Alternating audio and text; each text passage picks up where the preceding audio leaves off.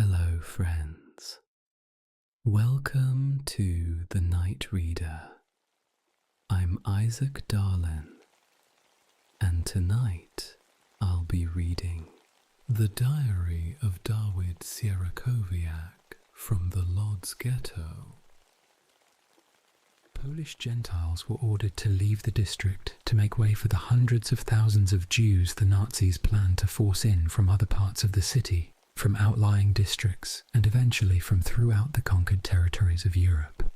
Among those tens of thousands forced to vacate was Wacław Szkudlarek, a Gentile man who lived in an apartment that would be occupied for much of the ghetto's existence by the family of a pious lower-middle-class Jewish cabinetmaker, Lodz Sierakowiak. Szkudlarek returned to his home in the former ghetto district after the Russians liberated the city almost precisely 5 years later.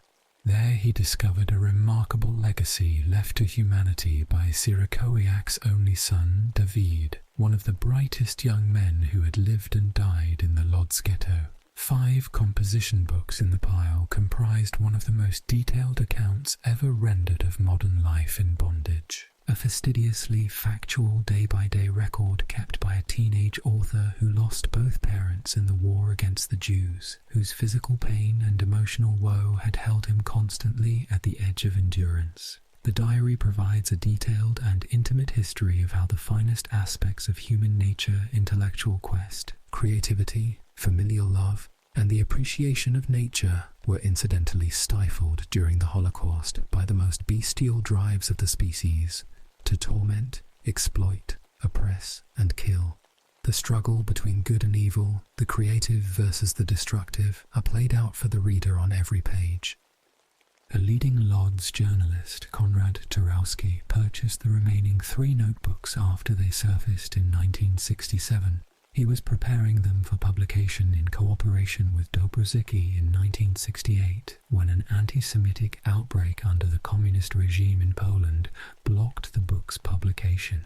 Plates for additional volumes of The Chronicle of the L.6DI Ghetto, on which WWII was also working, and various other books on Jewish history and culture, in press at the same time, were withdrawn.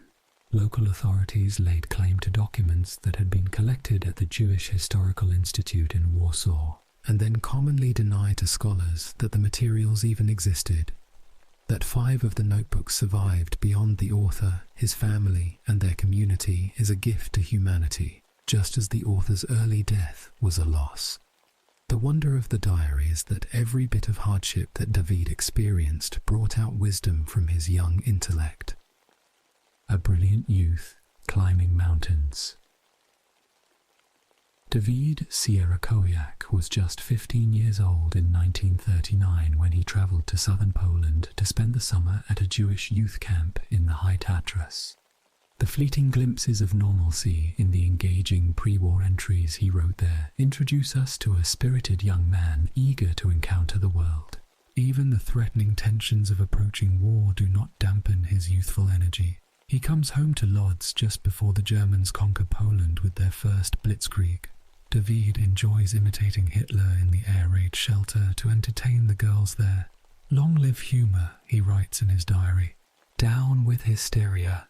Innately skeptical, both politically and intellectually, young Sierakowiak holds himself as much apart from mass hysteria as from mass self-deception. Even as the Germans are invading the city, he describes with almost righteous contempt the psychosis of a crowd going to be slaughtered. He is seized for forced labour on the way to school, having to fill puddles with sand while Germans and their sympathizers stand and jeer. But the youth never loses his dignity. It's our oppressors who should be ashamed, not us. Humiliation inflicted by force does not humiliate, he writes. But anger and helpless rage tear a man apart when he is forced to do such stupid, shameful, abusive work. Only one response remains: revenge. On February the 28th, 1940, stormtroopers surrounded a large section of the city, violently rousting Jews from the buildings, killing several hundred, and sending tens of thousands fleeing into the ghetto. On May the 1st, 1940, the Nazis declared the ghetto officially sealed. For more than 160,000 Lodz Jews who had not fled the city or been forced into early deportation, life began in the most hermetically sealed community in Nazi Europe.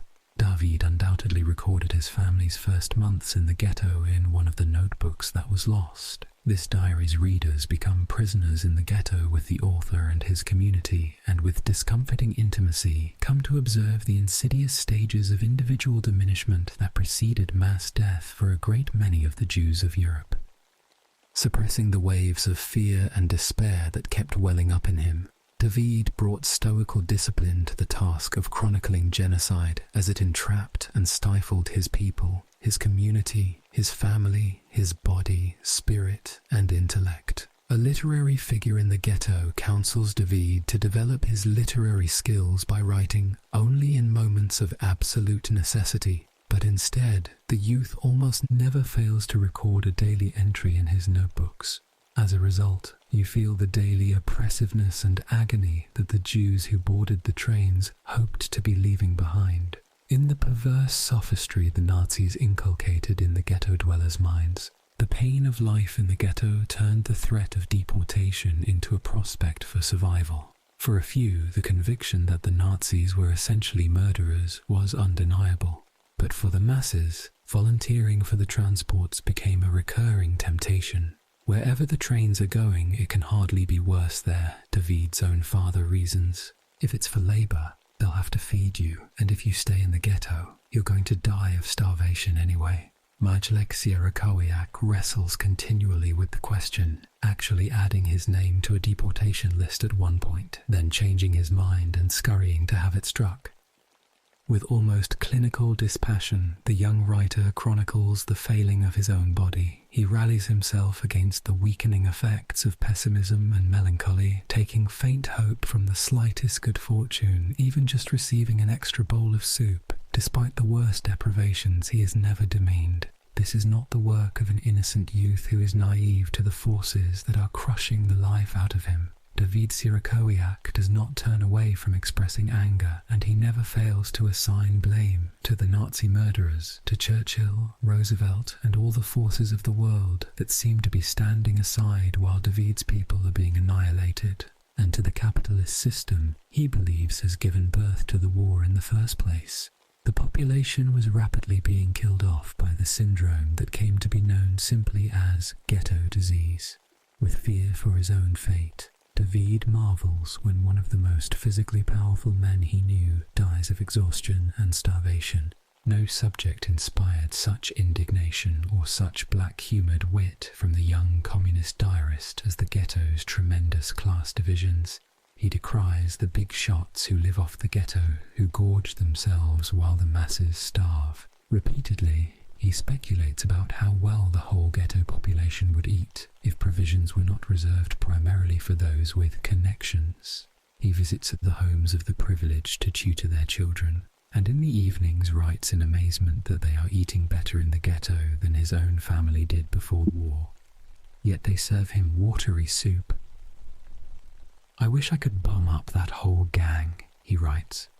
"This is the rotten, bourgeois bureaucratic basis on which the ghetto exists, and on which it will perish." Sierakowiak is a leader. He is elected president of the Gymnasium Student Council and uses that platform to speak out against an uncommonly critical issue. The student body is being starved to death. He tries to prevent the council from turning to any other question until better nourishment is demanded from the ghetto's Jewish administration. Subservient to Mordecai Chaim-Rumkowski's often tyrannical ghetto leadership, the school administrators try to squelch Dawid's effort, but he stands his ground. "I won," he writes in one of the diary's rare moments of elation after his resolution is adopted. But there can be no sense of accomplishment for him on graduation when he receives the best grades in his class. "What good are they when I'm still hungry and keep feeling so terribly exhausted?" he acknowledges in the diary. As much as he would love to go to college, he is so physically worn out that he can hardly entertain thoughts of a future beyond the ghetto. But through it all, incredibly, the youth never surrenders his wish to grow intellectually. Within the ghetto's barbed wire perimeter, He studies Latin, Hebrew, English, German, and French, always searching out books in which he can engage his mind to forget the pain of his hunger and leave the confines of the ghetto. In the absence of food, he feeds himself Schopenhauer. To conceal the genocide, the Nazis impose a total news blackout. To be caught listening to a radio or reading a newspaper means death. Nonetheless, since their survival depends so clearly on the Nazis' quick defeat, the ghetto dwellers struggle to stay abreast of the progress of the most destructive war mankind has waged. But for even so avid a news hound as Dawid Sierakowiak, it is impossible to assess realistically the danger the ghetto dwellers face. In the isolation of the ghetto, the diarist gains access to copies of the city's German newspaper and hears or has related to him news reports monitored in the ghetto by clandestine radio listeners tuning in the BBC. He reads the account of a speech in which Hitler vows to annihilate all of Europe's Jews. The threat comes alive as the few bereft survivors of decimated neighboring Jewish communities are brought into the ghetto. They tell of the horrors they have just endured, morbid harbingers of the Lodz Jews' own impending doom. Deportation into scrap metal, Dawid puts it with characteristic black humour. Against the silence of real facts, rumour builds into a maddening cacophony welling up out of the ghetto dwellers' yearning to live. Bombs heard falling on the city might herald the imminence of liberation. One night in 1942, when the lights went out, Dawid's heart was racing because he was so convinced that salvation was coming. Though nothing important happened, he must return to reminding himself to just hold on. And when the ghetto stirs to another rumour that the Allies are advancing, he writes, "I don't believe anything anymore. We have deluded ourselves so many times for nothing." The absence of Jewish resistance, a case history. Questions of whether there could have been more resistance in the ghettos hinge on whether or not the Jews had knowledge of the genocidal process in which they were trapped. What the Jews in the ghettos knew, and when they knew it, has become focal in studying the Jewish response to the Holocaust. Dawid Sierakowiak was fully aware of the Nazis' intention to annihilate his people, yet that awareness did not convince him that he would die. He wrestles daily with the reality he calls pessimism, and fights for the belief that he can survive, for without it, he knows he will not. For anyone who has conscientiously questioned why more Jews did not resist the Nazi Holocaust, Dawid's diary provides a highly illuminating and detailed case history. He has every characteristic one would look for in a would-be resistor. He knows what the Nazis are about. "They will probably totally destroy us," he states, nearly prescient. And he is an active member of an organized underground committed to revolutionary communist ideology. Its leaders persistently try to enlist him in their attempts to organize resistance, arguing with him to pledge his life to a suicide squad of young adults who could strike back against the oppression and annihilation. Dawid is drawn to their cause, but he can't make the blanket pledge the underground requires. In some of the only passages of writing from the Lodz Ghetto revealing that the impulse to resist indeed did exist beneath the ghetto's apparent total submission, Dawid concedes that he simply cannot become a professional revolutionary. He owes his strength and life to the care of his family. "I understand those people less and less, if what they say is to be believed," he writes. "They show a continual, sober readiness to fight, die, suffer, and so on, quite in the manner of the Middle Ages." He argues for a compromise that will enable him to maintain contact with the underground, not to miss a possible opportunity to exact revenge on his murderous oppressors. But the leaders seek total commitment, and they shun him for a while because of what he mockingly describes as his bourgeois egoism. Not long after that, his strength is gone anyway. "We are in such a state of exhaustion that now I understand what it means not even to have enough strength to complain, let alone protest," he admits. Chaim Rumkowski's avid and enterprising leadership of the ghetto poses a deep moral conundrum. He is certainly one of the most controversial Jews of modern times. Dawid calls him a sadist moron. Rumkowski used his police force to tear children away from their parents and repeatedly assured his population that they had nothing to fear in getting on the trains, knowing quite the opposite. Never drawing a line based on moral compunctions, Rumkowski strived to sustain the ghetto at any cost and to come away with having saved at least some. Dawid quotes the report he has heard that of the ghetto population, Rumkowski actually expected to save only 10,000, and, astoundingly, this is indeed about the number of Jews interned in the ghetto who did survive the war. Little is known what came of Newtek Radzina's resistance movement. On April 30th, 1942, Sierakowiak records having seen Radzina conferring with his cohorts in a stairwell. They are apparently up to something serious, he notes in a diary entry that could have wreaked havoc had it fallen into the Germans' hands. But nothing noteworthy happens. Then, on January the 1st, 1943, Dawid cautiously notes that a fire broke out the previous night in the laundry and clothing workshop, where the clothes from Jews deported from the ghetto were cleaned and sorted, and that immediately afterward, on New Year's Day, a second fire broke out in one of the textile fabrication workshops. My flesh crawls at the very thought that the Germans may want us to bear consequences of these events, he writes. True to the role of intellectuals throughout history, Dawid Sierakowiak was philosophically committed to a polemical, rather than an activist, political existence. There is no way to know how early in his life he began keeping his journal. The first of his surviving notebooks certainly lacks any ceremonious opening. Rather, it feels like part of a continuum of observant thought established early on by its perceptive young author. Trapped as a victim in history, Dawid seems to take it as his personal duty to record the process of his people's destruction. Never once does he suggest that he expects the document to be read someday, yet that assumption seems to underlie many entries. Unlike Anne Frank, Dawid never addresses his diary and barely even refers to the journal in its pages, but the solace it gives him to keep it is evident in an entry he wrote on May the 27th, 1942.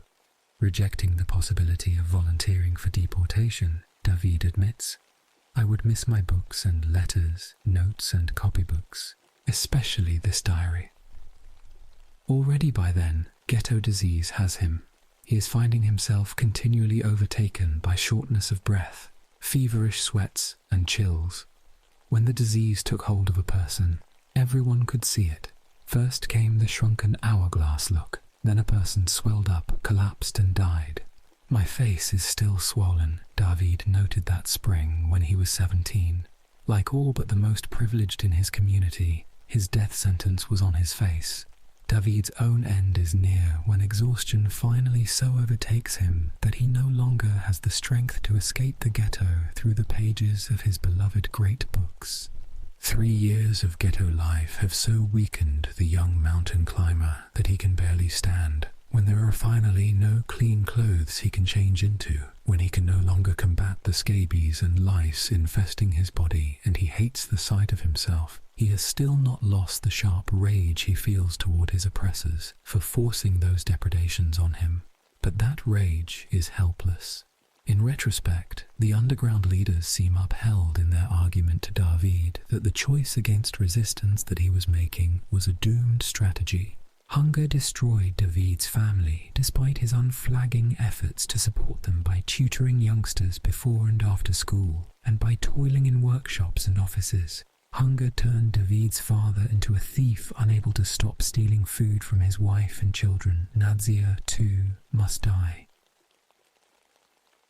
More than 15% of the ghetto dwellers died of starvation, exhaustion, and disease in 1942 when those not designated to receive extra rations were deprived of the minimum sustenance to survive. Dawid wrote repeatedly through the crisis that it would be impossible to survive the winter in the ghetto, and he barely made it through. Despite his constant battle to survive, Dawid Sierakowiak endured through only 4 of the war's 6 years. In the spring of 1943, as his life is ebbing from him, his only hope is for the war to end immediately, but he knows that it is far from over. His skin has erupted everywhere with boils from malnutrition. He is so frail that he often cannot get out of bed, and his lungs are so weak that he is constantly faint. But circumstances seem to be offering hope for Dawid finally. people with influence who respect the youth have at last begun acting in his behalf. He's almost sleepless with excitement at being considered for an appointment to the Special Department Police who oversee food distribution in the ghetto. "It's almost the only chance I have," he writes. As the diary breaks off, he's been appointed to work for 3 months in a bakery, where he will be able to eat his fill. He and his sister have been promised a laundry coupon so they can wash their scabies-ridden clothes. The Allies are finally pushing back the Nazis in Europe. But true to the story of almost all Jews caught in the Holocaust, help for Dawid came too late. He died on August the 8th, 1943, 2 weeks after his 19th birthday and 4 months after the last of his surviving notebooks broke off with the recognition, "There is really no way out of this." His death certificate lists the cause of death as tuberculosis. Racial hatred destroyed this fine young man. Dawid Sierakowiak and his father were 2 of the more than 60,000 Jews who died in the Lodz Ghetto. About 130,000 Jews deported from the ghetto were asphyxiated in the gas vans at Chelmno, as was Dawid's mother, or in the gas chambers at Auschwitz. Although her older brother's death must have caused Nadia Sierakowiak overwhelming grief, she was one of those who apparently survived the hardships of the ghetto until the final wave of deportations in the summer of 1944, only to be sent to Auschwitz, where she too is presumed to have been put to death. Notebook 1, June 28th to December 31st, 1939. Lodz is occupied. Wednesday, June the 28th, 1939. Kroshienko on the Dunajec. We arrived safely today at summer camp. After a 14-hour train ride and an hour by bus, dinner was waiting in Kroshienko. The food is excellent, plentiful and tasty. We are staying in a small house on a hill. From our room we can see the Dunajec River and the beautiful Pianini mountain range rising behind it. We're about to go to sleep now. It's a nuisance standing in line to wash. There's 1 basin for every 6 boys. Friday, June the 30th. Kroshienko on the Dunajec. We were examined by a doctor. I'm fine. I can swim and hike. My dear mom will be happy. We had our first swim in the Dunajec. They worry so much at home about the swimming. I sent them a card immediately after arriving. I wish I already had an answer. I guess I'm starting to miss them. I got a good tan. In fact, I think I got burned. Saturday, July the 1st. Kroshienko on the Dunajec. It really feels like Saturday. Prayer, Sabbath meals, holiday. We went for a 2-hour walk up the nearest mountain. The view was magnificent.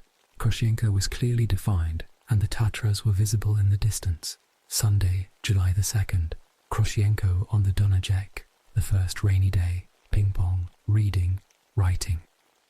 Today's newspaper is not at all satisfying. The situation in Gdansk is becoming more and more complicated. French and English papers say that tomorrow Hitler will even proclaim the annexation of Gdansk to the Third Reich, but I doubt that he'll dare for now.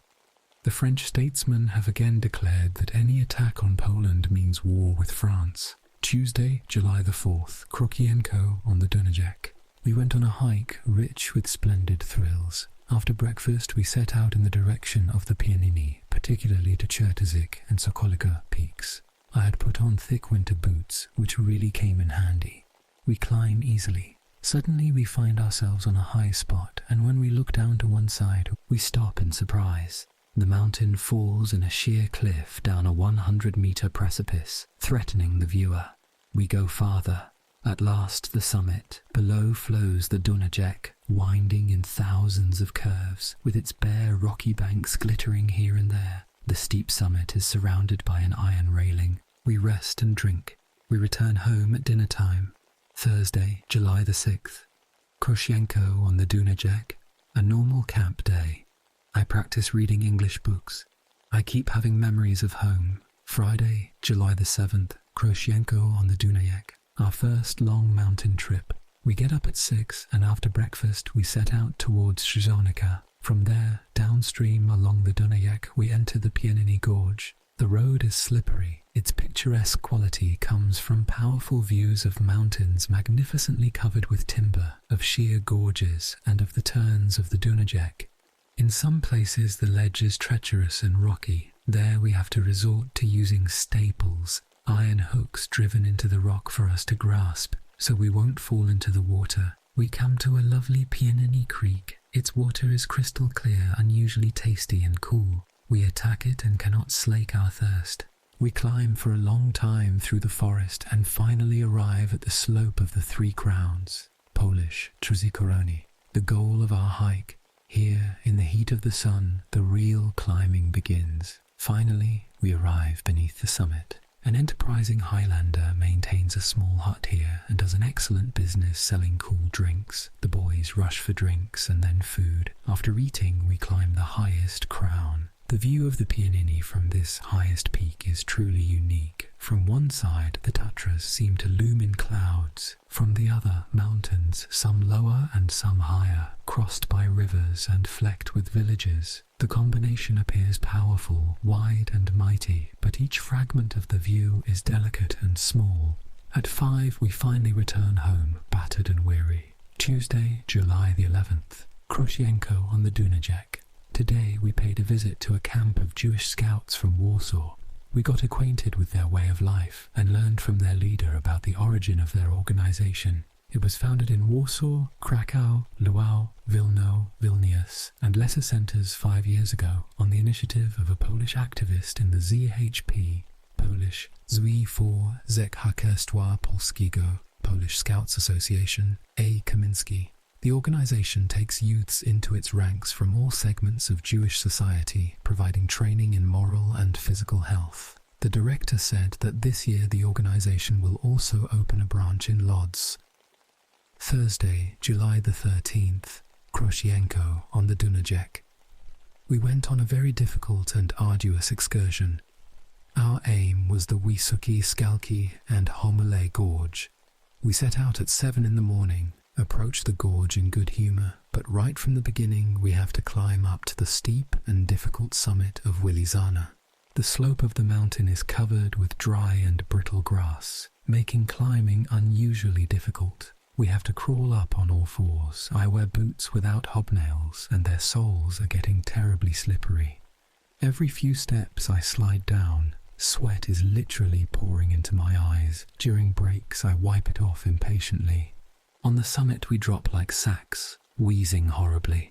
We can see truly lovely sights unfolding below. The powerful Tatras and, closer, the Pianini with its dominating summits of the Three Crowns. Here and there the sad summits of the male Pianini range. Then the final effort, the Wysokie Skalki attained. We are on the highest summit in the area, 1,052 meters above sea level. The descent is very difficult. We sit and slide down the steep rocks. On our way down we gaze into the unusually beautiful gorge and the wonderfully clear water in the Grajkarek which flows along the bottom. Not unhappily, we finally say goodbye to this beautiful and mighty work of nature. We go home along a highway through beautiful Szczonica. We come back at 9, raucous but tired. Friday, July the 14th. Krosienko on the Dunajec. I realized only today how tired I am. I lie around all day and do nothing. We play a little ping pong. Saturday, July the 15th. Krosienko on the Dunajec. With the help of several friends, I prepared today's Oneg Shabbos, Hebrew, the snack shared after Sabbath worship. The boys stayed in the dining room after the afternoon snack, and I, as master of ceremonies, began the program with 2 songs sung by Salek Rosenberg's camp choir. Next, Dr. Ek read Pashat HaShavua, Hebrew, the weekly Torah portion read in synagogues on the Sabbath. More singing after that, interwoven with humorous sketches. One of them was mine, written in biblical style about a fight against fleas. Another was Ulek Wegmeister's about some 4th grade graphomaniac commonly called Flozzy. The singing was also excellent. Everything was a success and I received hearty congratulations. In the evening we went to the Scouts' campfire. They sang and we sang, but practically the whole camp suddenly got stomach aches. Back home there were long lines waiting for the toilets, while I sat with some more boys in the kitchen drinking tea and holding a stove lid on my belly. We went to sleep at 1 in the morning. Sunday, July the 16th, Krushenko on the Dunajec. Our meal today is 10 glasses of tea and a bread roll. Liver we ate was probably the cause of the pain. Tuesday, July the 18th, Krushenko on the Dunajec. 2 horrible pieces of news. A Jewish student from Poznan drowned today in the Dunajec. They say he had a heart attack in the water caused by exhaustion. Then a friend from the first grade of gymnasium received a shocking telephone call from home reporting his father's death. He left for Lodz immediately. Wednesday, July the 19th, Krushenko on the Dunajec. In the evening, we took part in the student's funeral. A gruesome feeling. Thursday, July the 20th, Krushenko on the Dunajec. All day we have been getting ready for the campfire we invited scouts to yesterday. I wrote another humorous sketch, this one about bellies, and a poem about hackmen. I was appointed master of ceremonies by the camp administrators, so I conducted the campfire program, songs, guests, and hours, my sketches written in biblical style, and Kahan's work. Everything went very well. Again, I received hearty congratulations and thanks. Underwent a tooth operation. Poor, dear little sister. I'll see her next week. We must bear our troubles together. Sunday, July the 23rd, Krushenko on the Dunajec. Principal Ellenberg arrived, and then a group from the girls' gymnasium camp arrived in the evening. A serious campfire in the evening. I gave a speech in Hebrew about Tisha B'Av. Wegmeister spoke too, and finally the director. Tuesday, July the 25th, Krushenko on the Dunajec. We pack quickly before dinner. At 2:30 we leave by bus to Nowy Targ. From there to Krak 6W by train. We transfer in Krakow, but have to wait for 2.5 hours in the rain and wind. Finally, at 11:30 at night, the train to L.6DZ. 6 of us have our own compartment. It's raining all the way to L6DZ and in Lodz. Wednesday, July the 26th, Lodz. We arrive after 6 in the morning. I take the luggage, and under fire from a terrible downpour, I go to a streetcar with my heavy bag. On the way, I meet Mom. God, what joy! At home, the same with father and sister. I eat, go to bed, and sleep almost all day. Thursday, July the 27th, Lodz. It's pouring again. In the afternoon, I go downtown to see Brahman's father. I feel terrific being at home. Friday, July the 28th, Lodz. First greetings with friends. Ah, so you're back already. Or sometimes, you're already back, sir, so how was it there? Wednesday, August the 2nd, Lodz. Politics are about to become hot again. The 25th anniversary of the outbreak of the World War. Meanwhile, the harvests are nearly completed. Thursday, August the 3rd, Lodz. The English Parliament is dispersing for vacation, and Lord Halifax announced that the situation remains serious. Tempers are running hotter and hotter. Meanwhile, the Germans are persecuting us in Gdansk. Friday, August the 4th, Lodz. A ministry decree came out ordering the registration of all state citizens of both sexes between 17 and 60 years old, showing their abilities and skills that might be useful in the state's defense. Good, it's about time. Is supposed to give a speech at the Legionnaires' celebration in Krak 6W tomorrow. Sunday, August the 6th, Lodz. He spoke simply in a soldier's language. He clearly warned Hitler against any temptation regarding Gdansk, since Poland will defend it to the last drop of blood. Poland has the same right to its territory as Germany. The speech did not last long, but it was greeted with extreme enthusiasm. Well, now let's wait and see. Wednesday, August the 9th, Lodz. Relaxation again. There were incidents in Gdansk, the Senate apologized, and Hitler kept silent. The little people bark. The German newspapers provoke and slander. Thursday, August the 10th, Lodz. Calm, hot. I read and began to write a work I planned a long time ago about the imminent future of Jewry. The Semite covers a program of reconciliation and cooperation with the Arabs. In this work, I predict a war that will put an end to German aspirations and to Germany in general. Friday, August the 11th, Lodz. Today's newspapers describe the present as the calm before a storm. We'll see. Tuesday, August the 15th, Lodz. It's raining again. My cousin Jankus called on me today. We talked for a really long time about socialism, its directions and so on. He is in PPS Polish, Polska Partia Socjalistyczna, Polish Socialist Party, and even spoke there about Zionism. I succeeded in Monday, August the 21st, Lodz. The political situation is beginning to worsen.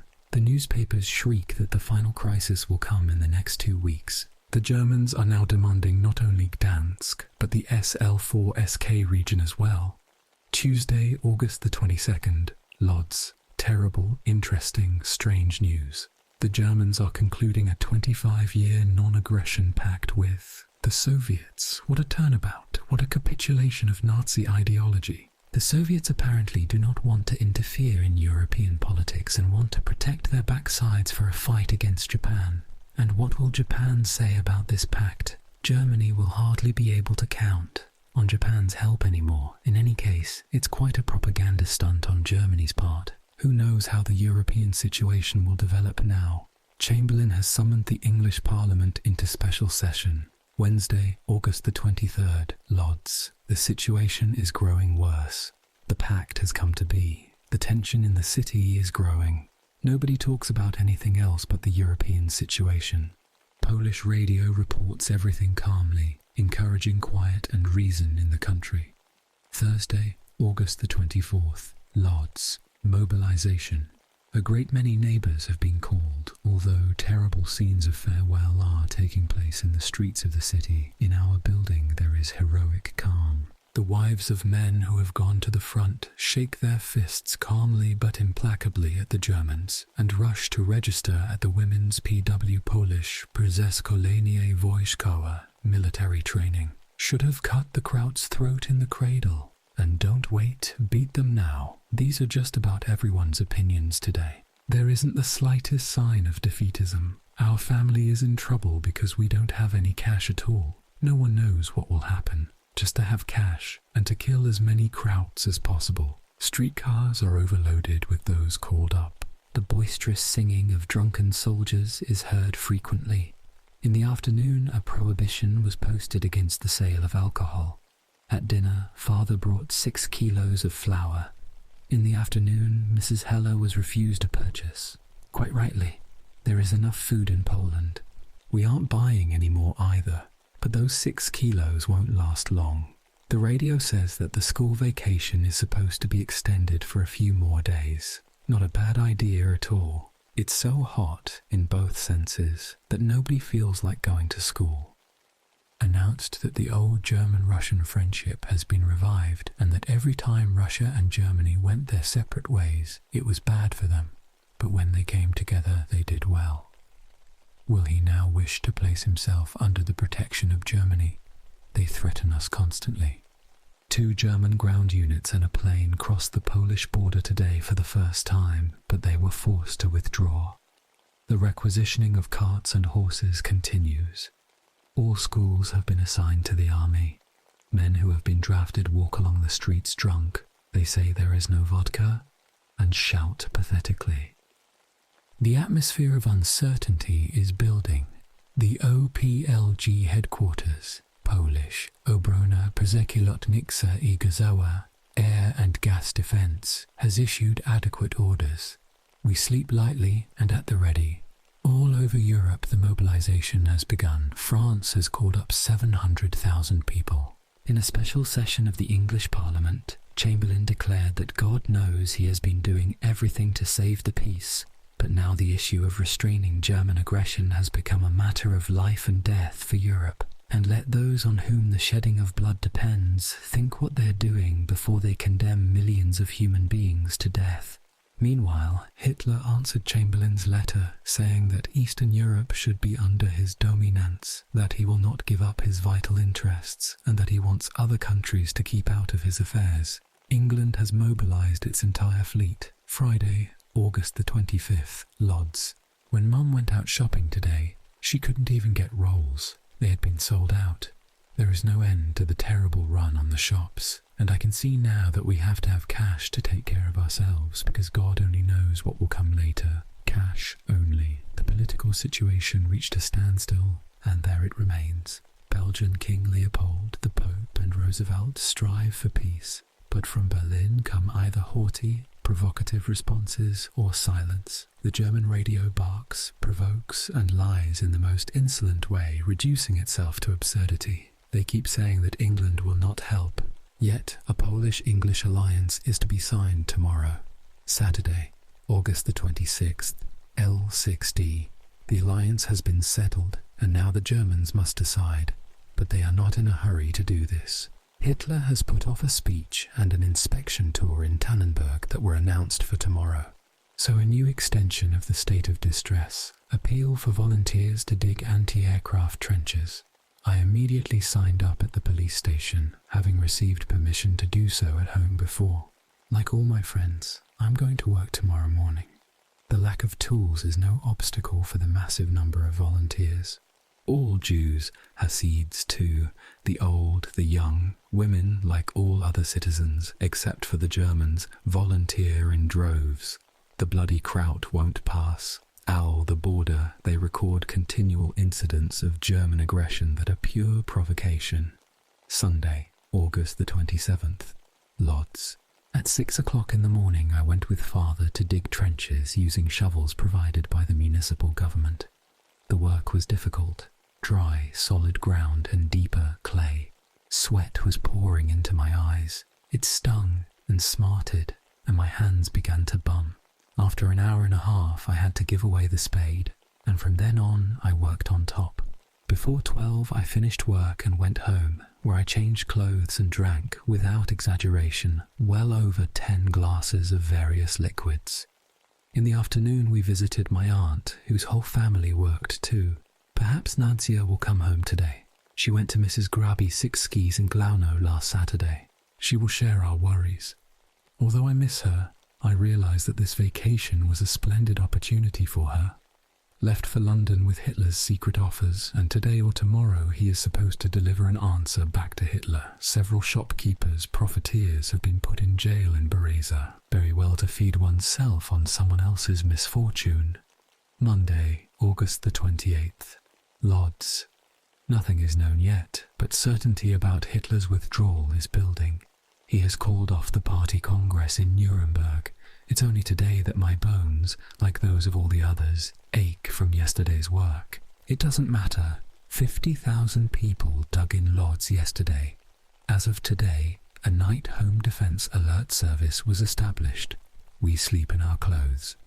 The evening radio bulletin solemnly denied all the German press and radio's lying reports and announced disturbing news about secret talks between Ambassador Henderson and Hitler and a full mobilization in Eastern Prussia. Could it be that Hitler is proceeding with his insanity? Tuesday, August the 29th. Lvd. Uncertainty, uncertainty, and even more uncertainty. The radio brings no news. Absolutely nothing is known. The English-German talks are kept secret. Wednesday, August the 30th. Lodz. General mobilization. All reservists up to the age of 40 are called to the colours. Father, though he is 47, has become very nervous, and so has mother.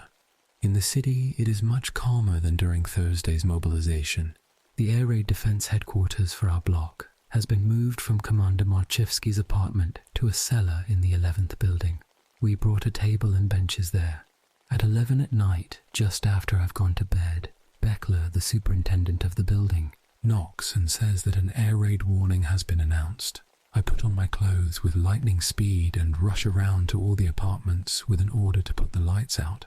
Then I go to the headquarters, from there with some other messengers to the district offices for air raid equipment. We bring axes, flashlights, small packs against mustard gas, do-it-yourself first aid for bums, and stretchers. We give it all to the superintendents who distribute the equipment among servicemen. We cover the windows of the headquarters and wait. Thursday, August the 31st. Lodz. At 1 o'clock an alarm was announced. It was cancelled, however, after some time. At 2, we were ordered to go to bed. I slept for 2 hours in my clothes on a small couch, then took my chances, undressed and went to bed. There was no alarm. In the morning, Mum Someone brought thick paper with which we covered the vents and then blocked them with rags. For better or worse, it is some protection against gas. The air raid warning continues. Friday, September the 1st. Lodz. Germany has begun the war. This morning, Chancellor Hitler made a declaration in the Reichstag in which he demanded Gdansk, Pomerania, a number of new plebiscites, etc. At the same time, German forces began to cross the Polish border in a number of places. Simultaneously, air raids were made on such Polish cities as Krakow, Częstochowa, Katowice, Grodno, and so on. The world has caught fire. We are now waiting for England and France to join the war. Perhaps the United States will enter too. Meanwhile, we fight off the German attacks valiantly. There were 3 air raid alarms during which enemy warplanes were prevented from reaching the city. I go to bed half-dressed. Saturday, September the 2nd, Lodz. An alarm at 5 in the morning, fog, cold. I rush to the headquarters. Everyone gathers around. We talk, some jokes are told, and we laugh. We wait for 4 hours. Shots and explosions can be heard in the distance. Finally, it's over. I want to wash myself and take off my shirt, but there is a new alarm. This time we can see the airplanes and also little trails of smoke from the bullets shot at them. The explosions are getting closer. We go down to the shelter. There are several girls there, and the atmosphere turns gay. I even imitate Hitler's speech. Meanwhile, 2 German planes have been shot down, and a 3rd is being chased by bullets. After the alarm, people coming from the city say that a bomb horribly destroyed a house on Bandurskiego Street. Bombs were also dropped on the Kaliska railway station and the Julianau district. I can finally wash myself. While I'm washing my legs, there is a new alarm, but I don't care. I keep washing and dress calmly. After the raid, I shave. At night, I sit on duty. A district liaison officer comes to us and says that some lights have been seen in one of the apartment buildings. We watch it closely, but don't see anything. The officer is as surprised as we are. It is decided that Commander Marczewski will go upstairs and, on the pretext of having noticed a light from the street, will open a door from one room to the other so that those staying in the park will be able to tell if the light coming through the door is the one that was seen before by the police. To be certain that this is Marczewski, he is supposed to give a signal with his green flashlight. Commander Marczewski accomplished the task assigned to him, but it turned out that the light that came through the door was dim, while the one that had been seen before had been bright and had flashed clearly for the purpose of signaling. The problem was becoming more and more intriguing and disturbing.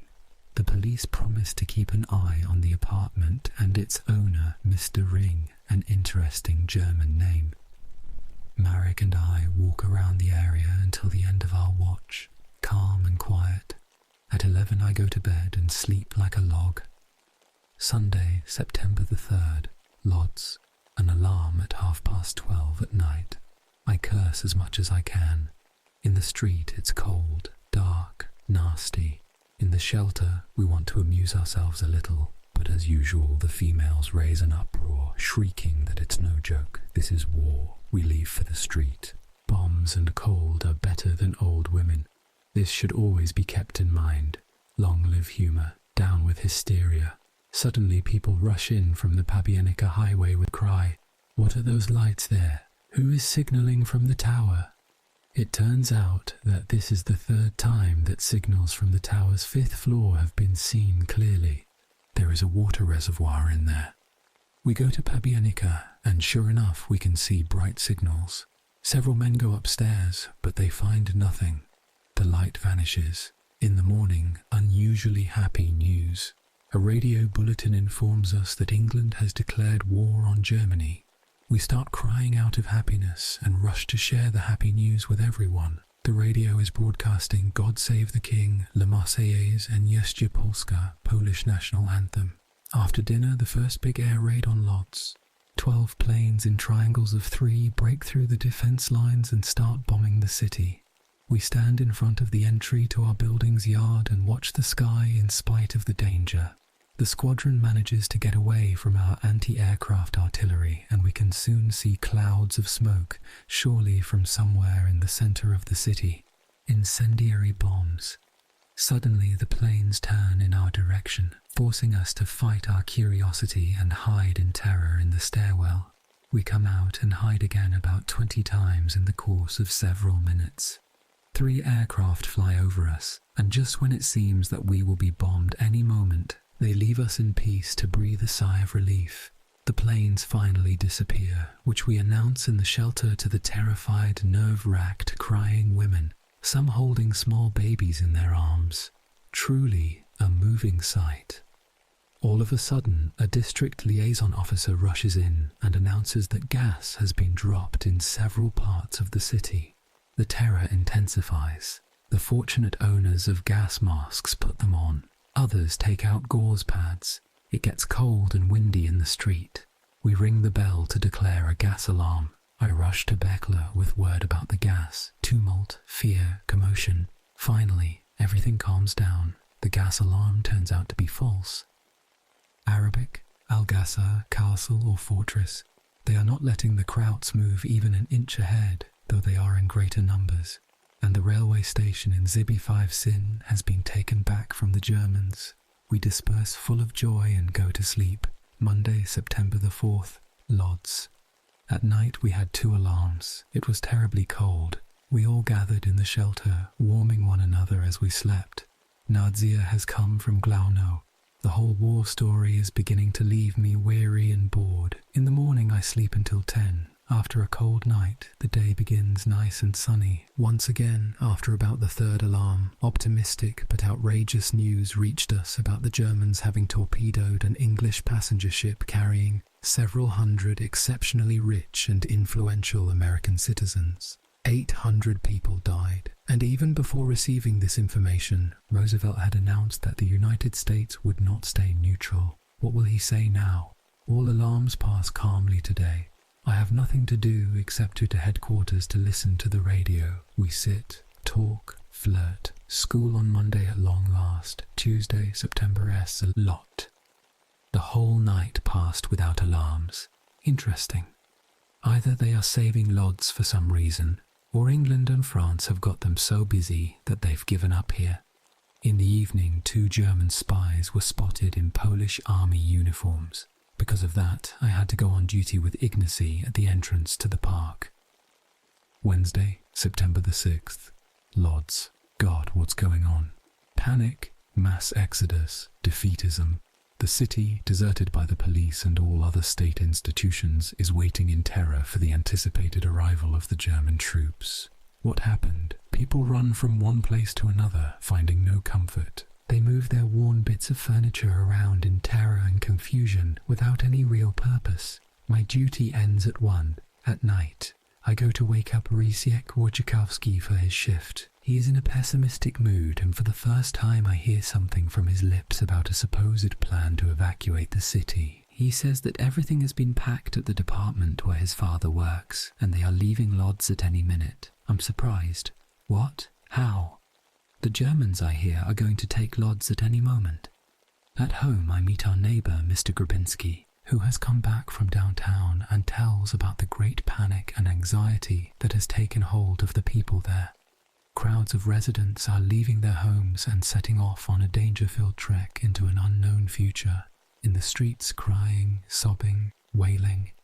I go to sleep, but a loud conversation wakes me at 5 in the morning. A neighbour, Grodzensky, is sitting there with his crying wife, telling us to leave. Where? Go where? Why? Nobody knows.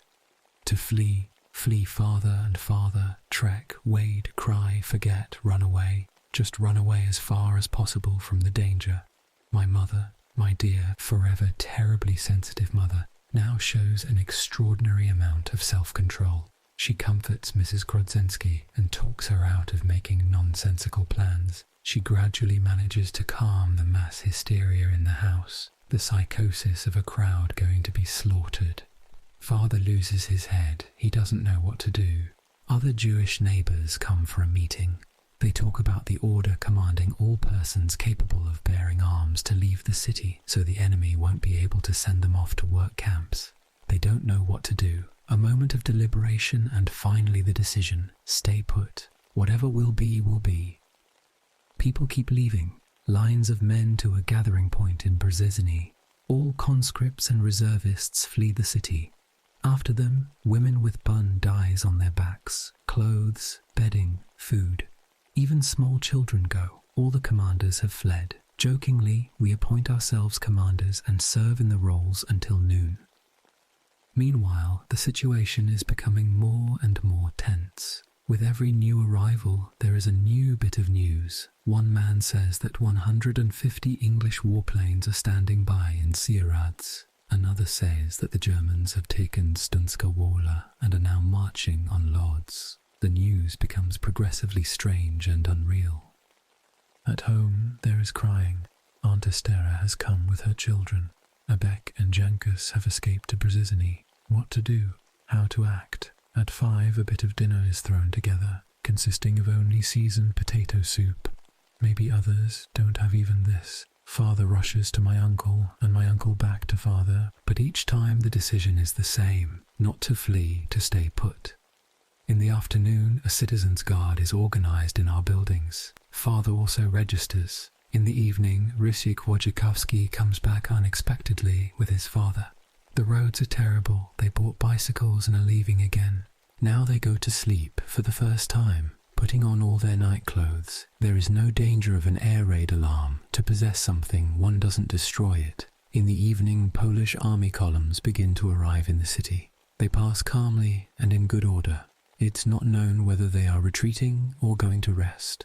Later on, tanks begin to move out of the city. They are going to the front. Armour is needed in order to fight the German armour. Józef Wollman took off for Brzezinny, and his mother despairs. What will tomorrow bring? Thursday, September the 7th, Lodz. Today hasn't brought anything new. In the morning, I go outside. I don't do much, just like everyone else, but everybody is talking about what will happen. Will they come or not? I sit with other boys and girls and try to get rid of the thoughts coming over us, but it doesn't work. What's going to happen? A soldier on a horse comes up to our neighbour. It's her brother. He says that they are fighting off the Germans and holding on fiercely. In the afternoon, the radio says that the French are moving forward into Germany and that the Poles are holding on. The militia is being organised. Father has registered. Maybe serving in it will reduce his anxiety and restore his sense of stability. In the evening, cannon fire can be heard and a fiery glow can be seen in the south. Is it really that close? Some fellow arrives and says that Lodz is surrounded and will be taken at any moment. I go home to sleep, not to see anything, not to hear anything. Whatever will be, will be. Maybe a miracle will happen. Marn, oh Marna, please happen again. Or maybe a miracle. Friday, September the 8th, Lodz. Lodz is occupied. The beginning of the day was calm, too calm. In the afternoon, I sit in the park and draw a sketch of a girlfriend. Then, all of a sudden, the terrifying news. Lodz has been surrendered. German patrols on Piotrkowska Street. Fear, surprise. Surrendered without a fight. Perhaps it's only some tactical maneuver. We'll see. Meanwhile, all conversation stops. The streets grow deserted. Faces and hearts are covered with gloom, cold severity, and hostility. The streets are lit for the night. After all, there is no longer any danger of air raids. Saturday, September the 9th, Lodz. In the morning they posted an announcement in Polish and German. German first, calling on people to remain calm when the German troops march in. Signed, the Citizens' Committee of the City of Lodz. I go to the Pabianica highway to watch the arriving troops. A lot of cars. The soldiers are not so extraordinary, only their uniforms make them different from Polish soldiers' steel green. Their faces tough, boisterous. They are the conquerors after all. A car full of high-ranking officers with grim faces passes at lightning speed. People on the street are quiet and look at the passing troops indifferently. Hush, hush. We go back to our buildings and sit around on benches, talk and make jokes. What the heck? Sunday, September the 10th, Lodz. The first signs of German occupation. They are seizing Jews to dig. A certain retired professor living in. The 11th building warned me against going downtown. A good old man, a Christian, and now what to do? Tomorrow is the first day of school. Who knows how our dear school has been? My friends are going there tomorrow to find out what's cooking while I have to stay home. I have to. My parents say that they are not going to lose me yet. Oh, my dear school. Damn the times when I complained about getting up in the morning and about tests. If only I could have them back. Monday, September the 11th, Lodz. I get up in the morning and try one last time to get permission to go to school, but my parents won't let me. Too bad. I sit at home, read, review French, do something, and later go out and hear a story about people being seized for work. My friends come back from their schools. Almost everywhere from the first moment on there were normal lessons, a few students in each class but without books or notebooks. Only review for now. I gradually become depressed since I don't know what's happening at our school. Our dear, lovely new building. Friends, teachers, are you working? I resolve to go downtown on Saturday to find out everything and to go over the material they did in school today and what they will do tomorrow. On Wednesday, it's Erev Rosh Hashanah, Hebrew, Eve of Rosh Hashanah, so there won't be school until Sunday. I will do a bit of English too. Language is of prime importance. Tuesday, September the 12th, Lodz. People are being seized again for forced labour, beatings and robbings. The store where my father works has also been robbed. The local Germans do whatever they wish. There are numerous stories of how they treat Jews at work. Some Germans treat them very well, while others bully them sadistically. At one place, for example, the Jewish employees were ordered to stop work, undress, and face a wall. Then they were told that they would be shot. Indeed, they were aimed at with great precision. No one was hurt. But this procedure was repeated several times, and it threw most of the Jews completely off balance. That's what Lodz Nazis can do. Wednesday, September the 13th, F'ot, Erev Rosh Hashanah. Again, I don't go out anywhere. The holiday is sad and meagre, no different from any other day. The same dry bread with a small bit of herring, only the herring makes the holiday different from any other day. According to an order announced today, the stores are to be open tomorrow. This is the worst blow to the Jews here in centuries. Rosh Hashanah, open stores. At the same time, synagogues are to be closed. We have no chance to pray communally for mercy. All basic human freedoms are being destroyed. Although I am not a traditionally pious man, and every year I have considered the avoidance of prayer as a liberation, I now experience every order pertaining to the Jews with great pain because I know what faith brings to its believers. They are at least partially at peace and happy. To take away from a man his only consolation, his faith, to forbid his beloved, life-affirming religion is the most horrendous crime. Jews won't let Hitler get away with it. Our revenge will be terrible. Thursday, September the 14th, Lodz. We prayed at home in the morning. Uncle Salomon and a neighbour, Mr. Kamusiewicz, were also present. Again, stories and rumours about who captured what city and who beat whom, but nobody knows anything for sure. The evening radio bulletins contradict one another. We are without mail, telephone, or any word from the outside. Those who fled now keep coming back. Their stories fill most of the days spent in boring captivity. It rained a little before dinner. If it had been raining like this from the beginning of the war, the Germans wouldn't have been in Lodz yet. Tanks are helpless machines on Polish roads after it rains, mired and stuck. In the afternoon it's nice again, and we see the German planes that have kept whirring overhead at ridiculously low altitudes since the occupation of Lodz. Why are they wasting gasoline, bloody things? We walk the streets, chat and tell jokes, but become bored. If only I could go to school. Friday, September the 15th, WWII. Today, for the first time, Mom went for bread, but didn't get any. For a week, she got up at 5 in the morning, stood in line until 7 when they opened the bakery and gave a kilo of bread to everyone. Today she went again, but there was no bread left. Maybe we should get up at 1 a.m. to get there and wait. Downtown, Nazi agents remove Jews from all food lines, so a poor Jew who doesn't have a servant is condemned to death by hunger. These are German humanitarian policies in the 20th century. The Rabinovitzes and their neighbours have come back from wandering around. They look terrible. Their 2 sons rode on another cart, and they didn't come back. Nobody knows where they are. The Rabinovitzes tell of shootings, searching for places to sleep, long marches, dangers, etc. It makes my flesh crawl. There are some humorous moments too. Evidently humour can be found everywhere. A laugh amid all the unhappiness. Saturday, September the 16th.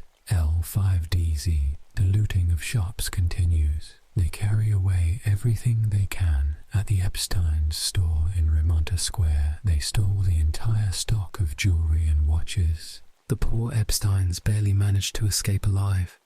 In the afternoon, I wanted to go downtown to find out about our school, but my parents wouldn't let me. Tomorrow, Mum will learn what's what from a fellow who was supposedly in school on Monday, Sunday, September the 17th. L6, and it turns out that our gymnasium has been discontinued.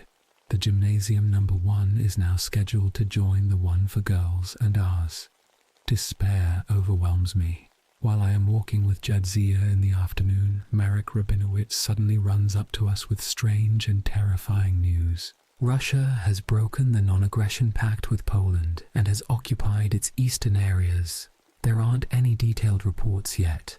At first, I cannot comprehend anything. Soon, German, Soviet, English, and Polish radio reports slowly explain the situation. The Soviet government has mobilized its army because it feels endangered. What happened to the non-aggression pact with Germany? And since there is no Polish government in Warsaw, Russia feels obliged to defend Byelorussian and Ukraine from the Germans. The Polish High Command announced that it won't fight against Russia, so this act, though aggression, may suit our purposes in some way, and that it will direct all its forces against the Germans. English radio has announced that the Russian army will apparently cooperate with the Poles. So what does this mean? Could it be that Russia has remembered that its greatest enemy is Nazism after all? We'll see. Meanwhile, German troops have surrounded Warsaw and sent an ultimatum for the city to surrender. The command in Warsaw did not give any answer that would satisfy the Germans. The German army began further bombings of the city, vowing to turn it into rubble. The Poles took 12,000 German POWs. Monday, September the 18th, Lodz. In the morning, Mom went to my father's boss for money. He didn't give her any, damn it. We will probably die of hunger. On her way, she stopped by the girls' gymnasium on Piramowitza Street, where she found out that as of today, our 3 schools have been united into one co-educational gymnasium. I am finally going to school tomorrow. Co-educational classes. There are great girls there, they say. Only let our education be normal. We are supposed to receive certificates of immunity, so we won't be seized for work. Announced that Russia is taking Byelorussians, Ukrainians and Jews under its protection since they are suffering a lot in German captivity and so that they will not be released into the Nazis' hands. The Germans claim, however, that Russia is sharing Poland with them, who took refuge with the government in Romania. English radio denied the report of Marshal Śmigly-Ritz's resignation, pointing out that he is personally commanding action at the front near Kutno, and that Polish troops won great victories both yesterday and today. At its head, and the president of Lodz, Kwapinski, as a deputy premier. Well, quite a turn. Maybe we will now receive Russian help against the Germans. We'll see. Meanwhile, I'm going to school tomorrow. Long live school. Tuesday, September the 19th. Lord, I rode to school in a clean uniform. I came back on foot, however, and will go on foot every time now because there is no money to go by streetcar. At the gate, I met 2 boys from our class, Lolek, Legzicki and Epstein, who took me to a classroom. There are 15 girls and 18 boys from the 3 gymnasiums. We had 3 lessons, mostly review. We haven't received any certificates of immunity. There are only a few of our old teachers. It's not known yet whether we will have classes together with girls or separately. It's getting crowded. At 5, I listened to Hitler's speech. After an enthusiastic greeting, he spoke about his desire for an accord with the English and French peoples, and he still talked about the injustice of the Versailles Treaty, at which point he announced that Poland will never exist within the borders established by this treaty. Finally, he announced that English efforts to overthrow the ruling regime in Germany will never succeed, which proves the existence and seriousness of such movements. At the end, Hitler discussed his good relations with Russia. and the impossibility of a German-Russian conflict breaking out. After a few pathetic remarks about Gdansk, he finished his speech. Wednesday, September the 20th. DZ, I got up earlier today, and at 7 I set out on foot for school. A long and boring way over 5 kilometers, but it is definitely worth the effort to go to school. They told us that, as of tomorrow, separate classes for boys will be from 12 to 4, 5 classes each day, excluding Saturdays and Sundays. So, there will be no classes on Saturdays. The girls felt bitter when they heard that they were going to be separated from us. Too bad, they said, but that's that. Life is not romance. War is not peace. The Germans have already issued regulations about currency. The German mark, 2 Polish zlotys for 1 mark, and the notes issued by the Citizens Committee are in circulation on equal terms with the zloty. They haven't failed to issue several anti-Semitic regulations as well. A Jew is not allowed to have more than 1,000 marks, or 2,000 Polish zlotys at his home, and he can get only 250 marks a week from a bank account. The looting of stores and the sales have let up somewhat, but seizure actions for work continue. Thursday, September the 21st. Lodz. I went to school at the designated time in the afternoon. I felt somewhat Lodz. No wonder. For the first time in my life, I have classes in the afternoon. We had physics for the first time today. The topic was measurement, a very interesting subject. After classes, I went to Lolek Lchiki's, where we did mathematics homework. I received an old student registration card with 6 valid tram tickets from him. They will serve me for 6 days of one-way travel to school. I'm trying to get a loan of several zlotys from Lchiki to buy notebooks. Otherwise, I can't buy them.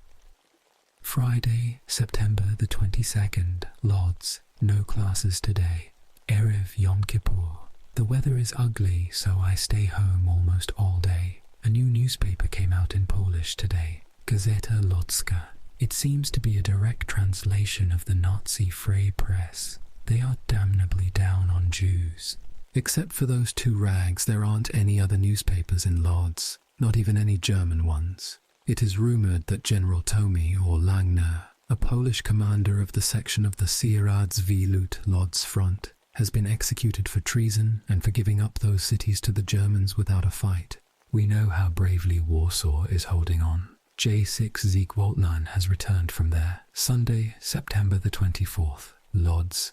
The streets of Lodz feel eerie. Although richly decorated with Nazi flags, they are grey and sad. Dozens of Verordnungen, German regulations, Bekanntmachungen German, public notices, and so on have been posted. An official price list for food products has been announced, but profiteering remains rampant. People voluntarily offer more money just to get the goods, so they won't have to chase around begging for necessities. A person has to wait in line for bread for 5 or 6 hours, only to go away empty-handed 50% of the time. They are still seizing people for forced labour. Nothing seems to go well. Monday, September the 25th. Lodz. I come back from school after 5, do some of my homework, and go to the Grodzenskis to listen to the evening bulletin in Polish from London. It has become my daily routine.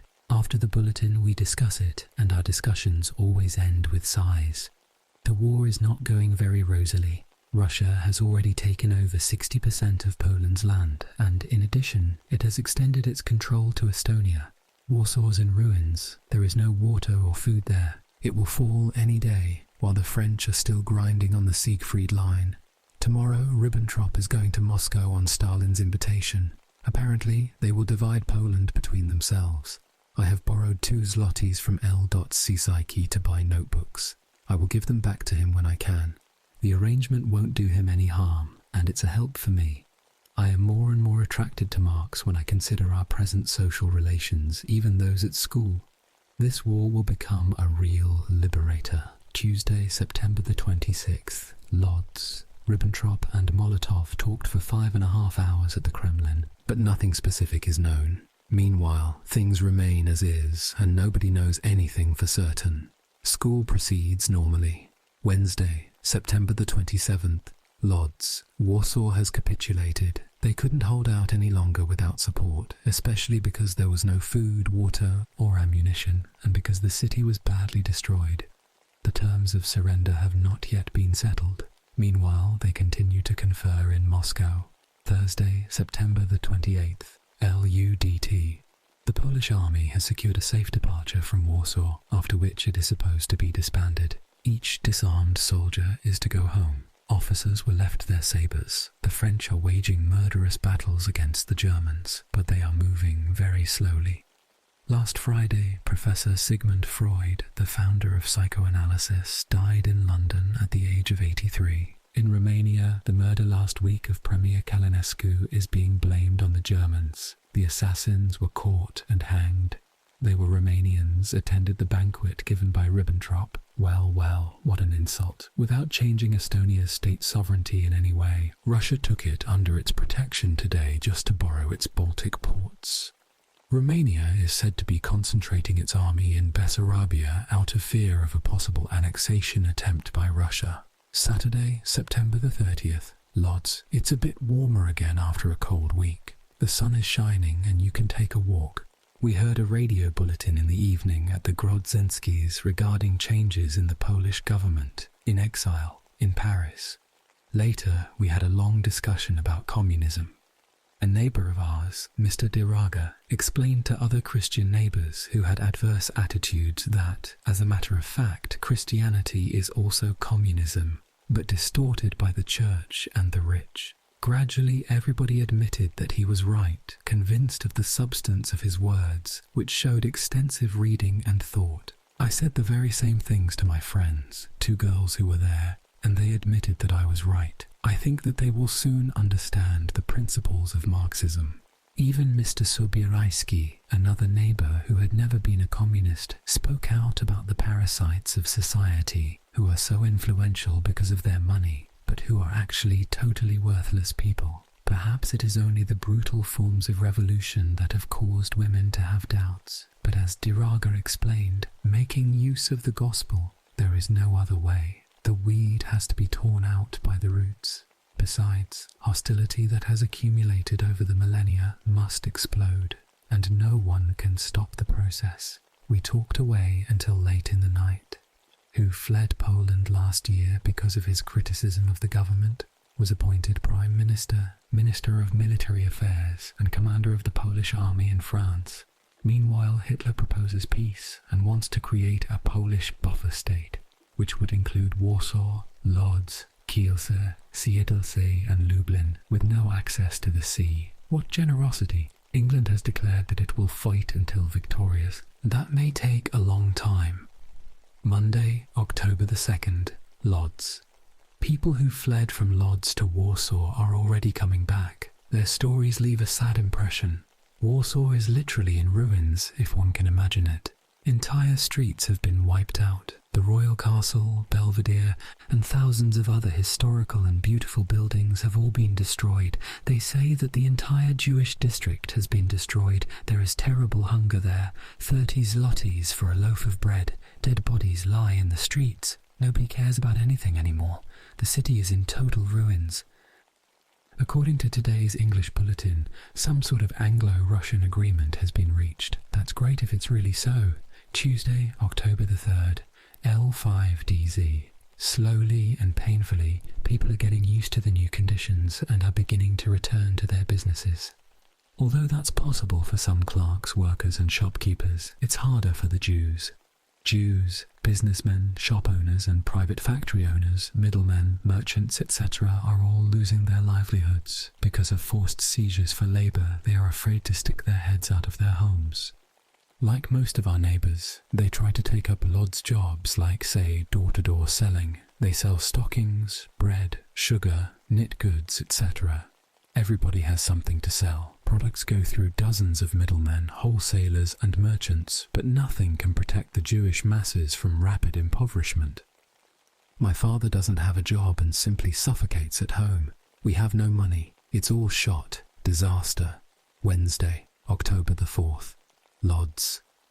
I didn't escape the sad fate of my countrymen who are being seized for work. As luck would have it, Some older people talked me into going to school by way of Łódź Street, a slightly shorter route.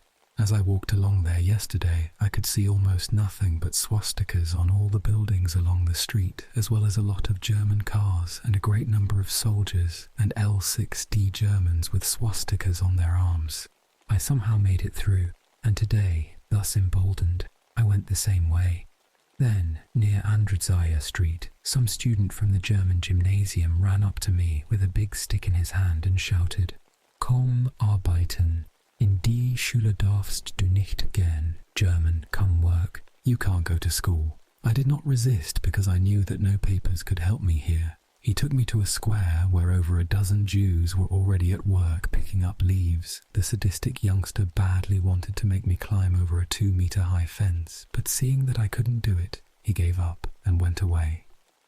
The work at the square was supervised by a single soldier, also with a big stick. Using rude words, he told me to fill puddles with sand. I have never been so humiliated in my life as when I looked through the gate to the square and saw the happy, smiling mugs of passers-by laughing at our misfortune. Oh, you stupid, abysmally stupid, foolish blockheads. It's our oppressors who should be ashamed, not us. Humiliation inflicted by force does not humiliate. But anger and helpless rage tear a man apart when he is forced to do such stupid, shameful, abusive work. Only one response remains: revenge. After about half an hour of work, the soldier called us up. Some of the people had their hats turned around backward, for fun, lined us up and ordered one of us to take back all the spades and the rest of us to go home. A display of generosity. I came to school in the middle of the first class. It was the first time I've been late to gymnasium. The teachers can't do anything about it, for reasons beyond the Jews' control. On my way back, I took the old way through Kalinskiego Street, and at home I aroused Mother's anxieties when I told her of the incident. Father also gave up the shorter way through Łódź. In the evening, we learned that one of the Germans who lives on our street keeps an eye on Jews from our buildings, watching us closely. This made my poor, nervous parents completely upset. Meanwhile, they announced at school that students who don't pay a certain amount of money will be forbidden to attend. We'll see what'll happen to me. Thursday, October the 5th, Lodz. In spite of today's Shemini Atzeret holiday, Hebrew 8th day of assembly, conclusion of the 9-day harvest celebration of Succoth, we had 2 classes at school. I had to go both ways on foot because I had run out of student tram tickets. At school, we organised elections for the student council of the combined 3rd grades of the 1st and 2nd gymnasiums. 5 boys were elected to the council, 2 from our gymnasium and 3 from the other. 3 assistants were also elected, 1 from ours and 2 from theirs. From our class, Reichenberg and I were elected to the council, with Lugzicki as a deputy. After classes, we had our first council meeting, during which a president and other members of the leadership were elected. I was elected president, Blumstein from the 1st gymnasium, secretary, and Grabowicki from the 1st gymnasium, my assistant. Friday, October the 6th, Lodz. Hitler gave a speech at a meeting of the Reichstag, which was assembled today. In the first part of the speech, he justly ridiculed the former Polish government. The second part contained his final offer of peace. The conditions were announced last week on the radio, but they are unacceptable. Hitler said that he is ready to settle the Jewish question, and at that point he ridiculed English rule in Palestine. In any case, the speech contributed nothing new. Saturday, October the 7th, Lodz. Real frost is coming. In the morning, it was already only 1 degree above 0 Celsius, 32 degrees Fahrenheit, approximately 0 degrees Celsius. Bad news, it's cold at home and there is no coal. Brr, what's going to happen? Sunday, October the 8th, Lodz. In the city there is a persistent rumor about Russian-German conflicts and Soviet demands. There must be something to it. Many troops are leaving the city, heading in an unknown direction. There are no food supplies in the city. Everything is increasing in price at a terrifying rate. There is no coal. Women who come to Lodz from the villages of Ruda and Rozgał say that trenches are being dug around the city, should we believe it. Meanwhile, the Germans are confiscating the nicest and most comfortable apartments. Will they now stop the seizures in the streets? Monday, October the 9th. D. Principal Perlman has announced that the students who haven't paid tuition will have no reason to come to school tomorrow. He is an exceptionally severe and mean man. I tried to talk to him after classes to explain our dire food situation, but he pushed me back, saying, "I don't care, there are no exceptions." I cursed Hearn in my soul with all my strength and vowed to settle accounts with him someday in another social system. I don't know what's going to happen to me. Tuesday, October the 10th. DI. All classes passed calmly until the last one, when the principal again called us to his office and told us to go home. However, since the class period was nearing its end, he let us stay.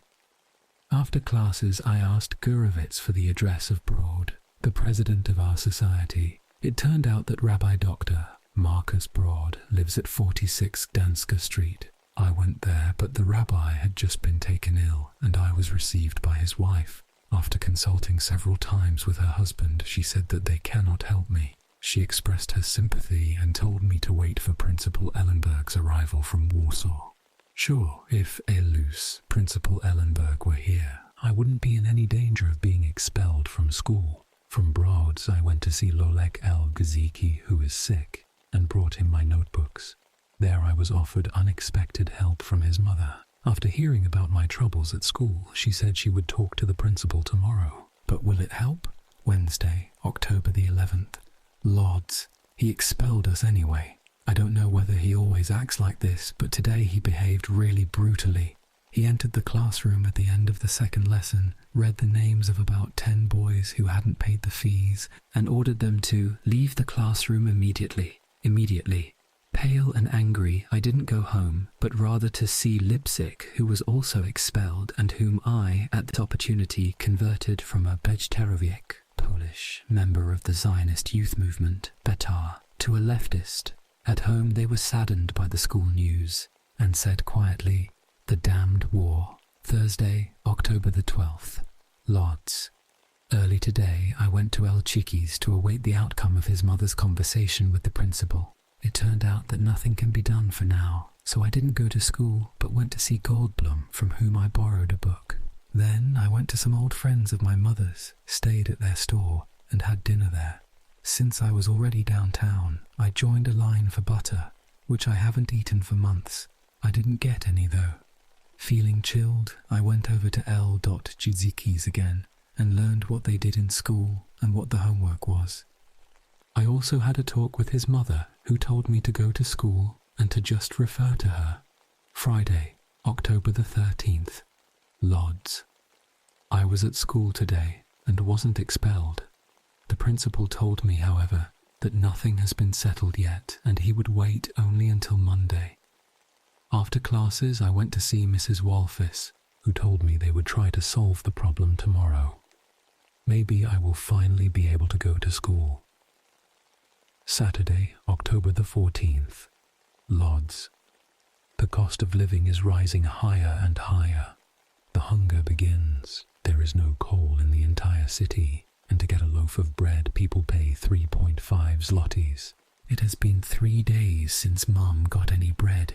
We eat leftovers and potatoes. In the morning, Mother and Father got in line at the only working bakery in the Chojny district, but they didn't receive anything from the morning batch of bread. Like everyone else in line, they didn't give up, however, and waited for new bread until 4 in the evening. People reserved their places in the line with others and went home to eat breakfast. As soon as Nadia came home from school, she went to the bakery to take Mom's place in line, so Mom could take a rest at my aunt's nearby. When they finally arrived home with 2 loaves of bread, they had to go to bed immediately.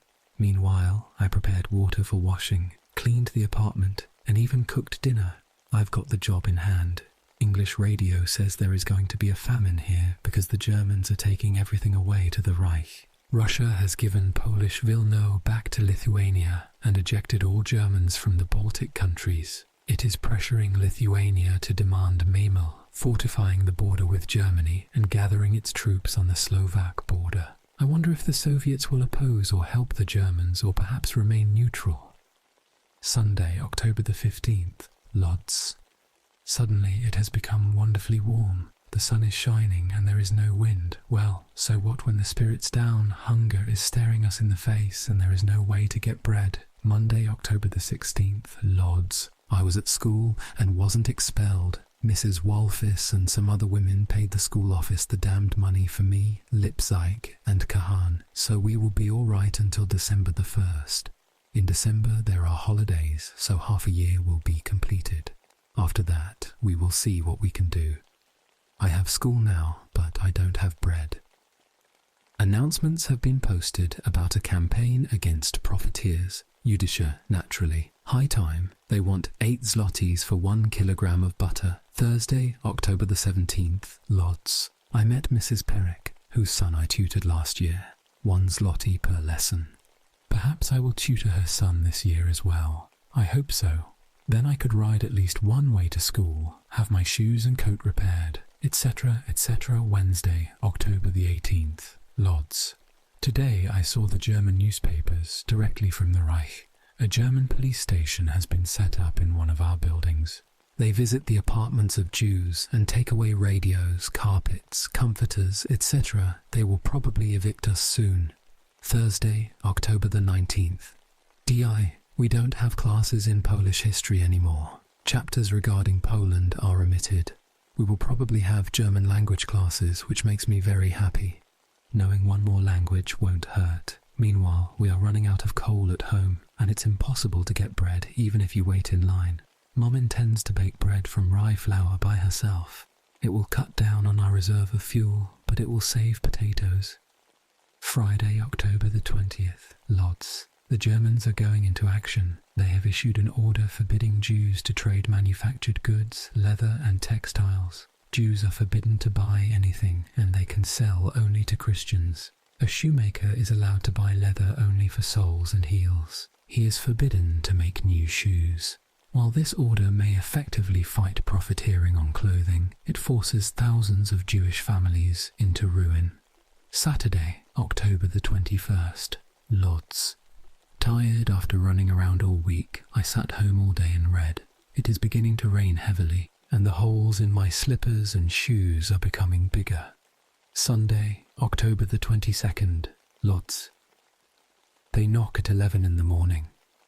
Mum opens the door, and a German army officer, 2 policemen and the superintendent come in. The officer asks how many persons are in the apartment, looks at the beds, asks about bed bugs, and if we have a radio. He doesn't find anything worthy of taking, and finally leaves disappointed. At the neighbours, naturally they go only to Jews. He took away radios, mattresses, comforters, carpets, etc. They took away the Grabinski's only down quilt.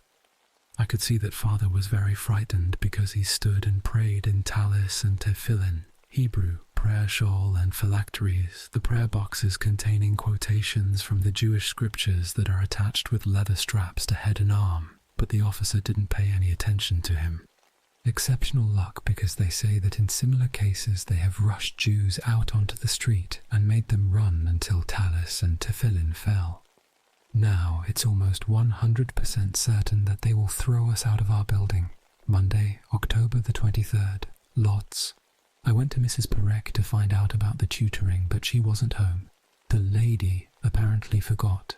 I have dug out an old pair of slippers that have better soles than the new ones I have on my feet. They will serve me for a while. Every day I have to walk to school and back, 10 kilometers in soaking wet slippers. I don't eat any meat or fat or bread. Potatoes for breakfast, dinner and supper, naturally, in all different forms. That's the way we live now, and under threat of being thrown out of the apartment as well. Tuesday, October the 24th, Lodz. I went to Mrs. Perek's again. Stirring, buzzing crowds. She is packing bedding and clothes in gigantic boxes because she is also supposed to be thrown out of her apartment. Naturally, her little son doesn't go to school, and I won't be giving him any lessons either. Wednesday, October the 25th, Lodz. It's pouring and pouring. From time to time there are snowflakes among the raindrops, but it's only water when it reaches the ground. The miraculously discovered slippers won't do any longer. It's slow in the store where father works, so we have no income. Sometimes German officers bring trucks and load furniture, telling the owners to wait to be paid from heaven. At home, all we have to eat are scraps. The potatoes are running out. There is no coal or wood. A truly wonderful life. Thursday, October the 26th. Lodz. We already have 2 tests scheduled in school for next week, English and Polish. Classes are proceeding normally, and the course of study is quite interesting. Only let it continue. But what will really happen? There is no information from abroad. The Germans confiscate all radios, while the newspapers, both those published in L6DY and those brought from elsewhere, tell us nothing. Friday, October the 27th. Lodz. Classes now begin at 1 o'clock. We have 6 of them every day. Meanwhile, the situation in our buildings is worsening. Today, they came over to Mrs. Heller in the 11th building and ordered her to get out by 4 o'clock tomorrow, acting as though it were nothing out of the ordinary. The building administration gave her a vacant apartment, but only until she finds another apartment in the city. We are all in danger. Saturday, October the 28th. Lodz. What a nasty day. It's hard to imagine our terror and nervousness. It actually began yesterday. Father came back pale and depressed. What happened? They simply took all the furniture away from the store. Collapse, bankruptcy. They spent all day emptying out the store until nothing was left, and then threatened the owner that if he continues to trade privately, they will shoot him. At 11, Herskowitz and Rubinek came over unexpectedly, and we went for a walk as far as Ruda to Lublinek station. On the way back, Rysio Herskowitz bought a head of cabbage for 15 grosses. In the city, they pay 50 grosses for 1 head.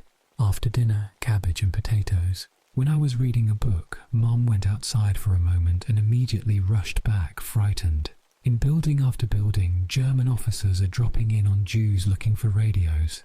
They use the opportunity to take away whatever they want. As soon as Mom finishes telling us what she has seen, they knock on our door in a way befitting soldiers. Mom opens it. Father goes pale as a tall officer comes in with a boy my age and the superintendent's son. He looks around, asks about a radio, and finding out that today is my day off from school, says that he is taking me with him. After that, he goes into the other room, opens a wardrobe, and takes 2 flashlights. He looks into Mom's purse. He also opens the drawer with my books, seems surprised, and asks Father what he does. Finally, he opens the 3rd door of the wardrobe, notices the tefillin, and advises Father not to pray so much. Then he closes everything, gets up, and calls me to come with him. A cold shiver runs down my spine, but I get a coat and put it on. Father asks where I'm being taken. The officer answers that I will come back soon. Next we go to Grabinski's.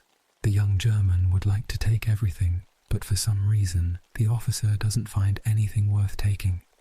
While we are going down the stairs, the superintendent tells the officer that it's not worth continuing the search because he won't get anything from the Jews here. The officer gives in and, with the other German and me, goes to the police station in the 1st building. He tells me to wait out on the street, consigning me, das ist ein Jude, to the guard's care. When the officer finally comes out with a friend of his, I can see Marek Rabinovitz behind them. Marek has also been taken from his apartment, and his mother was jokingly threatened by the officer that he would never come back. We go on as a pair ahead of the officers.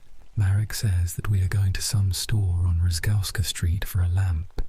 After that, we go to Rich Jews on Remonta Square. On our way there, Jakubowicz spots us, a friend of Marek's. We don't stop or say anything, and having noticed the officers, he takes off. We wait alone in front of the store. The officers finally come out with 2 small packages. They hand them to us so we won't be without work. Over our shoulders we see that 2 others have joined our officers in the battle against the Jews, or rather against Jewish property. We visit 2 more houses on Remonta Square, where they fish out a typewriter, a radio receiver at my father's boss's, a radio receiver, and a gigantic basket full of various things at some doctor's. I have to carry the basket, which is awfully heavy. I trip, weighed down, and realize I won't get far. Marek's officer sympathizes with me and says that we'll take a streetcar. We drag ourselves to the stop and clamber aboard. The conductor wants money, but the officers announce that Jews carrying things in the service of the police don't pay. We get off and begin the road to Calvary.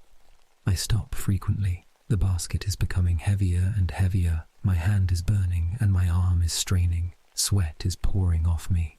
Eventually, the officer called Marek, who gave me the typewriter. It was no lighter, but easier to carry. At last, we reach the police station, where they let us go. My father is waiting in front of our building for me, worried and nervous. Mum, weakened, is crying inside. All the neighbours stare at me. Julek Wegmeister is waiting for me at home. I am helping him with English. We talk, and then I walk with him to the streetcar. I go to sleep, aching. Don't let this kind of day happen again. Sunday, October the 29th, Lodz. I woke up tired and aching. All day I have felt as though I were just getting over some illness. We went to my aunt's for a while in the afternoon. In the evening, Mr. Pomerantz came to our place. He said that tension is high in the city, and there's talk that some kind of change is imminent. It all seems like gossip to me. I don't believe anything anymore. We have deluded ourselves so many times for nothing. Monday, October the 30th, Lodz. Machine guns have been set up in front of the cathedral on Piotrkowska Street and at several other points in the city. They say that riots are expected on Wednesday, All Saints' Day. At school, Sarah Groder announced that we would have a mathematics test during the next class. I have borrowed a first-year German gymnasium textbook from Lipsissi. It's awfully easy. I will get through it in a short time and then we'll know one more language. I'm also doing excellently in French. Tuesday, October the 31st, Lodz. Another search in the morning. The boy who always accompanies the officers, he lives in the second building, has apparently taken up harassing Jews and brings new searchers every day. Today there were 4 of them, including our young lad, 1 SS officer, a Wehrmacht officer, and a Wehrmacht MP. They ransacked the wardrobe and took my shaver and 2 old razor blades. They wanted money and new underclothes. They can take all our riches. The Aryan lad who was giving the tour whispered to the disappointed officer that he should at least grab me for work, but the officer didn't respond. Mom was pale and trembled for a long time after they left. She made me something to eat and sent me off to school quickly. What if they changed their minds and gave me an occupation? Later on, we learned that they took Marek for work and roughed him up. They took a few pairs of new socks from the Grabariskis, a shaver and some handkerchiefs, and a cigarette case and a watch from Mrs. Abramowitz. Whatever can be taken, they take. At school, we couldn't figure out whether we would have classes tomorrow or not. Until the 6th period, they kept saying that we would, but just before the last lesson, Dr. Broad arrived. Then Principal Perlman entered the classroom during the lesson to announce that there will be no classes tomorrow, or the day after tomorrow, and that we mustn't go outside because unpredictable events might occur. Anyway, it is better to stay at home. When I was leaving school, a young, smart girl stayed with us. It turns out that I might teach her Hebrew. In the evening, Father came back from a German customer who told him that some kind of action is expected. What and how, nobody knows. Wednesday, November the 1st, Lodz. I had my first German lesson.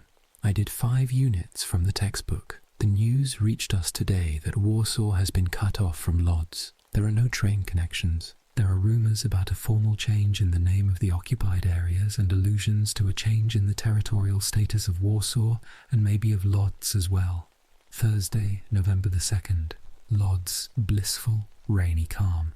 Goebbels, the Minister of Propaganda, is said to have visited Lodz today. The purpose of the visit is unknown. Meanwhile, there will be a test in mathematics tomorrow at school. I hope I'll pass it. Friday, November the 3rd, Lodz. The test took place, but I don't think I did too well. A typical beginning for wartime.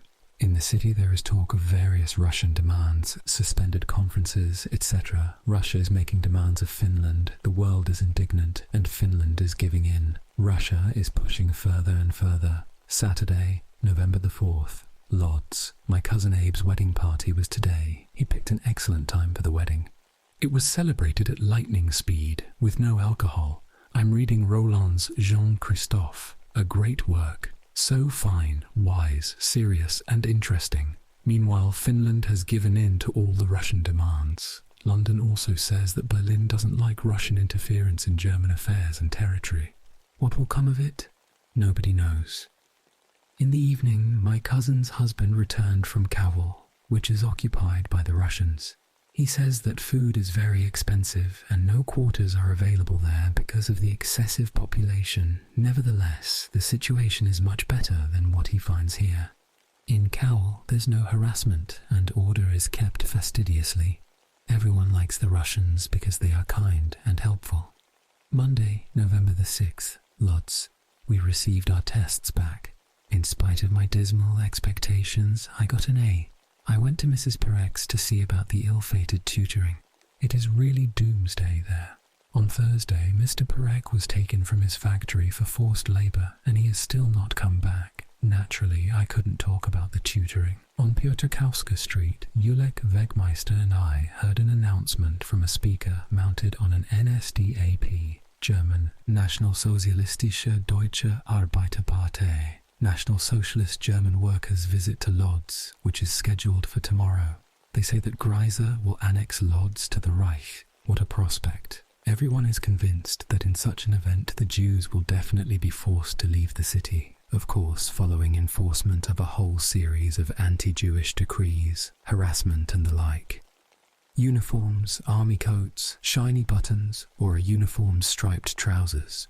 Jewish bakeries are allowed to bake only bread, and all Jewish stores must post a Jüdisches Geschäft, German, Jewish business, notice, and a yellow Magen David, Hebrew, Star of David, with the inscription Jude on it. It's a return to the yellow armband of the Middle Ages. The yellow armband is already being worn by Jews in Radomsko, for example. Wednesday, November the 8th, Lodz. I went to school in everyday clothes and without a school badge, the proud ornament of schoolboys. Horrible things were taking place in the city today. Jews were being seized and ordered to report tomorrow morning with a shovel, food for 2 days, and 20 zlotys. What kind of scheme is that? What sort of new torture? Posters announcing the annexation of Lodz to the Reich have been put up at street corners. Nazi Party and Nazi Youth Party chapters have been formed in the city. Marches, songs, processions. You want to stay home, not to go outside, not to see it all. Tomorrow is some German holiday, an anniversary of the death of some prominent National Socialist activists or something. A conference between the Jewish elders of Lodz, members of the Nazi-appointed Judenrat, and the German authorities has also been set for tomorrow. We will see what happens. Anyway, school classes are to be held tomorrow as usual, Thursday, November the 9th, Lodz. Although we had been told to come to school, there were no classes today. The girls were let go at 10 and our classes didn't even begin. Yesterday, the Germans came to the school and ordered that the Polish Hebrew school sign be removed and the library put in order. Jiki and I worked a little, helping to rearrange the books in the library. I made use of the opportunity to borrow several books and a Berliner Illustrierte Zeitung from Elgitsiki. Very nice photographs. At home, I learned that the Jews who were seized and ordered to come to work with food and money have been let go after a day of work, their money taken from them. Passes for 5 zlotys per person are issued for the Jews who live on Piotrkowska. Everything is apparently being done for money. Meanwhile, the members of the Jewish Community Council who are conferring with the authorities haven't returned to their homes yet. At school, we were advised not to go outside tomorrow, November the 11th, the former Polish national holiday. 3 criminals were hanged today at the Baluti market in order to frighten everyone. They say that 2 Poles were hanged for murder and a Jew for profiteering. What a wonderful way of demonstrating a hard line. Order will be maintained. The Germans are apparently afraid of a provocation tomorrow. I am sure, however, that nothing will happen because no one will dare. Saturday, November the 11th. D. It's calm in the city. In spite of the calmness, many teachers, old independence fighters, Pilsudski followers, policemen, etc. were arrested yesterday and today. Gazeta Ludzka has been suspended from publication. An order has been posted that all signs must be in flawless German. We are in the Reich, after all. All Poles and Jews have to turn in their radios by November. We won't know anything after that. The Germans do whatever they wish, terrorizing people on the streets and robbing at will. Sunday, November the 12th. Lodz. I stayed home all day, and just before evening I went to the Hamers. Like everywhere else, various kinds of rumors are being discussed there. Disagreements between Russia and Germany, or Russian demands for a return to the 1914 borders. The Jewish primary schools that have become the property of the Jewish Community Council will teach German and Hebrew. Jews have been expelled from all Polish state and private gymnasiums. 2 gymnasiums, Orzeskowa for girls and the public one for men, that have a great majority of Jewish students will become Jewish gymnasiums. All Christians will be expelled. What a paradox. In German times, new Jewish gymnasiums are being created, but the fact is that they don't exist yet. Monday, November the 13th. Lodz. Classes at school are irregular again. There are frequent changes in the schedule. The number of classes has been reduced and several teachers are absent. The changes are endless. There are new rumors about a Russian ultimatum to Germany. It just seems like an excuse to console ourselves. The two powers will again come to an agreement and crush us. Tuesday, November the 14th. Lodz. Nothing new has happened. The rumors intensify. Classes are still irregular. Wednesday, November the 15th. Lodz. A synagogue has been burned. Barbarian methods of destroying the world are being activated. It is said that 25 million zlotys have been demanded in return for stopping the terror. The Jewish Community Council did not have the money, so it was not given. Another synagogue on Warborska Street is also reportedly on fire. There's something sick about the Germans. Yesterday they started horrible, chaotic looting. They were taking everything: furniture, clothes, underclothes, food. Poles and Jews are ordered to turn in all their shovels and pickaxes.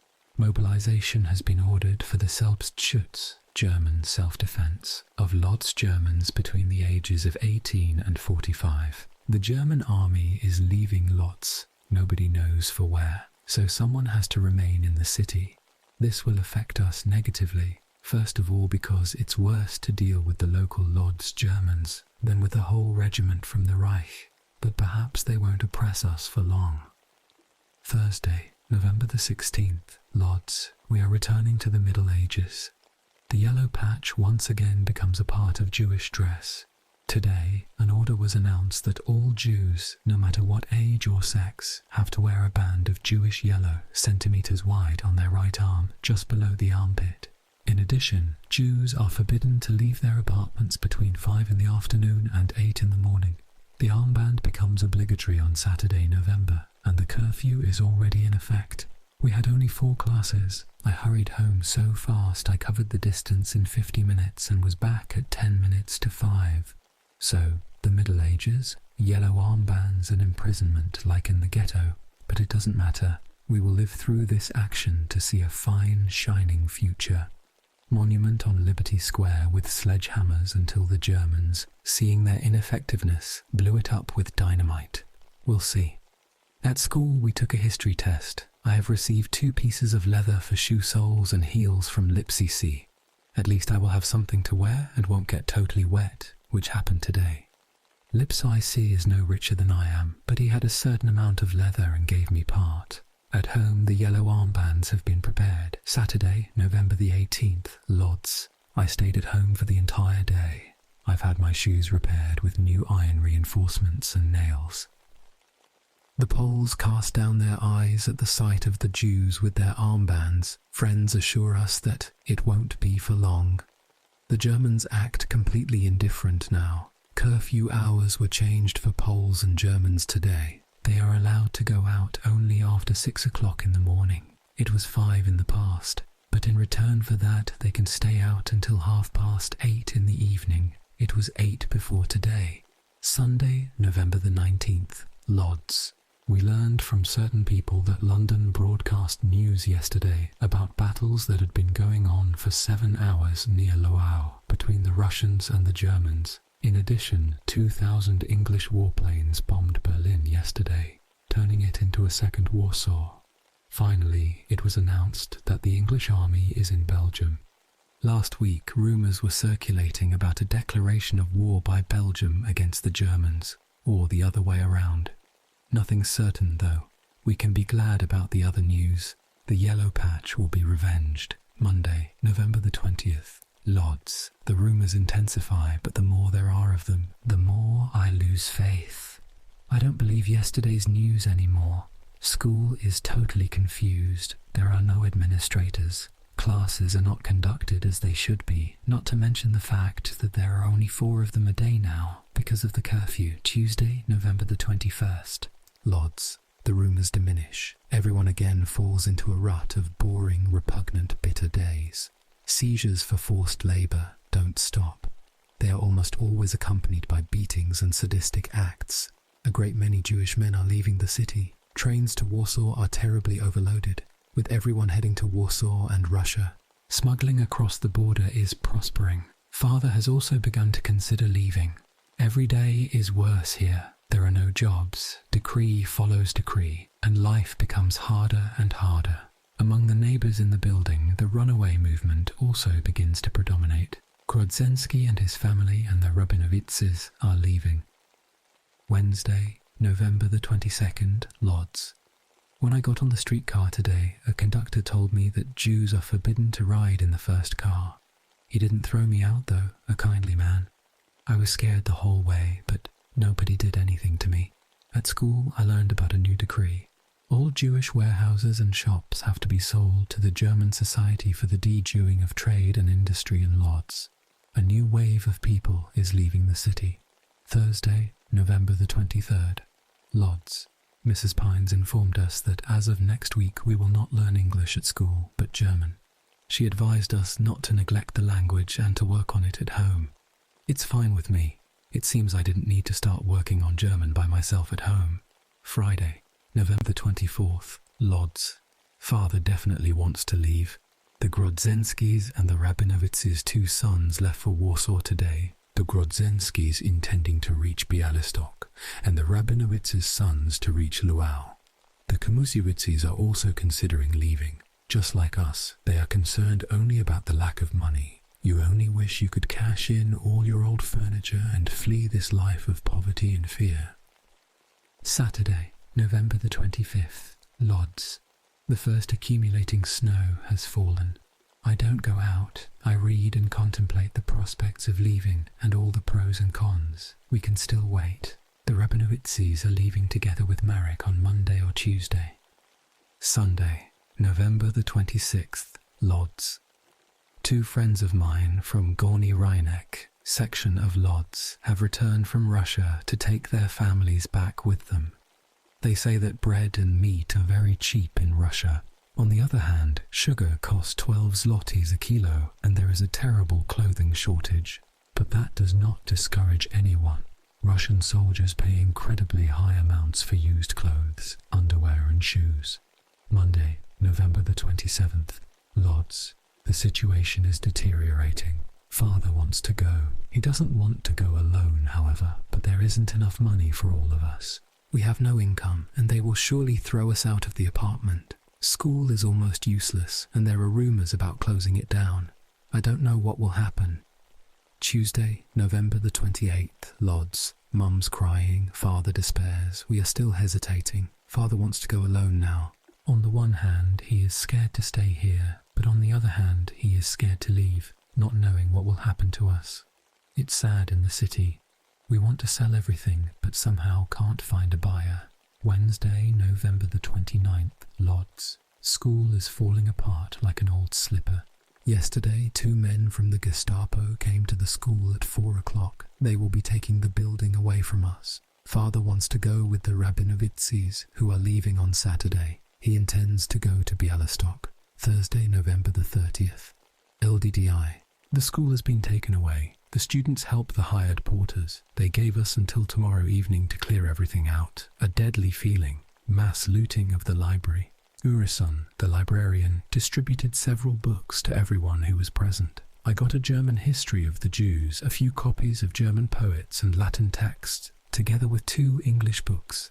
At home, I learned about a new edict. It's obligatory to pay rent immediately. Not paying is sabotage, a new misfortune. Father has already become completely unstrung. Friday, December the 1st, Lodz. The long-averted Finnish-Soviet war broke out today. But that affair does not concern us as much as the rent. All the neighbours gather for a meeting, but no one can come up with any solution. Father is nervous and cannot leave, not knowing what will happen to us here. If we don't pay all the overdue rent, the eviction will be carried out immediately, and all our things will be seized by the administration. We won't be allowed to take even a thread with us. Father is hastily looking for someone to buy our furniture so that we can pay the rent. Even though nothing can be taken out of the apartment, if we had a down payment from a purchaser, we could pay the rent and give him the furniture. In any case, Father will at least save our underwear. He will take it to Uncle Schlamko, who has paid his rent. Again, political rumours begin to circulate. Hamburg is supposedly occupied by English airborne troops. Berlin's in flames, the Rhineland in ruins, and Gdansk on fire. Nice images, but how can they help us? Saturday, December the 2nd. L6 and the Rabinovitzes have left with Marek. Several times Father wanted to go with them at first, but then got hold of himself and stayed. In the afternoon we learned that nearby towns, Tussin for example, have been completely evacuated. Fortifications will be built there. In the evening, our neighbour Pomerantz hurried over to our place with the news that Gdansk and Gdynia have been taken over by English army troops. Now, this kind of rumour seems a bit too optimistic. My pessimism, on the other hand, has already become heavy. Sunday, December the 3rd. Lodz. The clothing has been taken to my uncle. Yesterday, Father put on several shirts and several pairs of socks and long underwear, and took them off over there. Then packages were taken. In the afternoon I went outside for a while and visited Ella Waldman. She had been chucked out of school, as they do to all the Jews. They also beat Jews terribly in the streets of the city. They usually come up to the Jews who walk by and slap them in the face, kick, spit, etc. Is this evidence that the end for the Germans will probably come soon? Monday, December the 4th, Lodz. 2 young men who had left L6DZ last week returned today. They brought some really comforting news. In Warsaw, they learned about battles between German and Polish troops near Przemysl and LW6W. They also heard that the Soviets are mobilizing all the refugees from Poland for the Polish army. What and how? Nobody knows. One of these young men read a French weekly paper dated November the 26th with an article by General Sikorski, who assures us that it won't be long until liberation. Very nice prospects, but they seem as fabricated as all the previous rumours and news. We'll see. There is nothing we can do but wait. Tuesday, December the 5th. Lodz. Today I went downtown to find out what's happening about school. I went to see Epstein, from whom I learned that our school will now be located at 28 Poludniowa Street. We are supposed to come to school at 12 o'clock on Thursday. I also learned that Legzicki's house has been taken over and that he has left for his father's in Warsaw. Later on, I went to Kahan's, where I exchanged a Hebrew book. I took Gomel Yesharim by Smolensky. Since it was still early and I was afraid to go back home, I went to Ulek Wegmeister's, where I had an opportunity to gulp down dinner with meat. The way a dinner's supposed to be. Holiday. A new price list has been issued.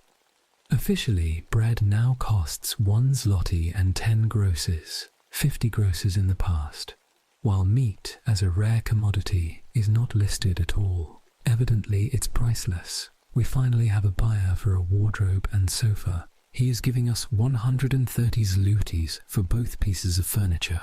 They cost about 350 zlotys.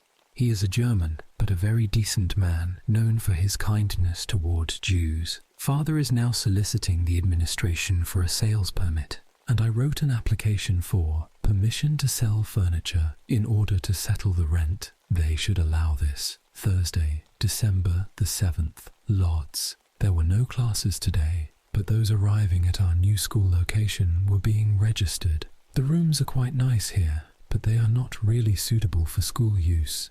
After registering, I went to Herskowitz's. Blaustein was there as well, and we talked until almost 4 o'clock.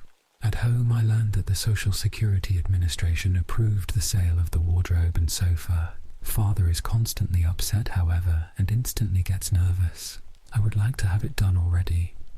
Everybody is surprised that nothing has been heard about Hitler lately. They say that he either is dead or has been removed from power, etc. News about major German air and sea defeats is reaching us. Everybody would like to have reliable information at last. An old Jewish saying, I need rachamim, Hebrew, mercy. Friday, December the 8th. D. The wardrobe has been taken away at last, and the rent has been settled until December the 31st. If Jews are allowed to continue living in the buildings here, we can sleep peacefully. Again, dozens of rumours circulate throughout the city, good and bad. Gossip, in any case. Saturday, December the 9th. Lodz. We have learned about a big beating of Jews yesterday on Remonta Square. In Nowozazewska Street, even 3-year-old children were being kicked. A rabbi from G6 Rakalwari supposedly announced that a liberation miracle will happen on the 6th day of Chanukah. My uncle says that very few soldiers and Germans can be seen in the streets. This tendency to take comfort from nothing irritates me. It's better not to say anything. In the evening, a rumour spread about an armistice. England is supposedly demanding from Germany only the return of Austrian, Polish and Czech lands, with retribution payment for Poland's restoration, in exchange for which England would leave the present government in Germany. Jews and Poles are forbidden to travel by train until February the 11th. Why? Nobody knows. Not a very pleasant prospect. We received a message from our cousins who left for Bialystok. They are in good health there, but they don't have any jobs yet. Monday, December the 11th. Lodz. School is deteriorating. There are no teachers or classes. Everything is vanishing before our eyes. In the evening, we went through hours of fear and anxiety, which turned out to be unnecessary. Father went to a neighbour, Mr. Harper, and came back in a hurry with news that at 6 o'clock deportation of the Jews from Lodz would begin. All the neighbours were packing their backpacks, bags, etc. We followed their example and soon were more or less ready. I said that it was only a rumour and went to sleep. Everyone soon calmed down somewhat and followed my example. Tuesday, December the 12th. Lodz. A horrible day. At school there are fewer and fewer teachers. I don't even want to attend these substitute readings and shortened classes anymore.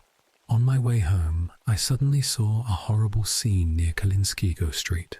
A German dressed like a wagon driver was following a Jew, hitting him on his back with a huge stick so hard that the Jew, who was trying not to turn around, not to be hit in the face, kept bending lower and lower while the German reeled in his effort. I shuddered and as soon as possible turned onto Segielniana Street. I went to see Friedrich, a friend from the first gymnasium, and stayed there until the final hour before curfew, when the chances of being caught are minimal. At Friedrich's, I read an order changing the Jewish yellow armbands to yellow 10-centimeter Stars of David, David Stern, that must be worn on the right chest and on the back of the right shoulder. The barbarity proceeds. They will soon order us to smear tar on our noses and wear shorts. The ingeniousness of sadism has no limit. New work in the evening, ripping off the armbands and sewing on the new decorations. Wednesday, December the 13th. Lodz. I was not allowed out to school today.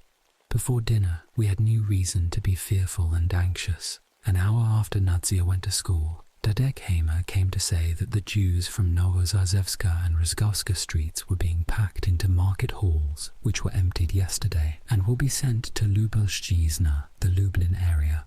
Father naturally assumed that they had seized Nadzia, whose school is on Nowozazewska. Fortunately, everything turned out to be a rumour, and Nadzia came back safely. In the evening, however, horrible but real information came. There was a panic in the city because the Jewish Community Council announced that Jews are required to leave Lodz. They say that everyone may go wherever they want, as long as it's not within the boundaries of the Reich in the next 4 days. After that, a mass deportation will begin. The administration will provide 50 zlotys to the poor for the trip and will start evacuating them today. Everyone's panicking. Backpacks, bags and suitcases are being stuffed. Thursday, December the 14th, Lodz. It's been 3 days since the mass arrests began. Thousands of teachers, doctors and engineers, Jews and Poles, have been taken from their homes together with their families. Infants have not been spared, and hurried to the market halls and from there to various German jails. All old activists, former legionnaires, even simply rich people share the same fate. Groups of more prominent people are often dispatched immediately into the next world. The repairman who came to fix the faucet said that his wife and some engineers have been arrested. They could not touch the engineer because he's sick, the last phase of tuberculosis. So the Germans sealed the apartment with him and his servant inside. They were, for all practical purposes, condemned to death from hunger. His merciful neighbours lowered a string with bread, challah, so the servant could catch it through the window.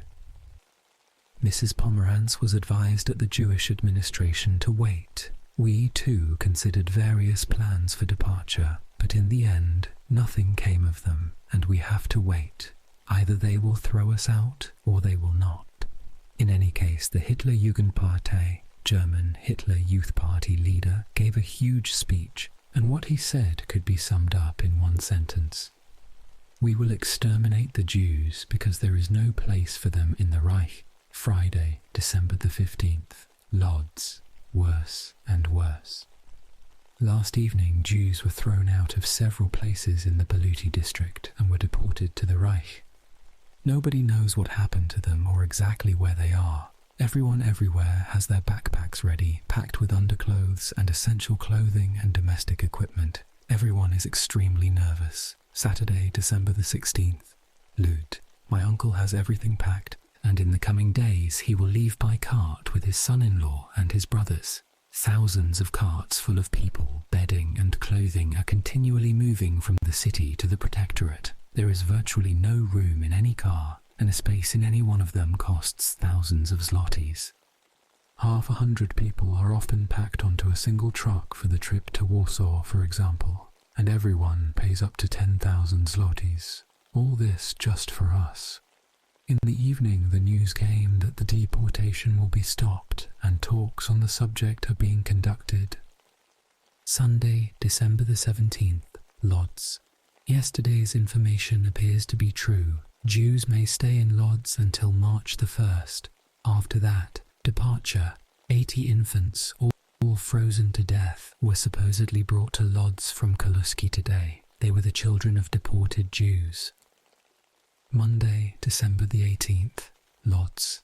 I wanted to go downtown to find out about school, but Mum wouldn't let me. I'm not sure whether I should do my schoolwork at home by myself or wait until after the break. The frost is intensifying.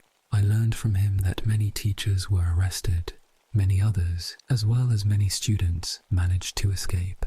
The upper grades were merged into one class, and everyone was sent home with a certificate that they were students of this or that grade as of such a date. The other friend I visited was not at school either. Everyone in the city is packed.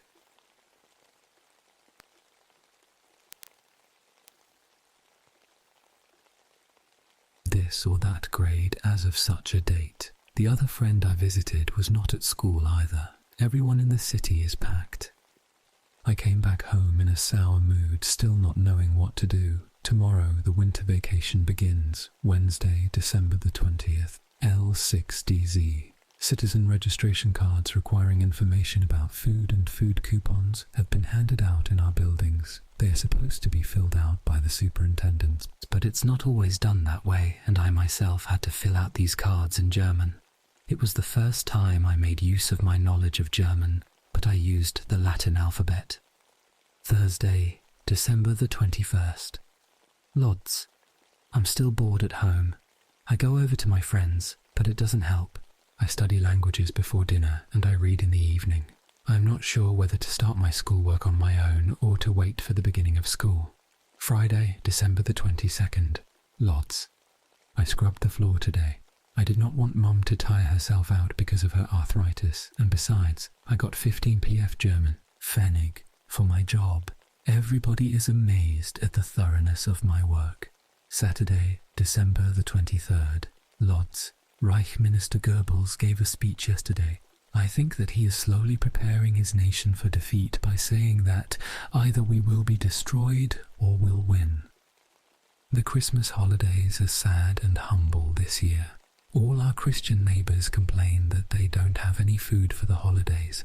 The prices of meat and lard are becoming more and more unreal. Butter, zlotys a kilo. Goose meat, zlotys a kilo. Beef, zlotys a kilo, and so on. Everything is 3 to 4 times more expensive than before the war. It does not matter to us anyway, since we would not have enough money for these products even if they cost their regular pre-war price.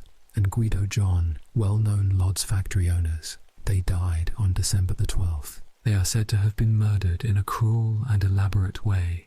Monday, December the 25th, Lodz, a Soviet delegation has arrived in Lodz, charged with exchanging the German population from the Polish areas taken over by the Soviets for the Ukrainians and Belarusians who live here. There is hope that the Jews who were born in those districts will also be exchanged, but I think they won't because there would be too many candidates have fallen through. A very hard frost has come, naturally, not as hard as in Finland, where the fighting has stopped because of the -38°, -36°F, approximately 2 degrees Celsius frost. It's only -12°C here. The vacation time weighs heavily on me. Wednesday, December the 27th, Lodz. The conviction that Hitler has died or has been removed from power is growing more certain. Everybody won. Thursday, December the 28th, Lodz. Void. Boredom, nothing specific is known.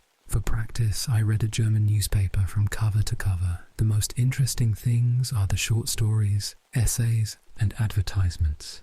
Except for these, there's nothing to it. Friday, December the 29th, Lodz. The frost is intensifying. The temperature reached 17 degrees below zero today. Fear seizes me at the mere thought of being thrown out into such cold. It appears, however, that nobody will heed it and they will still seize people for work. Sunday, December the 31st, Lodz. The last day of the year, 1939. A year that began in tension and ended in war. All that's left for us is the sincere wish that the new year, beginning a new decade, will be better and brighter. It appears, however, that the new year certainly won't be any better than the old one. And it will probably be even worse. The war will take time, as will the German occupation. Who knows what's ahead of us and what will happen or change in the world. Shana Tova, Hebrew, Good Year, Happy New Year. Notebook 2, April 6th to October 23rd, 1941. Never-ending hunger. There's no hope for improvement. Monday, April the 7th. Lodz. We know now how much matzoth will cost, 5 kilos. A portion for one person for the 8 days of Passover will be as much as 3 RM, German Reichsmark, 25 PF. And that's only rye flour after all. For religious and sentimental reasons, Mother would prefer to have matzoth, but can't afford it, so we'll obviously have to eat bread during Passover. Anyway, we are selling bread to buy our food allowance. Our holiday starvation will be identical to what we experience every other day of the week. Tuesday, April the 8th, Lodz. Something is finally beginning to happen in international affairs. Germany has declared war on Yugoslavia and Greece for having let in English troops. There is also heavy fighting in Africa. The Jews are hoping that the Balkans will bring us liberation. But I don't share this feeling at all, and simply wonder how much time the Germans will need to capture Yugoslavia and Greece. Wednesday, April the 9th, Lodz. The weather is still nasty. It's cold and raining almost incessantly. Absolutely no sign of the sun. It looks like there won't be any spring this year. I just hope that such weather won't have a tragic effect on the harvests.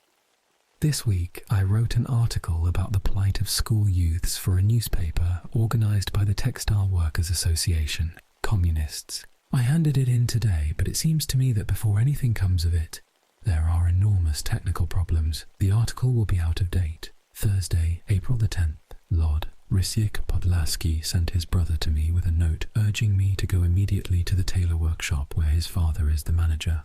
I will be able to earn a few marks there.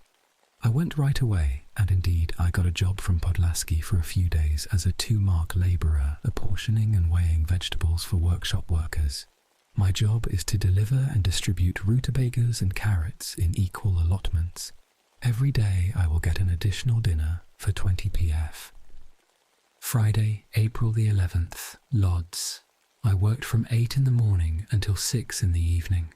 We portioned out over 3,000 kilos of rutabagas. The work is hard, but not overly strenuous. The only thing that irritates me is the system of connections employed by people doing the weighing to favour clerks and other parasites in workshops. An enormous line of tailors must wait their turn, but when a young lady from an administrative office arrives, she receives her portion without waiting. On top of that, her portion is of the right weight and the best quality. I have also noticed that a policeman who supervises weighing, or clerks, commissioners of the police, or other parasites have several coupons each, and when the policeman's maid, I know her but pretend to have no idea who she is, comes with a single coupon for rutabagas, the policeman pretends that he doesn't know her and cleverly orders that she be given 2 portions for 2 coupons while sticking only 1 coupon on the spindle. Well, what can you do? This is the rotten, bourgeois bureaucratic basis on which the ghetto exists and on which it will perish. Saturday, April the 12th, Lodz, the first day of Passover. Although there is no official holiday as a result of the German occupation, we don't work today. The holiday hardly exists in reality though. The same food as previously and hungers everywhere. It also continues to be cold. Just as I expected, the Germans have broken through the front line in the Balkans and gained enormous victories in Yugoslavia, Greece, and Africa. In the near future, they will become the overlords of all of Europe, excluding, of course, the Soviets. Sunday, April the 13th, Lodz. I worked all day long again. Since we do not cook at home anymore, we went for dinner to the restaurant where we have registered with our food coupons. Dinners there are poor, so after Passover we will register with the community kitchen. They have better dinners, bigger and richer, and they're cheaper, 15 pf. Dinners in the workshop here, just like everywhere else. Dinner means a single portion of soup, are usually good and rich, but these days they are holiday specials, which means they contain no barley, negatively affecting their thickness. Monday, April the 14th, Lodz. We finished the distribution of rutabagas in the afternoon, and then there was no more work. I am already acquainted with everybody and everything in the workshop. They try to please me in every way in order to receive a better grade of rutabagas or carrots. Podlaski has promised me that I will receive a coupon for rutabagas. In addition, almost every day after a full day of marketing, I manage to secure a rutabaga from the policeman. Tuesday, April the 15th, Lodz. 2 carts with carrots arrived in the ghetto today. I went with the policeman to the vegetable market for them. We won't apportion the load until tomorrow. Continuous clouds, rain and cold wind. Summer will pass this year in a single day. Thursday, April the 17th, Lodz. We distributed carrots yesterday. I was free today because a new load did not arrive. Since a lot of matzoth was left, Rumkowski decided to give an extra treat to workers and clerks in the administration. He gave each worker a package of matzoth for the nominal price of 3 Rm 25 pf. Father received 1 package at his workplace, and I received 1 in mine. We sold one of the packages for 11 Rm. This is the kind of Geschäft, German trade, that can be made in the ghetto. The matzoth is hard and darker than the wheat one, but considering our hunger, it's simply wonderful. Friday, April the 18th. And there are no more carrots in the ghetto at all. Those people who haven't yet received carrots for their food coupons will now get rutabagas instead. For the time being, only the upper grades will be taught in a small building in Maracin. They say that extra nutrition will be given in the school, but nothing certain is known yet. The language is awfully easy, simple, and logically constructed. The vocabulary is absolutely clear to me because it comes from languages that I already know or that I'm learning. And as for grammar, it's just fun. I prepare lessons and give them to our circle. Monday, April the 21st, Lodz. It's still cold, and we can't get out of our winter garb. It's raining and drizzling incessantly. Meanwhile, the Germans move farther and farther on. They have captured almost all of Yugoslavia and Greece and gain enormous victories in Africa. They also bomb England heavily, but as the Jews say by way of consolation, they get bombed too. It's a poor consolation though. It looks like the war will drag on for many more years. Tuesday, April the 22nd, Lodz. Romkowski has come up with a splendid idea to prevent the workers in the bread cooperatives from eating on the job. Starting tomorrow, a 2-kilo loaf of bread will be given to each person as a ration for 5 days. This way, weighing, slicing, and eating bread will be avoided in the cooperatives. Furthermore, the private sale of wood, which usually comes from the theft of fence parts, latrines, and all other wooden structures in the ghetto that have not yet been torn down by the ghetto administration, will be prohibited. Wood now costs 80 PF a kilo.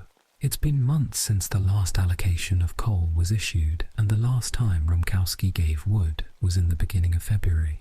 So we will again have to satisfy ourselves with a single soup a day from the community kitchen, because even though our supplementary allocations include potatoes, barley, and vegetables, we will have nothing to cook them with. If they don't beat us with a stick, they'll beat us with a club. The inevitability of death by starvation grows more evident. Also, tomorrow the administration is instituting an action to clean up the ghetto to protect us from epidemics. It is about time. I have registered at the school secretariat at Dworska Street. On Sunday, the 3rd and 4th levels will be reopened for the students living on our side of the bridge. The gymnasium is located at 6 Smugowa Street. There will be additional nutrition in school, but details won't be known until Friday. So I'll go to school again, of course, only if I don't have some other job to do. There will finally be an end to the anarchy in my daily activities, and I hope an end to too much philosophizing and depression.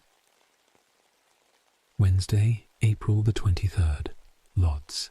It's constantly cold and rainy. I don't think there was one single sunny day during this unfortunate year. I still don't have any work to do because the rutabagas haven't arrived yet. It certainly makes the people furious because they've been waiting for 2 weeks. Although I did not have any work to do, I ran to the workshop almost every hour to learn whether the rutabagas arrived or whether they needed me. It took me almost the whole day, and of course they will not pay me for it. Thursday, April the 24th, Lodz. Rutabagas have finally arrived and I worked all day. I received my coupon and was able to take my portion before the finishing off of the load. Friday, April the 25th, Lodz. We've finally finished distributing the rutabagas, but it means that my job has ended. I have just found out that we will not be paid for the number of days we worked, but for the total amount of rutabagas we distributed. Thus, I can't count on more than 10 to 12 RM for those 2 full weeks of running around. Saturday, April the 26th, 6/6I. School starts at 9 o'clock tomorrow. We'll have 5 months to cover the 4th grade at best, and it's a whole lot of material. I only hope that no new obstacles will get in our way. Sunday, April the 27th, Lodz, the first day of school. The trip to Maracin is quite long, but the worst thing about it is the awful mud from the incessant rain. I must cross all kinds of fields, and my shoes are in terrible shape. They are beginning to go, but any repair is out of the question. I suppose I'll soon have to rush to school barefoot, the Minister of Education, and a number of other ghetto dignitaries. Romkowski toured the kitchen, tasted the soup, which was simply delicious, probably for his sake, and addressed the students. He spoke about the difficulties connected with opening the school and said he will try to get more for us. He demanded that we work diligently, keep clean, and behave well. For me, He informed me that I won't get the job because my role is to study, and that Mom will be the one who will receive a job from him. I wonder if he will keep his word this time. I have not been paying for the soup for several months because I was officially allowed to register for subsidy, but we are not eligible anymore since Father's earnings exceed the allowed amount, so now again, study, study, study. Monday, April the 28th, Lodz. The Germans win one victory after another. The fighting in Yugoslavia and Greece is coming to an end, and the last English troops are leaving in a hurry. In Africa, where Germans are arriving through France, using French ships to reach French Tunis, the English are beginning to take heavy losses. Although they talk again about tensions in German-Soviet relations, these are naturally only consoling rumors. The devil has taken too much of a hold over us, and nothing good can happen very soon in the world. We will certainly suffer much more here. Tuesday, April the 29th, Lodz. Classes at school have been good from the outset. Every day we have 6 solid lessons, even though the conditions in which the classes are held are still very uncomfortable. This is the second month of incessant rain and extreme cold. Even the oldest people in the ghetto can't remember such a bad spring. But if the days were hot, on the other hand, who knows how many epidemics there might be in the ghetto. In this respect, spring is passing relatively calmly, even though fears are enormous. Wednesday, April the 30th, Lodz. After a long period of inactivity, we had a meeting of the Politburo to discuss an immediate return to regular work in our union.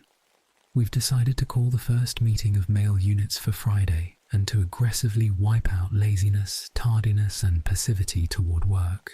During the winter period, despite the hiatus in our activities, we've become a committed element of the political movement in the ghetto. We participate now in all youth and adult groups. Newtek Radzina, as our representative, is now connected with the leftist movement in the ghetto, and we maintain close contact with everyone through him. We've also made real progress in our theoretical education. May we live to have the chance to make good use of our knowledge. Thursday, May the 1st, Lodz.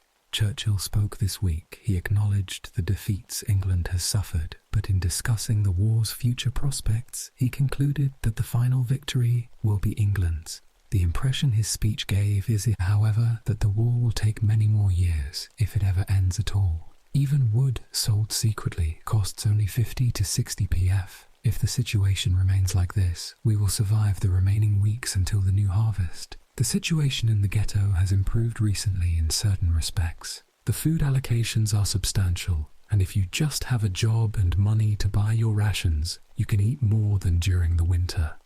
The products sold on the streets have also gotten cheaper. A loaf of bread is now only 20 Rm, a kilo of potatoes is 60 pf, and a kilo of barley, 4 Rm. Too bad that we don't have cash to buy it all. Friday, May the 2nd, Lodz. We had a meeting of male units in our organization. It was very successful, promising fruitful cooperation. Newtek discussed the May the 1st holiday. I discussed organizational matters. And toward the end of the meeting, Newtek gave a lecture on youths in the proletariat revolutionary movement. A very lively discussion followed, from which everyone benefited greatly. We continue to receive whole loaves of bread for our food rations, but now they check the weight carefully and, if needed, deduct or add the amount that the loaf's short. In any case, the loaf distribution system is no good. The portion of bread I receive won't feed me for more than 2 or 3 days. After that, my stomach's empty, and all I can think of is the next loaf of bread. Saturday, May the 3rd. Lodz. It has snowed all day. Enormous transports of workers are leaving again for work in Germany. Everyone between 18 and 45 who had not registered yet received departure notices. I wonder whether another registration will occur. We had a meeting with one of the women's groups to discuss the necessity of dictatorship and a centralized proletariat government. We managed to defend the Soviet government line successfully. Sunday, May the 4th. Lodz. It's damned cold, even though the snow we had yesterday disappeared as quickly as it fell. The cold continues, and it rained again.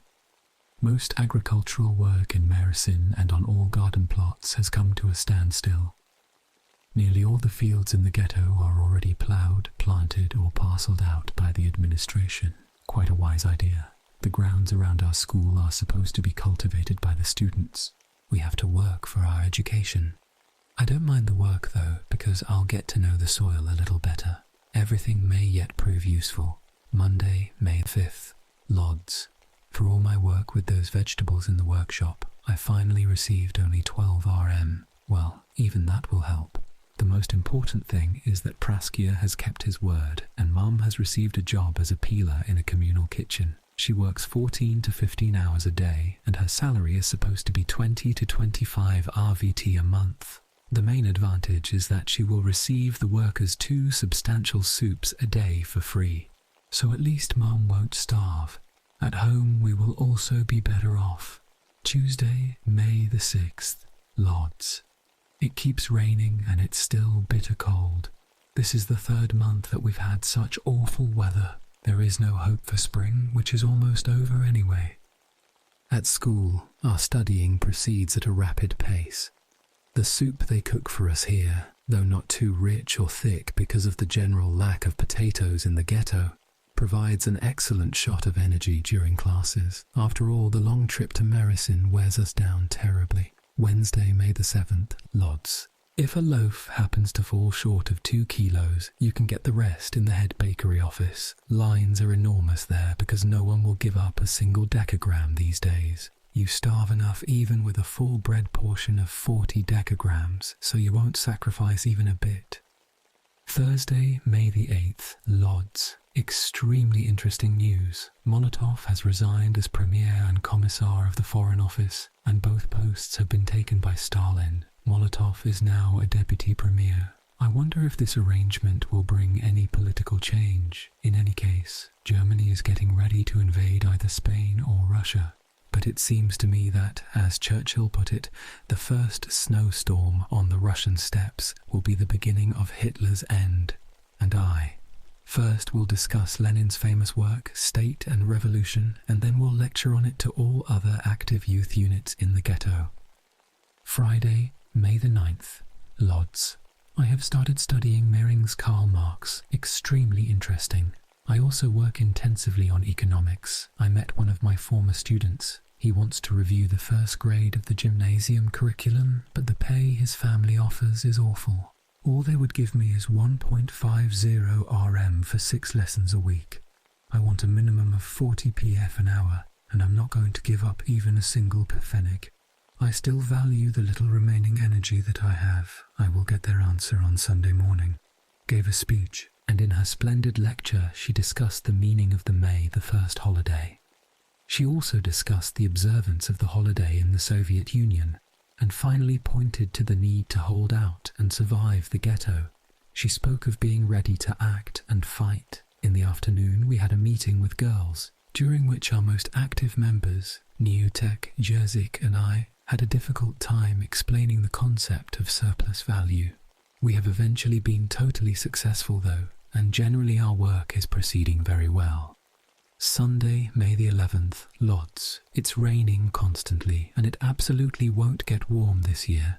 I feel awful and look worse and worse. I hear that it's hard to recognize me.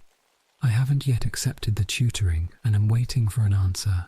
It will probably be positive because, although I obstinately want 40 PF, the price is in fact low, and I don't think anyone would be willing to review the gymnasium curriculum for less. Monday, May the 12th, Lodz. What sensational news! Rudolf Hess, Hitler's deputy, escaped to England in his plane. The Germans say that he went crazy, and it seems to be the most logical explanation. But is this really so? No one is able to provide a definite answer. The English and Germans don't give any more detailed explanations either. In any case, it's produced a great furore. Tuesday, May the 13th. Lodz. Hess is in a hospital for POWs in England. The Germans proclaimed him a traitor and a madman, while the English don't say anything in particular. In Germany, arrests of persons who were close to Hess have begun, even reaching down to the party's lowest levels. Naturally, the Jews in the ghetto are full of hope and is reorganizing the food distribution system in the ghetto. The number of food cooperatives is increasing. Separate vegetable units are being created, while the bread and other food units are being combined. Creation of new squares, lawns, and even cobblestone and construction works completes the spring program in the ghetto, marching in glory on the road of ascent and highest achievement.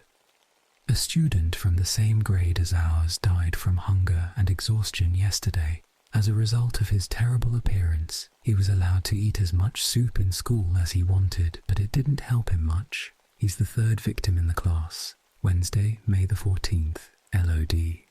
On the Teachers' Council's initiative, a meeting of delegates from all classes was called today to organise the student board.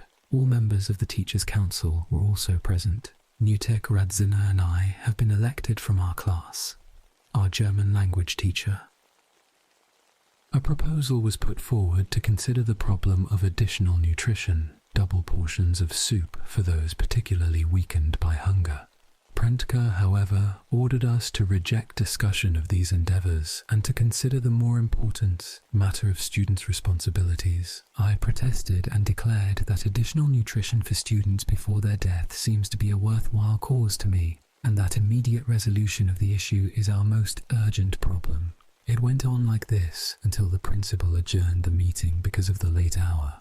I protested once again and declared that I considered the meeting void because its agenda and course had been imposed. Prentke got furious and other teachers wrangled with me, but tomorrow I hope to push my proposal through. Thursday, May the 15th, LMI, I won. Despite Prentke's fury, the nutrition problem was discussed at the outset. The newly formed 7-member committee, under my leadership, is supposed to deal with the problem immediately. The student board has decided to file an application immediately to the kitchen department asking for additional soup portions for us. Furthermore, the board established a student militia and considered the problem of hygiene and the collection of money for self-help purposes. The weather is nice at last, though it's not quite warm yet. Winter coats still hang on our backs, and the story with Hess, like all other sensations of recent months, has somehow been quickly forgotten. As if to spite us, nothing will happen. Friday, May the 16th, Elverd. I have been examined by a doctor at school. She was terrified at how thin I am.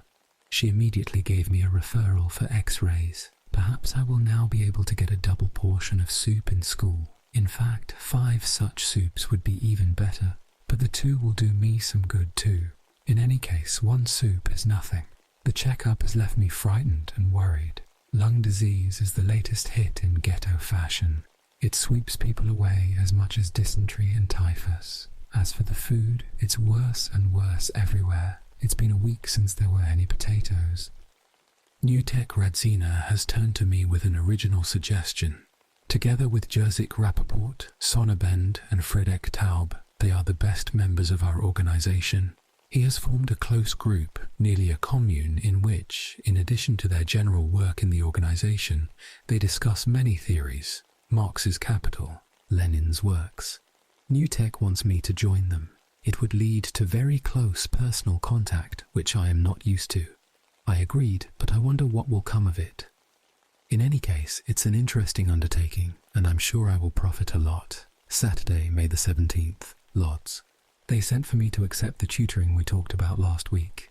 I will probably receive 1.50 RM to 1.60 RM for 4 lessons a week. It will come in handy. I just hope that I will be able to manage my entire schedule: medicine, tutoring, organisation work, political theory, languages, books. The main thing is to have the strength to survive, but that won't come from 40 decograms of bread a day. Lecture on world literature.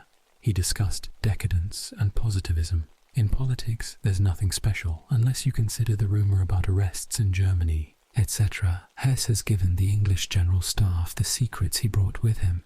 The sun shines for barely half a day, and after that it pours again.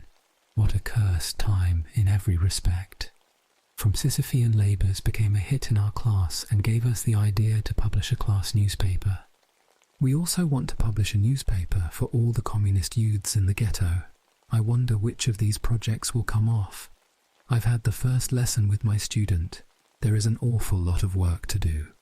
Blaustein has promised to arrange the x-ray for me quickly, something that is very hard to do in the ghetto. If I can just be healthy, then everything will be all right. Monday, May the 19th, Lodz. I've received 10 RM through someone from WWII in Warsaw. It's a godsend. I'll spend some of the money to have my shoes repaired, and the rest, together with father's and mom's wages, will buy our food rations. As of today, I receive 2 soups in school. It does make me feel better. We had a Politburo meeting in the evening. I have been delegated to attend an all-youth sociology course, and we've settled a number of local matters. The most important things are schoolwork and studying Marxist theory. We discussed the question of the essence of the state and its class structure, the issues examined in the first chapter of Lenin's State and Revolution, which we studied individually earlier. Wednesday, May the 21st, Lodz. Rumkowski has returned from Warsaw. He brought 12 physicians back with him and announced that anti-aircraft equipment will be readied and anti-aircraft defences will be organised. There are no new food allocations at all, and the soup in the communal kitchens is becoming thinner and thinner. There is no barley or potatoes at all, and we are already running out of vegetables in the ghetto. We've had another meeting of a unit of lecturers. We discussed the difference between a proletariat revolution and a bourgeois democratic one. Thursday, May the 22nd. DI. I had an awful day. Just before leaving for school, I tried to cut a piece of bread and literally cut off a piece of my finger. So much blood was gushing that I had to rush to an emergency room where I had my finger dressed. It was already so late by then that I decided not to go to school. I lost a lot of blood and also the 2 soups I receive in school. Thanks to my awful look. I really feel dreadful. In the emergency room, I witnessed the arrival of a Jew who had been shot in his side. 2 Germans were parading in the streets of the ghetto, battering and shooting. They killed 1 Jew and wounded another. What luck. Friday, May the 23rd. Lodz. My finger is not too well. I think it's beginning to fester. I hope it will heal soon. It's nice and warm. Winter's gone, but unfortunately the war remains. We got our first mathematics test back. I got an A-. Newtek Radzina's project cannot be realized now because I am too weak and too busy. I finally have the lessons. 4 times a week for 1.50 RM, Saturday, May the 24th, Lodz. I've been catching up with classes all day today. I'm damnably hungry because there isn't even a trace left of the small loaf of bread that was supposed to feed me through Tuesday. I console myself that I'm not the only one in such a dire situation. When I receive my ration of bread, I can hardly control myself and sometimes suffer so much from exhaustion that I have to eat whatever food I have. And then my small loaf of bread disappears before the next ration is issued and my torture grows. But what can I do? There's no help. Our grave will apparently be here. Sunday, May the 25th, Lodz. It's really like May now, even though the emaciated, famished people like me can't yet afford to fully summarize their garb. Winter coats have finally been put away. It's already dry everywhere, and the smell of spring in Mersin makes your heart break with the memory of pre-war times. In normal times, we would now be 3 weeks away from the gymnasium pre-graduation exams and the longed-for vacation. There would certainly be an excursion, and after that a camping trip or a visit to the country. Damn it. You feel like crying when you remember those things. Blast it. Monday, May the 26th, Lodz. At school, everything proceeds normally. We're working on Cicero's often praised speech against Catiline, and we'll start metrics next week. In mathematics, we're doing exponential equations, and before long we'll start on the measurement of volumes. We are falling behind in other subjects, though not in German. Dinners in school are relatively substantial, and my extra portion of soup comes in awfully handy. Even 5 such portions would not be too much. A school paper is being organised. I've submitted a caricature for it, and perhaps one of my articles in Yiddish will be accepted as well. All the others I wrote turned out to be unacceptable to the censors. The ghetto has its own precisely formulated bourgeois ideology. Even though Mom has a job, things are not too well at home. She leaves at 7 and comes back at 9 in the evening. Father works from 8 to 8, so all our housekeeping falls on Nadia's shoulders. She takes care of all the food lines, cleaning, etc., and she performs all these efforts, having only 1 soup and 30 decagrams of bread a day. Just like we don't cook at home anymore because we have nothing to cook. We can't get any potatoes because they are not available in the ghetto. Any increase in the daily portion of bread is beyond hope. Tuesday, May the 27th, Lodz. Everybody is anxiously awaiting Roosevelt's speech, which was scheduled for today. People are saying that it was on May the 27th that the United States declared war on Germany in 1917. I hope I'm proven wrong though. Otherwise, everyone is ready to tyrannize me endlessly for my relentless pessimism.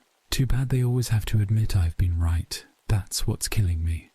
Wednesday, May the 28th, LVDI. According to Roosevelt, we must wait, and wait. Listening to this disgusting blabber drives you crazy. The statistics show an unbelievable increase in the number of children and young people sick from tuberculosis here, and the hearse is as busy as ever. Meanwhile, over there they wait. Damn them. Namely, he announced that the next allocation of bread will be given for only 4 days instead of 5 days, which means 50 decagrams a day. If the larger portions of bread remain for longer, it will be really something. But now people will just encourage their stomachs, and later it will be even worse. All the excitement is about a single common dry piece of bread. It's horrible. All this weighing of portions, the squabbling about weight, grabbing for crumbs, will it ever end, has published an article by Rumkowski in which he writes that since there is nothing to be cooked instead of supplementary soup, workers will receive 20 decagrams of bread, 5 decagrams of sausage, and a cup of ersatz coffee with saccharin for 25 pf a day. In school, I managed to finagle a third soup. After everybody had their soup, and after several quite brutal refusals, I persuaded the kitchen manager with my begging to give me an extra portion. But even with the weight of the soup I lapped up in my stomach, I was as hungry as before. I don't think I'll ever be able to satiate my hunger.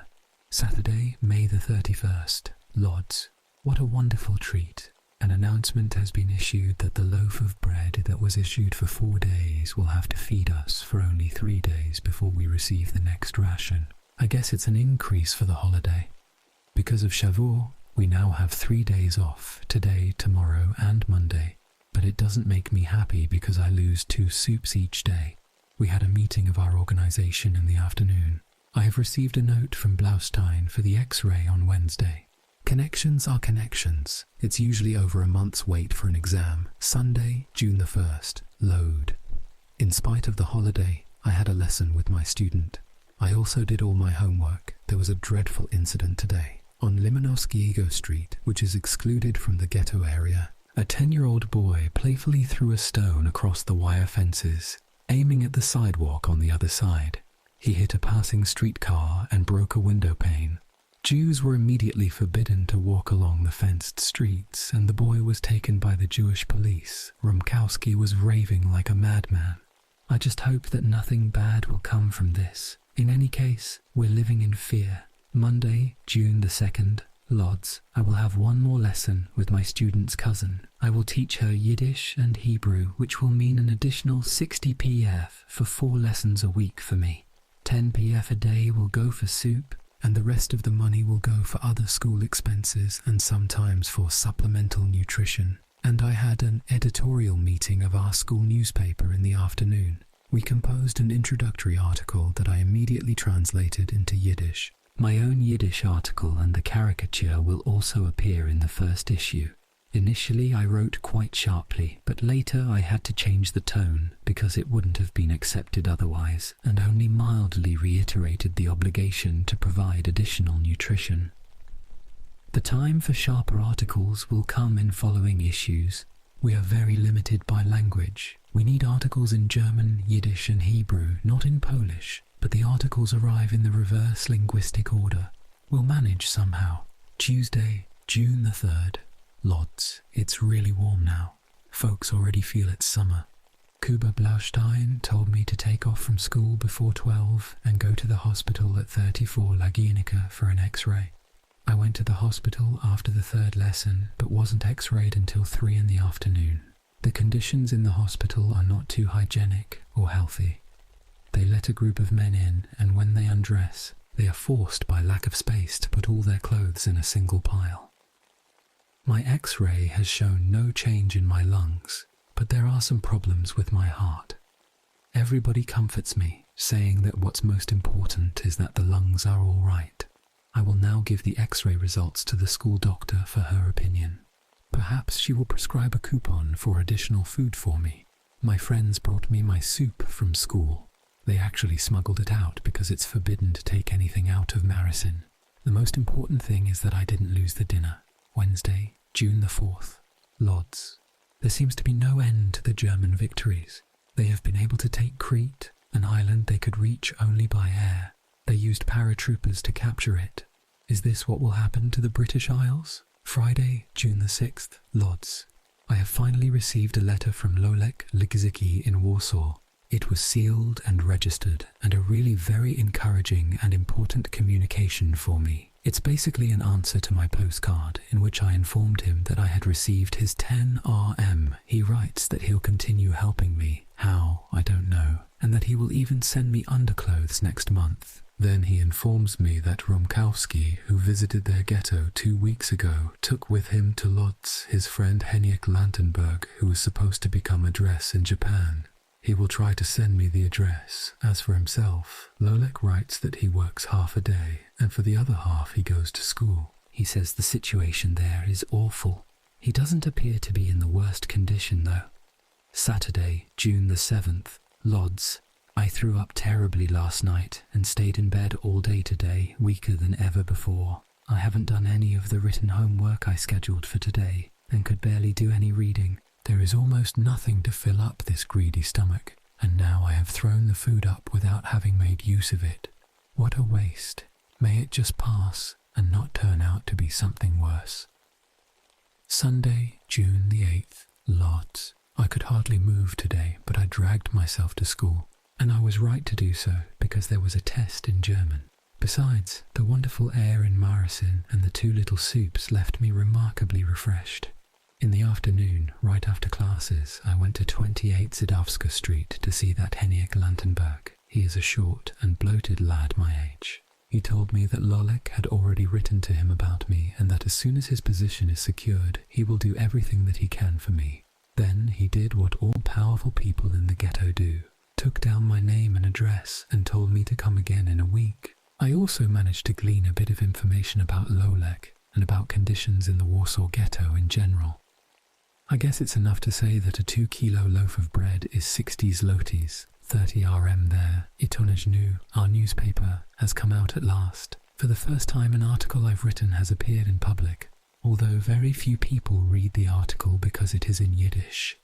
The caricature has become a hit. I've also been officially appointed the head of the Judaic department, Yiddish, Hebrew, on the newspaper, and we are already thinking about the next issue.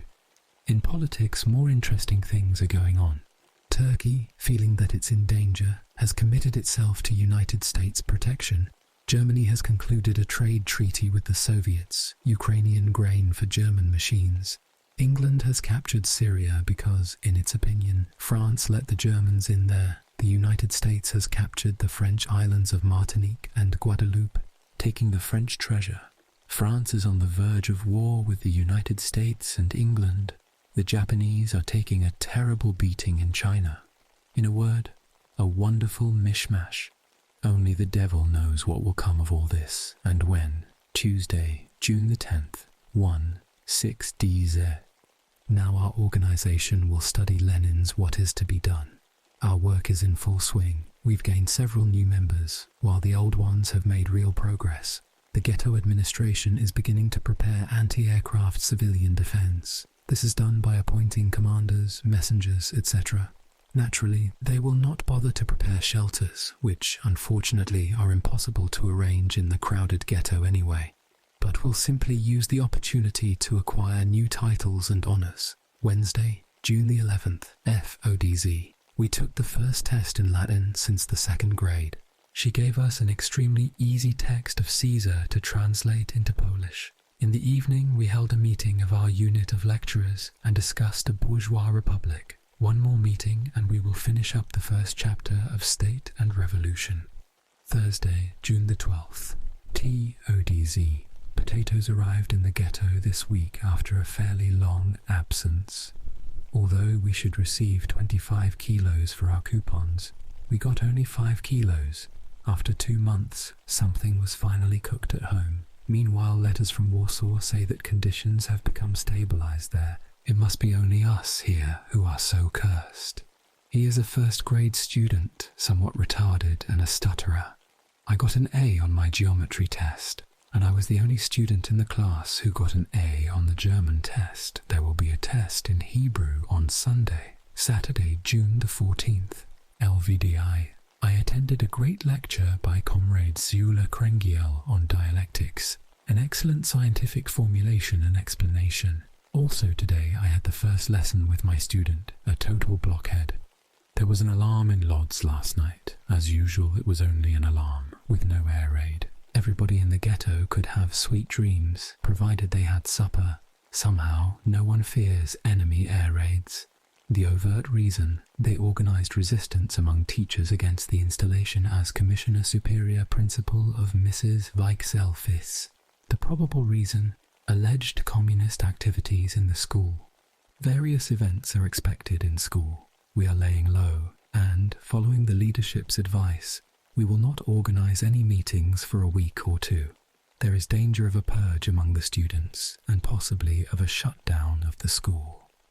The party leadership in the ghetto has not yet taken any stand on the issue, a wait-and-see state. Monday, June the 16th. DI, we had an inspection during religion class. They've apparently decided to take better care of the school.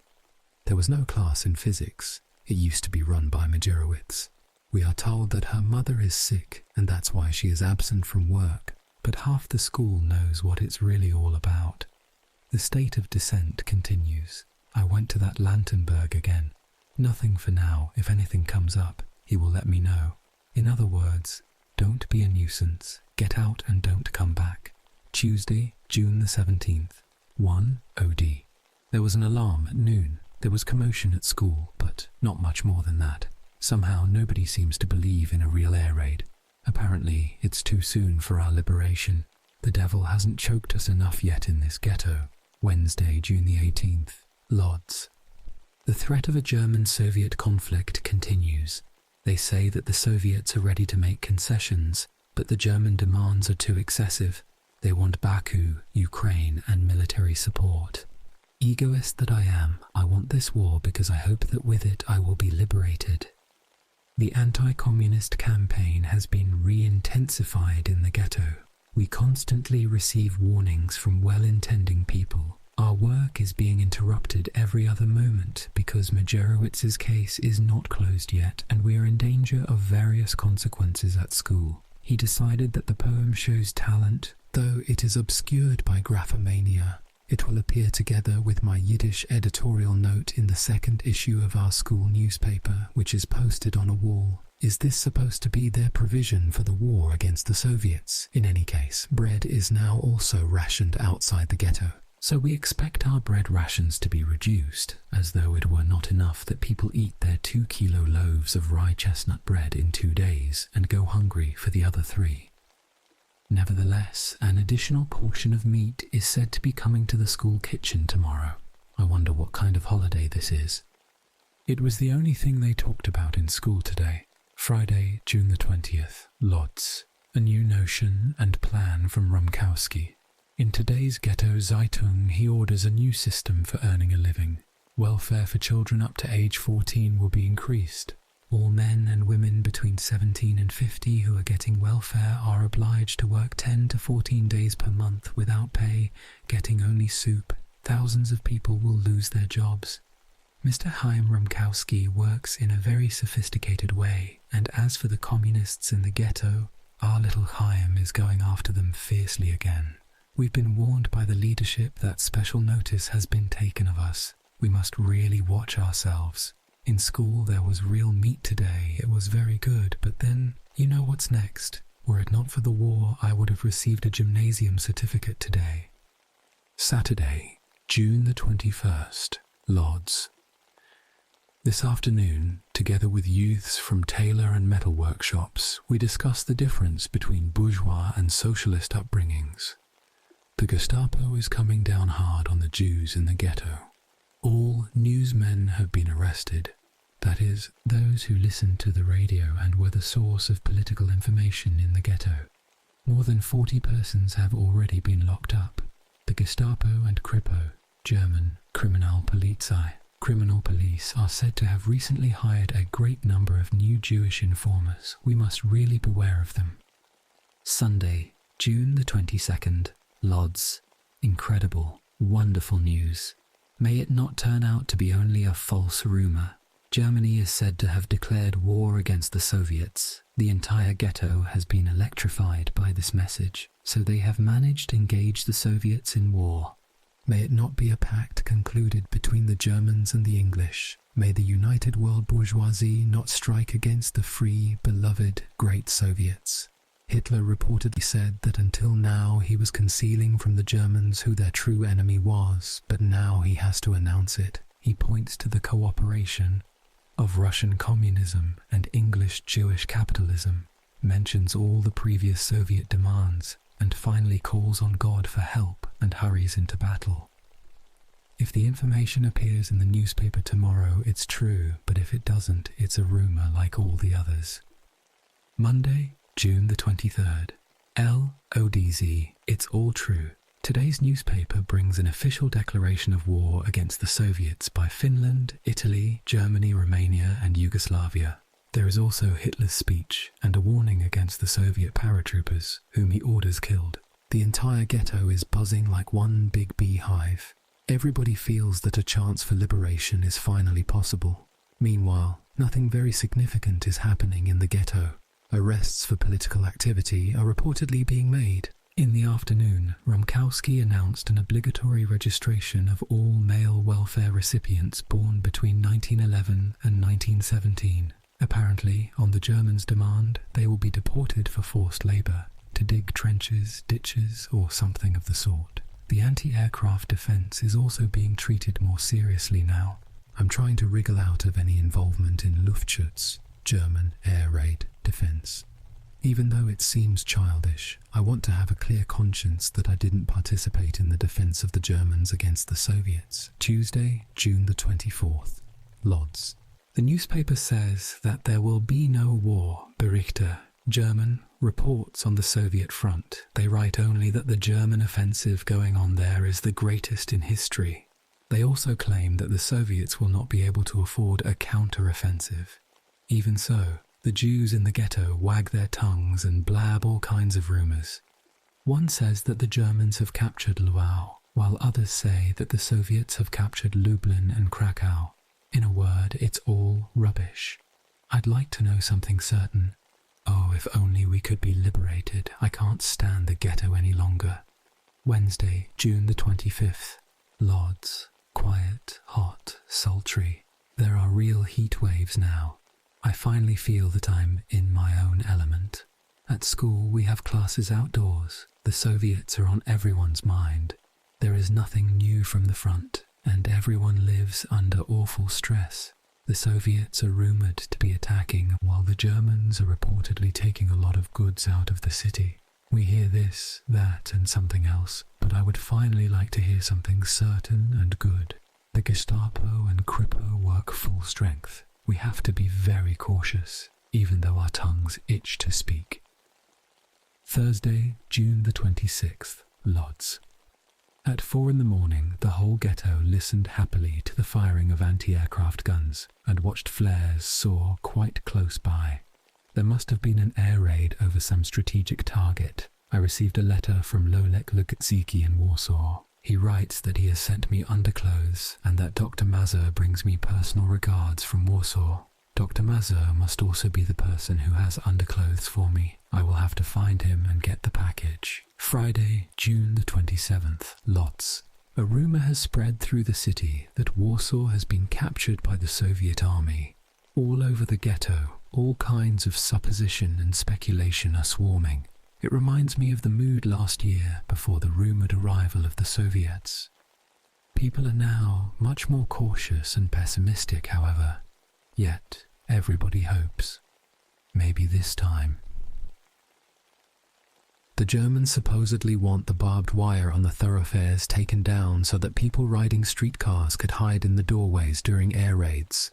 Rumkowski is said to oppose the idea, telling the Jews that he is afraid of a pogrom, while telling the Germans that he will not be responsible for Jews escaping from the ghetto. The food situation is deteriorating in the ghetto. Reserves are running out, and new transports don't arrive. Only the devil knows why this war has been going on for 2 years. Saturday, June the 28th. Lodz. Calm and quiet, but the air is full of electricity. Rumkowski has issued another notice about an additional registration of male workers. All men between 17 and 40 are going now. I wonder whether it also affects my older school friends. Several train cars that arrived in the ghetto with food have supposedly been backed out. Doctor. Maza gave me the parcel with underclothes from Lolek Lugziki. The kind boy has sent me a shirt, a gym shirt, long underwear and socks. They are enormously useful. Today I faced a very serious and difficult issue that made me very tense and excited. Newtek Radzina told me that because all political party work in the ghetto has been suspended, a party cadre is being established to operate in great secrecy. It is supposed to consist of people devoted body and soul to the cause, for whom nothing else will matter. They are supposed to be at the party's disposal at all times for any kind of action. 5 such persons are expected to come from among school youths who, of course, will be selected after very thorough consideration.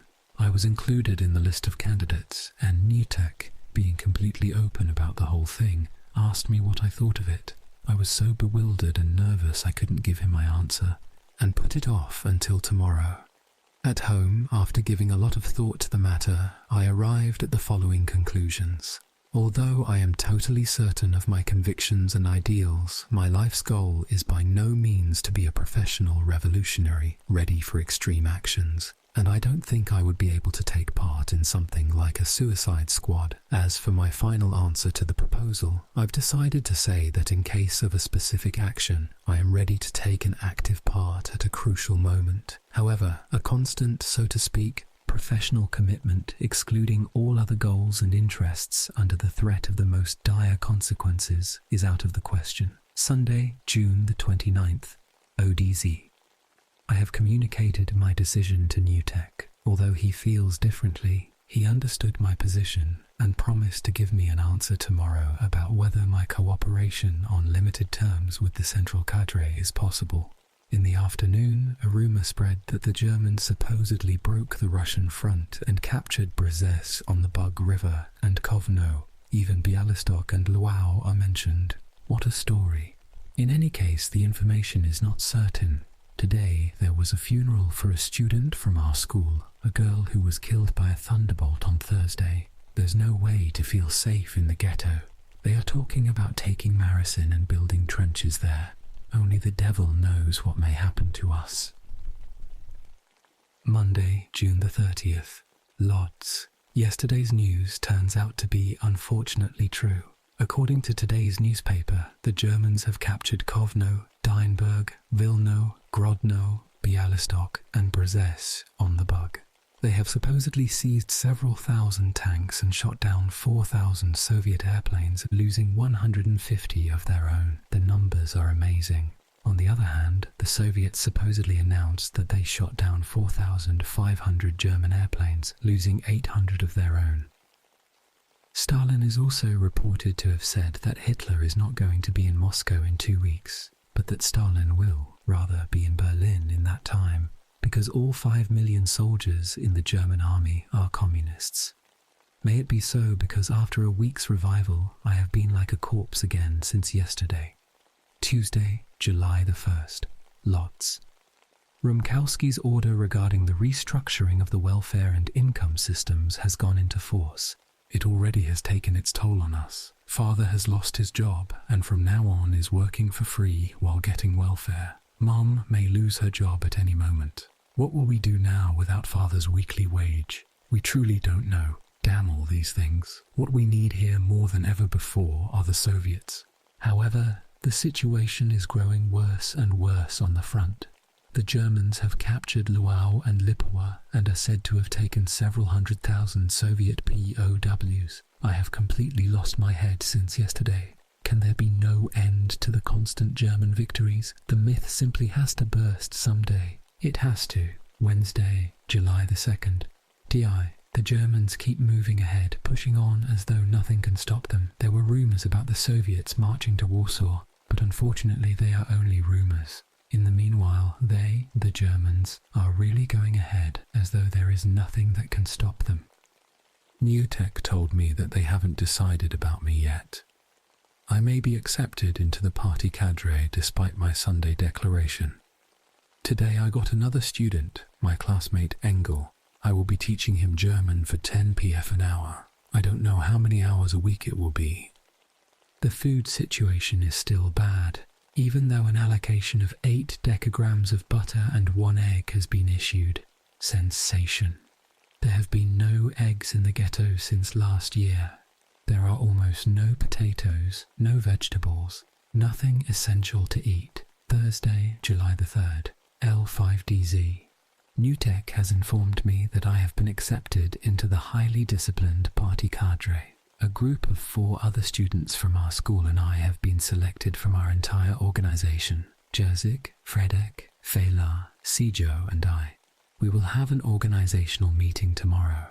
We are supposed to keep all members of our organisation under our review and to prepare ourselves emotionally for the sacrifice that is to come. It will not be very soon because the German situation becomes better while the Soviets worsens. Obviously, we cannot believe every idiotic rumour we hear. Friday, July the 4th, Lodz. Today we had an organisational meeting of our unit of 5. It was run by Nitek, the member of the highest level unit of 5. He briefed us on the general political situation and discussed the problem of centralisation of the party, our goals, character, etc. In the end, we distributed members of the organisation among us to keep them, though unaware, in constant contact. Those who have fallen to my lot are Engel, Britt and Abramant. The Germans write that the Soviets are retreating all along the front line. Only the devil knows what will finally come of it. Saturday, July the 5th, Lodz. After the whole week of toiling, I took a good rest today. But of course, I am even hungrier. In politics, there's nothing new. The Jews console themselves that at least the Germans haven't gained more victories. It's become cold. It's not like July at all. Everyone's in a coat, and the sun can be seen only once every 3 or 4 days. Let the devil take this kind of life.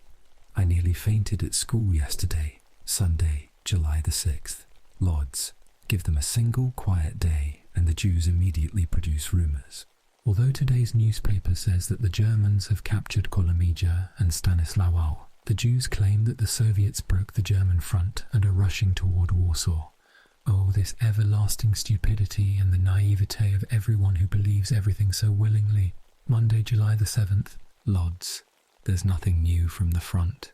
The newspaper only reports all kinds of cretinisms and fabrications about the Soviets, their army, police, terror, etc., etc.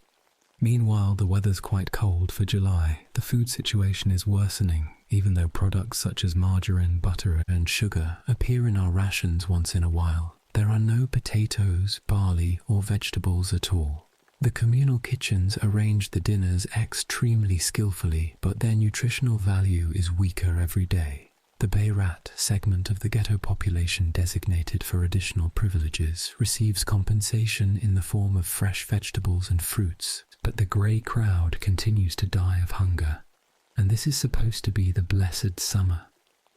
Tuesday, July the 8th, Lodz. It's worse and worse at home. It's the 8th day that father has been working as a welfare recipient for nothing because no welfare has been issued so far. Mom has less and less work in the kitchen, which has naturally taken its toll on her income. Thus, my lessons again become the mainstay of our budget. I hope this situation will not last long, that it will take a radical turn. Wednesday, July the 9th, L5DZ. America has captured Iceland to forestall a German invasion there. There's nothing new on the Eastern Front. The Germans are apparently not rolling so smoothly anymore. The tightening of English-American-Soviet relations is mentioned more and more often, and the bilateral agreements are supposed to be evidence of that. I wonder how the situation will develop after the Germans have been crushed. But this tiny but, the crushing of the Germans, still seems completely out of reach.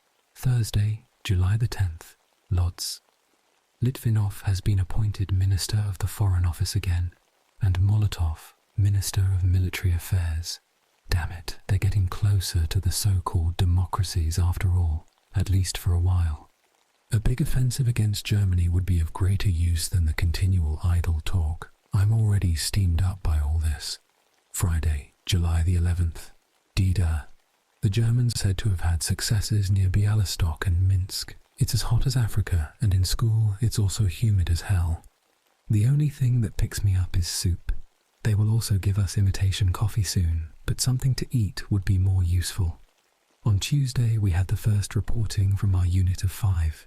We discussed the political situation, and after that each of us gave a briefing on his conversations and thoughts about the members of our organization who had been appointed to him. We are slowly getting back to work in the ghetto. Mostly we are engaged in the struggle for workers' rights. I went to see Majerowitz today. We visited her with Newtek a few weeks ago. She too has other expectations and appears to be completely ours. She hopes to come back to school in the next few days. Saturday, July the 12th, Lodz. There's nothing important in the newspaper. The Germans keep complaining about the savagery of the Russians. They say that the Russians have made the war the bloodiest in the history of the world. The number killed on both sides supposedly totals 2.5 million people. What slaughter! The best part of humanity is being killed there. Damn it, you really can't tell what else can happen in this world if this war is not over quickly. Sunday, July the 13th, Lodz. Rumkowski has given another treat to the starving ghetto population because he received a little wheat flour. He had 40 decagrams strudels baked, and they are now given out as a special allocation together with 5 decagrams of artificial honey. Folks are as happy as can be because it's the first white bread in the ghetto since last summer. The bad news, however, is that dinners in the kitchens have become awful because there are no potatoes, vegetables or barley in the ghetto at all. There's only a small quantity of peas, a little wheat flour and barley flakes of some sort. These are the ingredients that the soup is fixed from. A liter of water and 7 decagrams of solids. You may also spot sauerkraut from time to time. The only consolation is that the fields are blooming and the crops are supposed to be excellent this year. Monday, July the 14th. Lodz. The Germans have captured Vitebsk. Although their march is very slow, they keep moving on. A wintry chill comes over me again when I remember that the war still drags on. Damn it, everything's running out here already. Most of all, my health. I have a feeling that next winter the ghetto won't see me. Tuesday, July the 15th, Lodz. After quite a long break, the Ghetto Zeitung has been published. Rumkowski writes that we should turn in long coats and capes, which he will have remade into winter jackets. From what's left, new coats will be made for the poor. So he is serious about one more winter here, and it seems to me that he is right. Father has a job again, this time as a painter's assistant. Say what you will, you can't reproach him for laziness. He would be happy to do anything to provide bread for us. But what can he do? He has no luck. Meanwhile, Mum also has a job, and perhaps she will manage to keel it. The main thing is not to be cast aside, not to be finished off. Wednesday, July the 16th, Lodz. It's been several days without German victories. Good cheer slowly creeps back into the hearts of the ghetto dwellers, and together with a tiny bit of fantasy, the boldest suppositions and rumours are being born. The United States is now almost totally ready for war with Germany. England is bombing, and there have been no new German conquests on the front. So perhaps the Germans are really in bad shape, but all this seems only wishful thinking. No one really knows what's going on. Thursday, July the 17th. Lord Majerowitz was back in school today. Yesterday the king, Rumkowski, visited Marisin, and when he was Gott gelernt, German, in a good mood, They managed to extract from him his consent to allow the fired teachers to come back to school. We bought Maderowitz a bouquet, which moved her very much.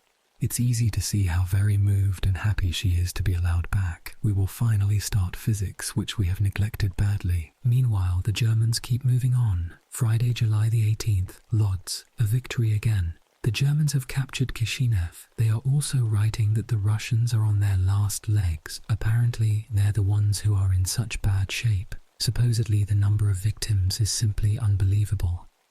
Newtek called me for an interview today and analysed my coolness toward our work. For the second time, I explained to him that party work is not my main goal or obligation, and that I'm not working prominently now because there is no job to do. I don't think it is my task to create the circumstances for something to happen. We didn't finish our conversation. We will finish it on Sunday, Saturday, July the 19th, Lodz. All day long I had nothing to eat but water, soup in the kitchen. It's more and more difficult for me to go on starving. In the past I was able to not eat all day and still hold on somehow, but now I'm an empty pot. I was so weakened by the lack of soup at school that I thought I would collapse. Meanwhile, the Germans have captured Smolensk. They're also apparently holding back something for tomorrow so they can write about a new conquest. Tomorrow is Sunday, and on Sunday there are always victories. Ptui, I'm becoming superstitious again. They are really marching on, damn it. Sunday, July the 20th, LVDI. We will now have only 2 kilos of bread for an entire week. But we will also have 2 40 DKG pieces of strudel, which means altogether about 40 decagrams of baked goods a day. And strudel is strudel, except that it's very expensive, as much as 40 PF. But what else can you get in private trade for 40 PF these days? 8 toffee pieces, that's all. In politics, there is nothing new. If only those krauts did not lumber any farther, you could say it would not be so bad. But so far the bloody beasts keep moving on. All of the devil's power must be helping them. Today we had a meeting of our unit of 5 and discussed the general political situation. Monday, July the 21st. D. It's still cold. It may be better for our health, but I would prefer hot days. Even though everything seems to be in full swing in school, we are making little progress. Meanwhile, the summer is approaching its end. If it's like last year, August will turn Merison into one big pool of mud, and school, studies, and most important, soup will become only a dream again. They say I do it well. I have an awful lot to do because of my tutoring. I can hardly manage to learn languages. Things are meagre at home. Mum has no income, while father's is very low. Everyone keeps waiting for these few marks of mine. Wednesday, July the 23rd, Lodz. Today our class had the compulsory bath at Bazarna Street. What a marvellous thing. A wonderful hot and cold shower. What a pleasure. At least for a moment you can remember the good old days. The Germans have reportedly been stopped and are being held back. Stories are also circulating about attempts to set up another front in the west. That would really be a great help. Thursday, July the 24th, Lodz. I get truly fired up hearing nothing new again. We barely stay alive here, but over there the Allies somehow still can't accomplish anything. It's obvious that the situation there is not all that easy, but I can't stand it. Oh, may it just end once and for all, damn it. Friday, July the 25th, Lodz. I have such a toothache I think I'll go crazy. Half of my face is terribly swollen. I've accepted a new student. She is a girl who wants to review the 3rd grade of gymnasium. I will get 10 RM a month for 4 lessons a week. Altogether, I will now have about 32 or 33 RM a month. I just don't know how I will manage everything. Naturally, I will have no more time to learn languages or write poems. I just hope that at least I will be able to do my homework. However, cash is cash, and the main thing is to have something to eat and to survive. Just to survive.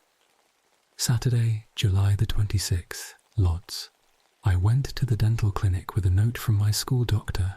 It turns out that the tooth I had filled last winter was not fully treated, and now infection has returned. Supposedly it is quite dangerous. I had the first lesson with my new student. She is quite sharp and very nice. However, she fell very far behind in the material. In politics, the most important thing is that the Germans have been stalled. Perhaps the era of their endless victories is finally over. Let it be so. Sunday, July the 27th, Lodz. Still nothing new. No victory was prepared even for Sunday, and the newspaper is empty as usual. We had one hell of a delight in school, where we had no classes today because all the children in Maricin had to parade before Rumkowski. What's most important, we received an additional afternoon snack, a piece of bread with a slice of sausage, a truly lordly gesture by our ruler. We could not be spared a speech, naturally. The old man said that he gives us all he can, and in return he demands that we study, and study well. A great number of dignitaries came with Rumkowski, guests, and the entire resort Rumkowski opened in Maricin for deserving personnel of the community administration. Life in the resort is said to be better than the one most people had before the war.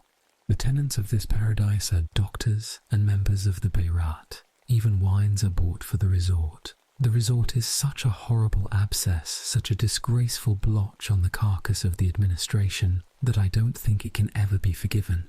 Monday, July the 28th, Lodz. My time is packed so densely because of tutoring that I can barely manage to do my homework.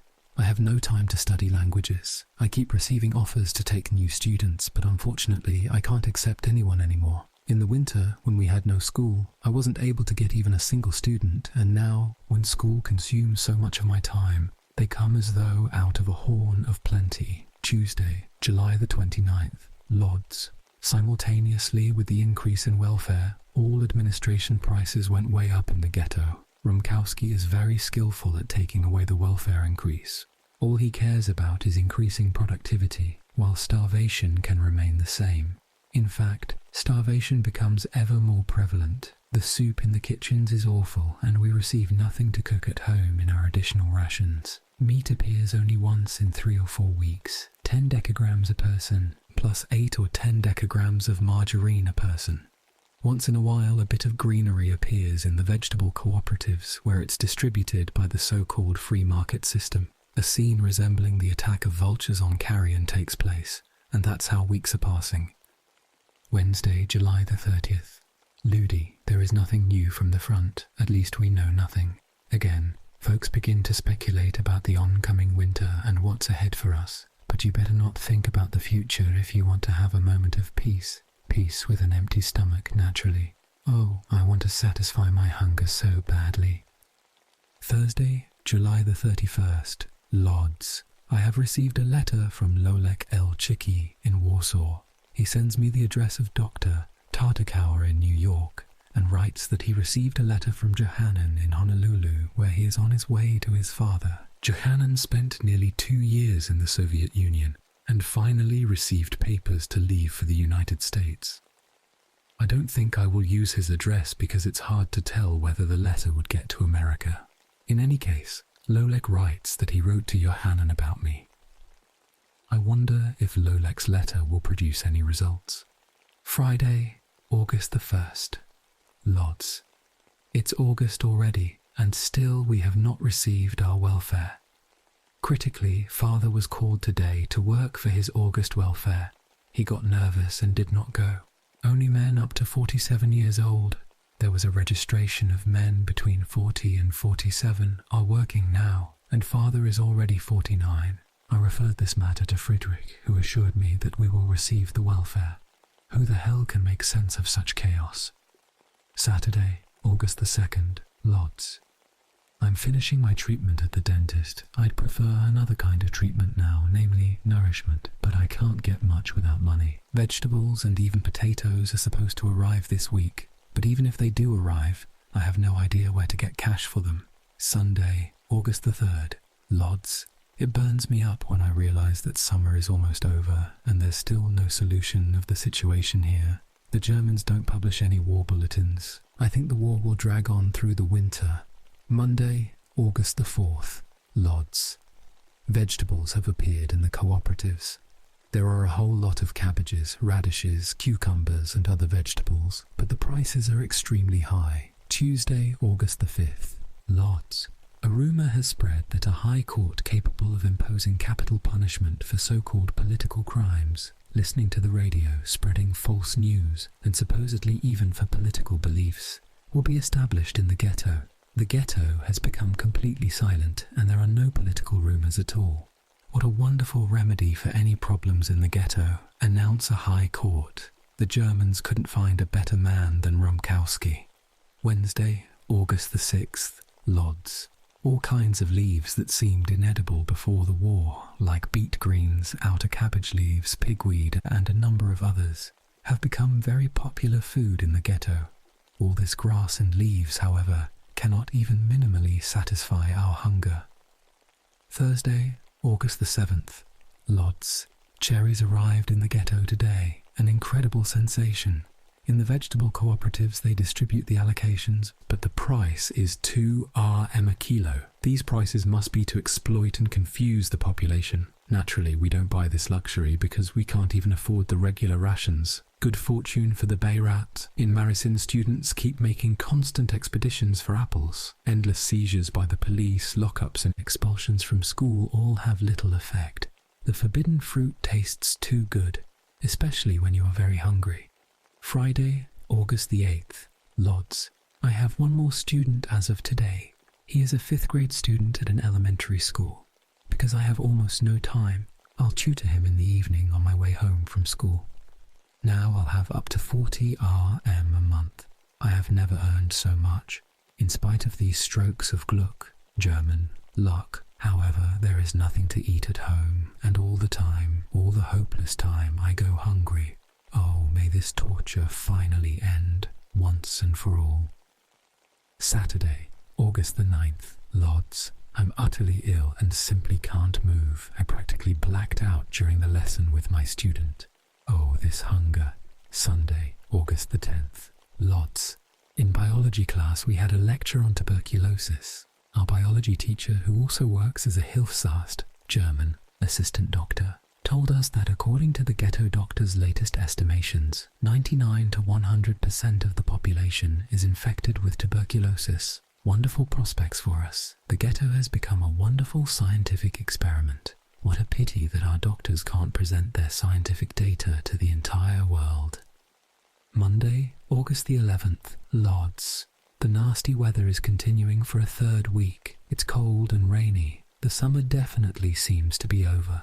This is the 2nd year that the summer has been so short. The potatoes that arrived in the ghetto have been distributed among hospitals, the Beirat, better kitchens and schools. Tomorrow our soup in school will be served with potatoes, so don't despair, keep smiling. Tuesday, August the 12th, Lodz. In politics it's so quiet, it's simply a pleasure. The newspaper doesn't bring any news, and people don't say anything either, under penalty of the gallows. They will supposedly go into operation soon.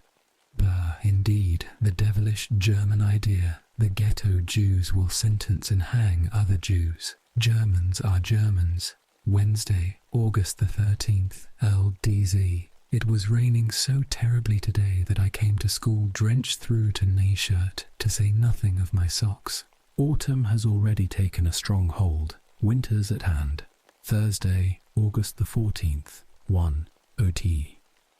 Even though father has a job as a painter's assistant, our situation is tragic. Rysiek Podlaski's father is now the manager of the saddlery workshop and promised me that he would try to find a job for my father. Perhaps something will come of it. Friday, August the 15th. Lodz. I have received the first payment from my newest student. The work is very pleasant, but all the money for the tutoring goes extremely quickly, so that all my work seems to have been done for nothing. Even so, may I just not lose these lessons. Saturday, August the 16th, Lodz. Today I ate my fill of soup in school, because one of the kitchen workers turned out to be a neighbour of mine, and now he gives me the so-called connection soups. However, the water had no sooner run down to my stomach than I was as hungry as before. Podlaski sent for my father today. He has a job for him in the saddlery workshop at some machine that is to arrive in the ghetto any day. Father will be able to earn up to 18 RM a week. We will finally have a regular income. I would just like this job to be an accomplished fact. If only Mom could also get back to work, then it would really be a paradise. Sunday, August the 17th, Lodz. There was an informational conference for parents in school today, so we had only 2 classes and dinner after them. No one from my family could come for the conference, but I will know my grades for the last semester tomorrow anyway. I think they are not bad. Monday, August the 18th, Lodz. Our grades were read to us. I got the best grades in the class, all A's and B's. But what good are they when I'm still hungry and keep feeling so terribly exhausted? It's already been several weeks since I stopped studying foreign languages altogether because I have absolutely no time for that. And even if I do catch a moment of free time, I don't feel like doing anything. I can guarantee that the war will not end this year. Tuesday, August the 19th, UDT. The rumours have fallen silent for good. The newspaper reports that the Germans move farther and farther into Russia. They have already captured Homel and Nikolaev and now threaten Leningrad. Damn it, the war will drag on for years. Meanwhile, we're on our last legs here. I think we will be pickled in this ghetto. Wednesday, August the 20th, Lodz. Our class went on an excursion to the hospital at Legionica Street to see the X-ray machine and X-ray examinations that are made there. We witnessed an X-ray examination of elementary school children who are sent there by the anti-tuberculosis dispensary. Almost all of them have signs of tuberculosis. Several dozen people arrived from Warsaw this week. They tell us incredible horror stories about the situation there, but none of them has the dreadful sallow skin we all have in our ghetto. The cadavers walking along our streets have given the entire ghetto a pale, musty, tubercular look. Thursday, August the 21st, Lodz. Father has begun his work for Podlaski in the saddlery workshop. Oh, if only Mom could also return to work, then perhaps we wouldn't be in this horrible, starving state anymore. Then my lessons would just be a good financial supplement, perhaps allowing me to have some additional soup in school from time to time. Friday, August the 22nd, Lodz. Mom got hold of Praskia, the absolute ruler of the kitchen department, and through him she wrested a note from the department to allow her to be admitted back to work. However, the manager of the kitchen where Mum was assigned said that she would work there for only 2 days. I wonder what kind of new trick this is, a mistake in filling in the assignment form or someone's mischief. Saturday, August the 23rd, Lodz. It's already totally autumn-like. Cold and clouds make me shudder. I was staggered today when I heard about the death of our former neighbour in the building, Mr. Kamusiewicz. I think his is the first death in the ghetto that has left me so deeply depressed. This man, an absolute athlete before the war, died of hunger here. His iron body did not suffer from any disease. It just grew thinner and thinner every day, and finally he fell asleep, not to wake again. Oleg Kamusiewicz also looks like a cadaver. All this is a horrible act of destruction wrought by the war, and the end of this misery is still not in sight. Sunday, August the 24th, Lodz. The ghetto is developing more and more gloriously. A large number of new workshops and factories are being established. Together with those already existing, they form what's called in jest the Jewish Industrial District. In addition to schools, camps, sanitariums, Marysin now, a separate quarter has a whole lot of new factories and employment departments. For example, a plant producing carpets from rags, a preserves factory, a candy factory, shoemakers, decorative workshops, and many others. Everything is the state property of der Altest der Juden, German, the eldest of the Jews. Many new workshops have also been organized in the main area of the ghetto. For example, the saddlery shop where my father has a job, leather and embroidery shops, and even the one where army furs are cleaned. Furthermore, a metal workshop keeps receiving larger orders from the Germans. Hundreds of people are now finding employment, and everything appears to be going for the better, if it weren't for the high death rate and hunger, the never-ending hunger that will not abate at all. We are constantly short of money, and even if there are vegetable allocations, we are almost never able to buy them.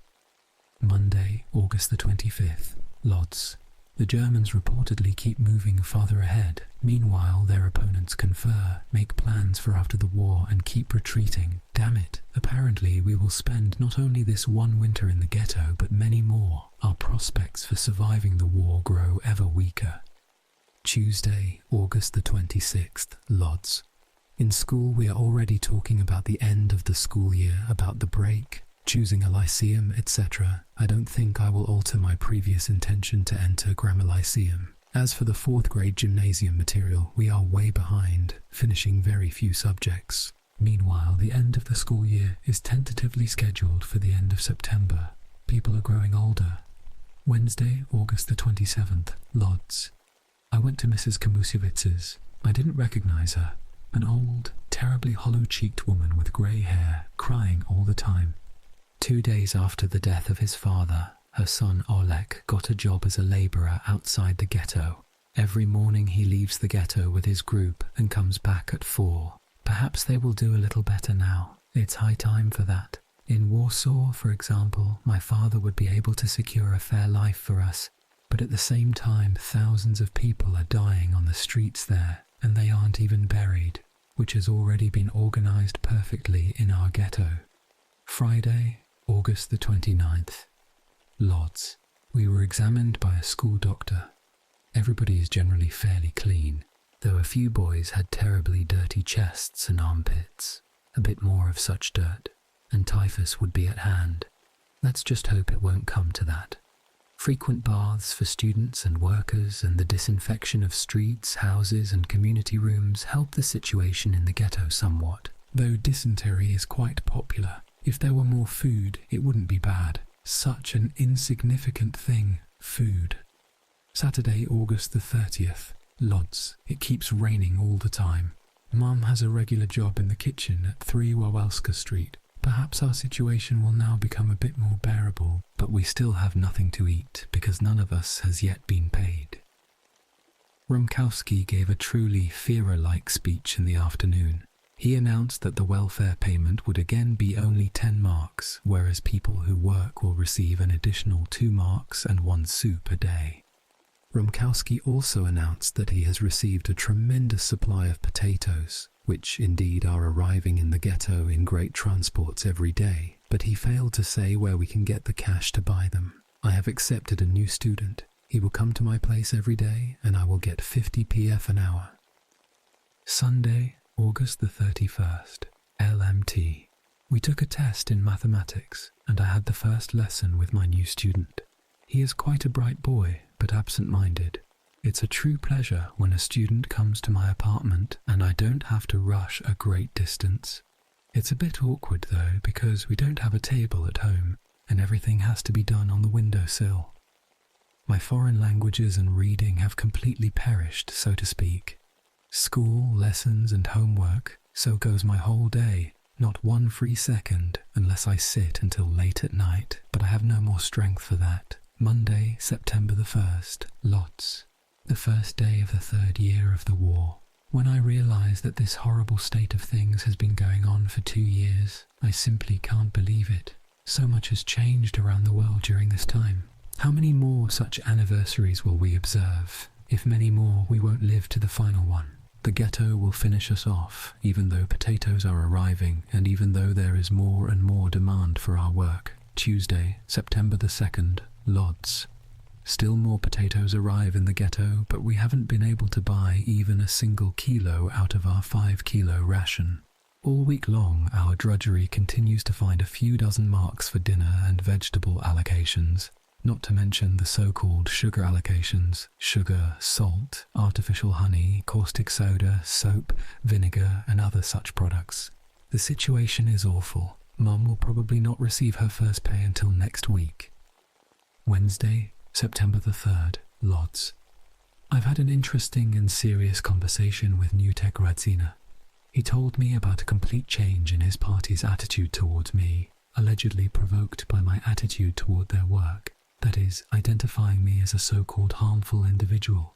Newtek talked about me with Zula, Gienia, and many other persons, and all of them advised him to simply exclude me from the work. Of course, He wouldn't let it happen completely, and as a result I've become something of a loose member who doesn't participate in the theoretical work which has started again because of technical matters, my tutoring, or in the organizational work because of matters of principle.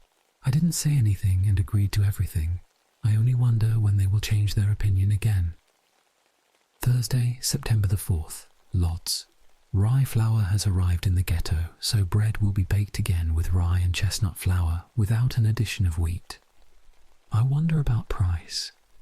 Cooking remains a problem, however, because few individuals can afford wood or coal. All kinds of electric and gas kitchens where you can cook by the hour have developed. An hour on gas costs 15 to 20 pf, on electricity 40 to 50 pf, while a kilo of wood is 1.20 rm. The only remedy is to have cash. Friday, September S. Lodz. Our classes in school were cut short because of the Sabbath. Again, the wind is pulling in the morning and the days are becoming shorter. It rains almost every day. Father finally received his pay and we have bought our first potato allocation. We had a long wait, but this evening we had a potato treat. We still have a long way to feeling satiated, but potatoes are potatoes. The main thing is to have cash. Fortunately, I will have a few marks tomorrow. Were it not for them, we wouldn't have money for dinner on Sunday or for bread after that.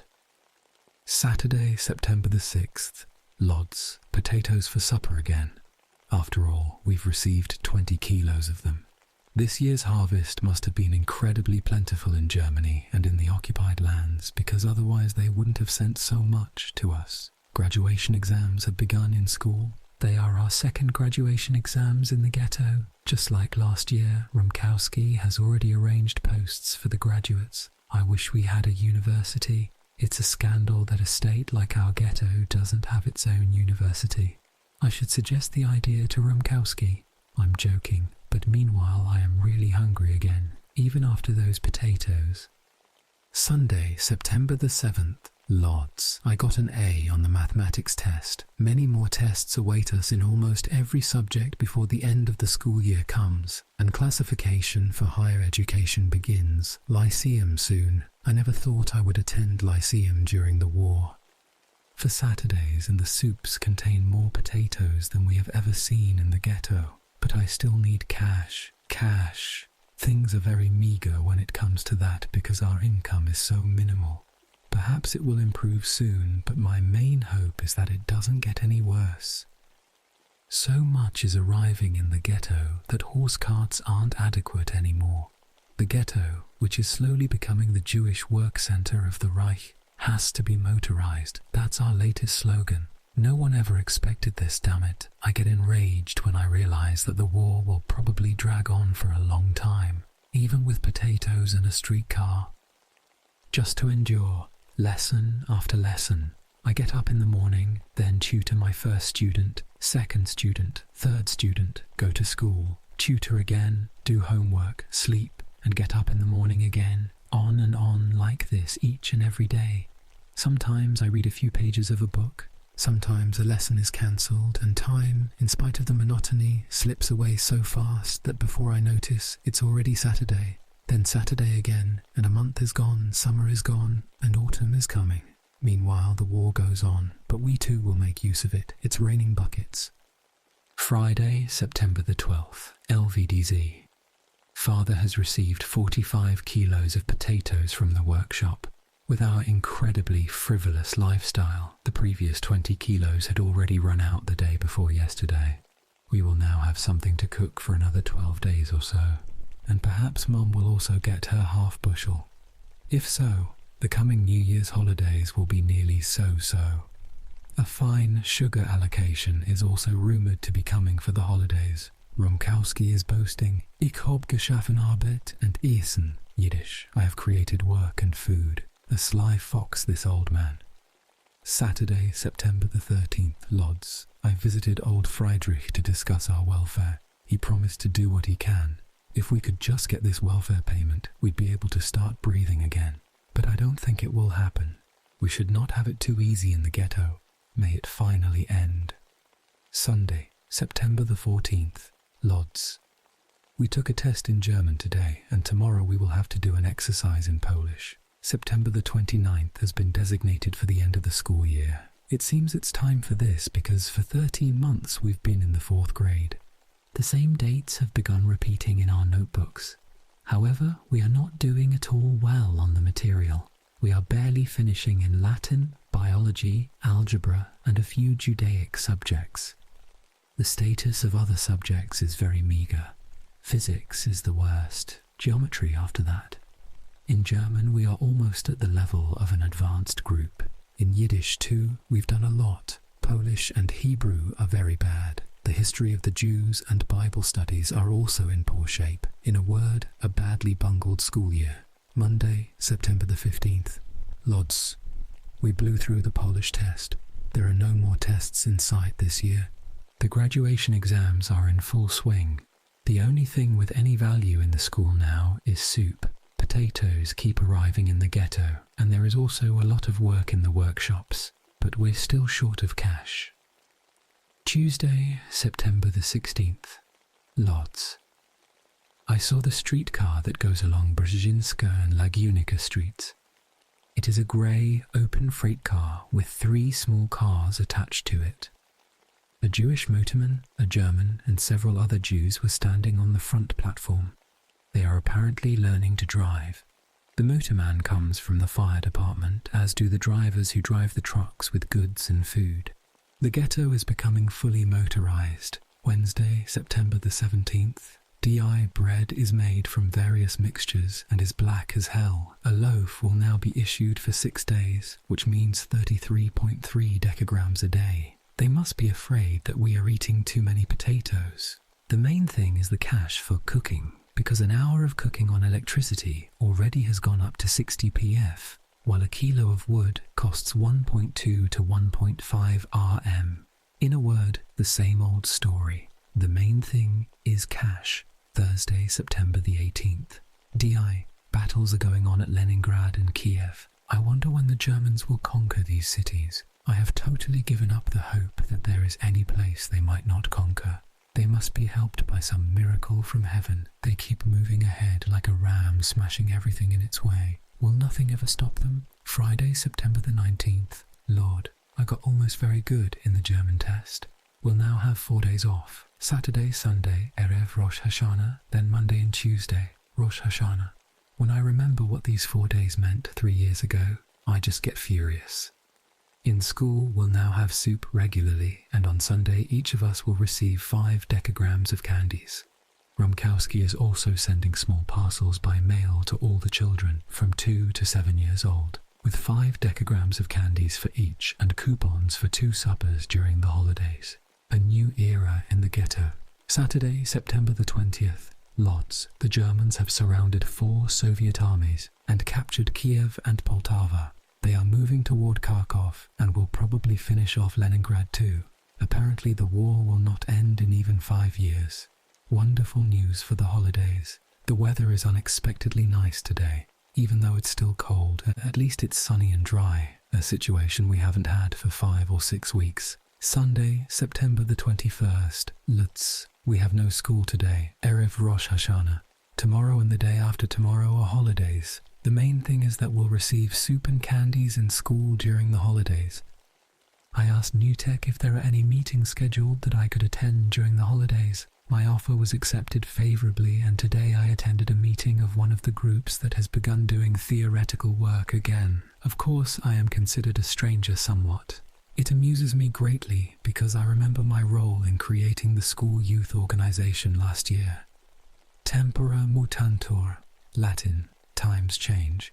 Monday, September the 22nd. Lodz. Since many boys don't come to school for their soup during the holidays, I can buy more food coupons and take Nadia to school with me for dinner. Let her have a little something to eat during the holidays. It's enough to say that she gets only 25 decagrams of bread a day. When a teacher came up to me with the card, I signed it. Newtek and others made a demonstration and didn't sign. It made an impression and sent tongues flapping.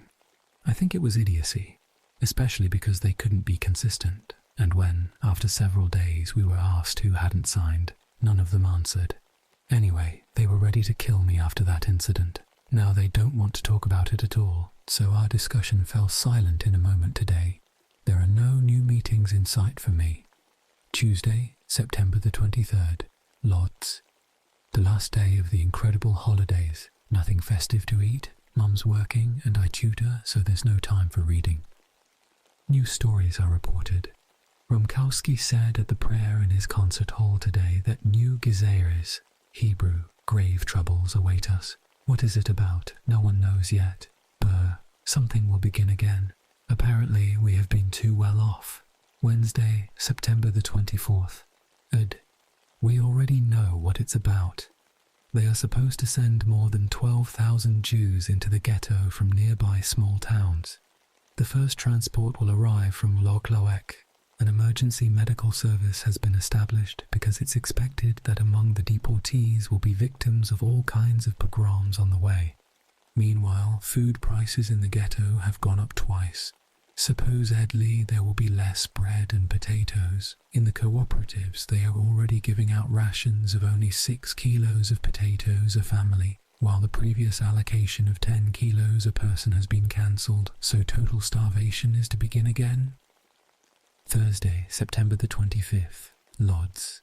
Maisin is being taken for the deportees. They are supposed to arrive tomorrow evening, and the school year has been cut short because of this. Tomorrow is the last day of school. The new school year is scheduled to begin on October the 16th, but no one knows where the school will be. I don't think it will be in Malisin anymore. Friday, September the 26th, Lodz, the last day of school, my last day in gymnasium, and the end of a particular period in my life. How strange it is to remember that just a moment ago I was a gymnasium student, and that I will never be one again. Melancholy comes over me again. Damn it, the world is going through so much now, and here I am moved by such a trifle. But yes, it moves me because it's about me, and a new epoch in my life begins. Whether the epoch of being a lyceum student, I don't know, but that's the way it appears, and I hope it will be so. Saturday, September the 27th, Lodz. When I was on my way to school for dinner, we will continue to receive soup there daily. Even on Saturdays, I saw several transports of women from Lodz Ghetto being taken to a bath. They look better than our women despite their rags and poverty. I've heard that not all of them liked our soup, and many didn't even touch the horse meat. They were accustomed to much better things. I don't think that the experience of recent days has taught them much. Anyway, nobody can be jealous of their fate. They came here without anything. Nobody knows what will become of them. Sunday, September the 28th, Lids. I lost the lesson with my idiot from the first grade. I tutored him for the whole summer. He was probably forced to repeat the same grade, so his mother has resigned from educating him further. As an influential ghetto dweller, she gave him to the metal department. She owes me a few marks, but I'm afraid I'll have difficulty getting the money. She asked me to come on Friday, but I'm afraid she won't pay me then. Monday, September the 29th, Lodz. I study English and French again, read and slowly arrive at the conclusion that school will not begin that soon, if it will ever begin again in the ghetto. Several boys from our class have already started working, and others are about to start.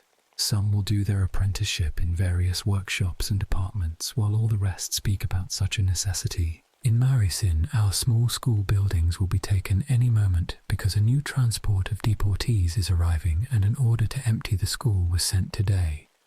The prospects for Lyceum are becoming fainter. Tuesday, September the 30th, Lodz, Erev Yom Kippur.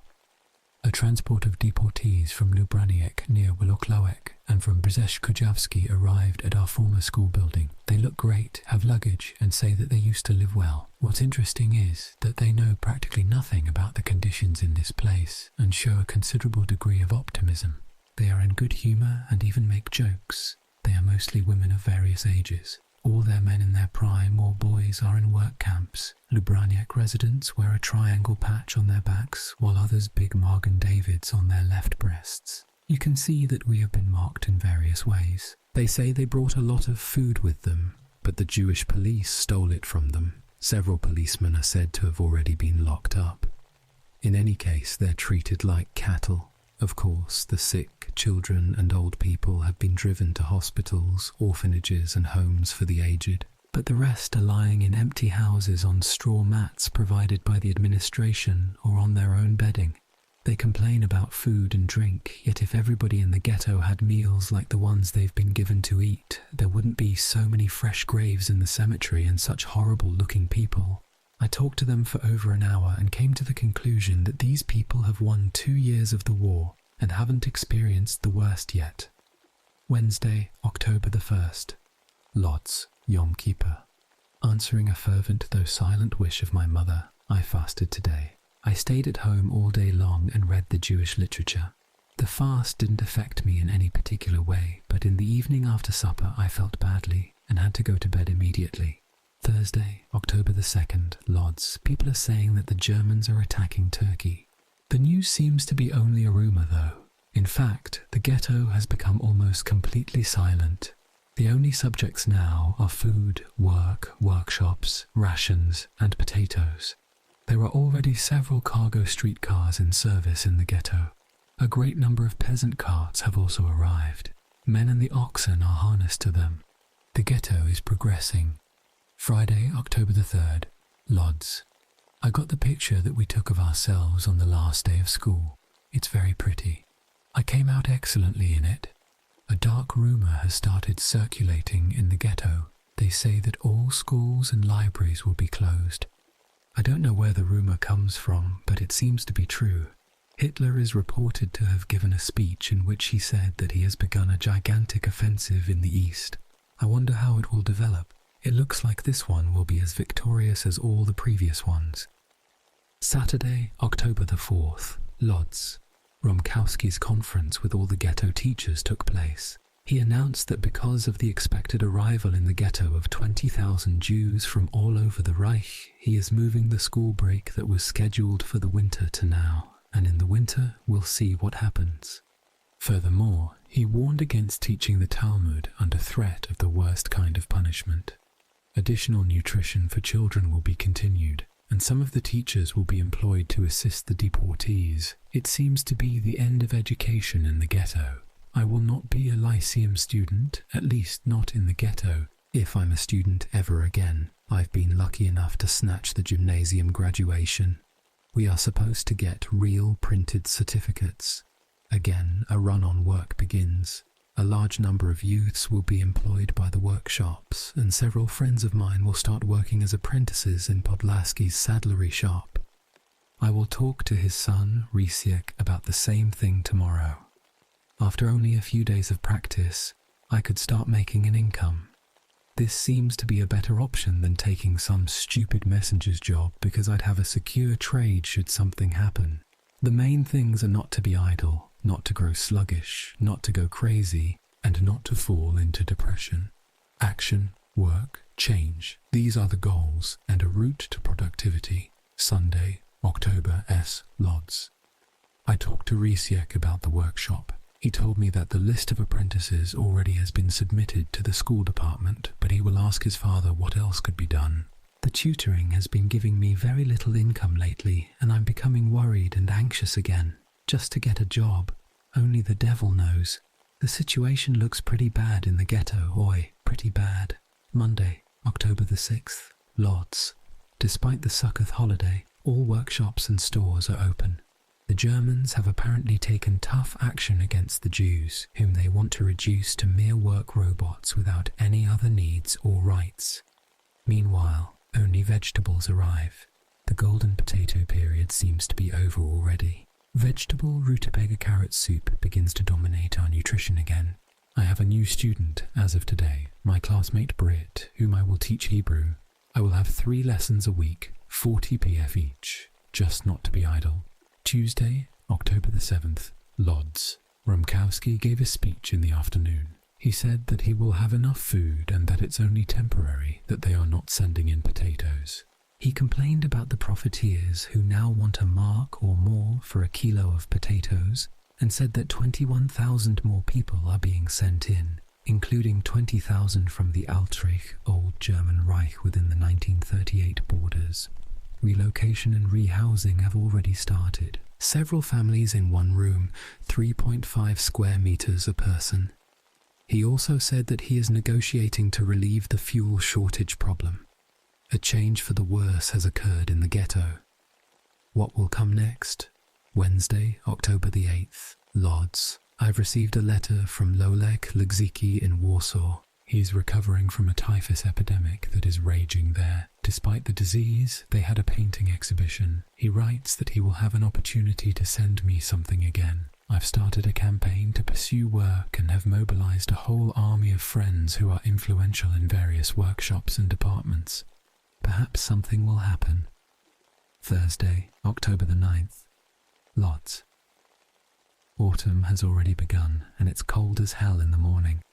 Shivers run down my spine at the thought of winter.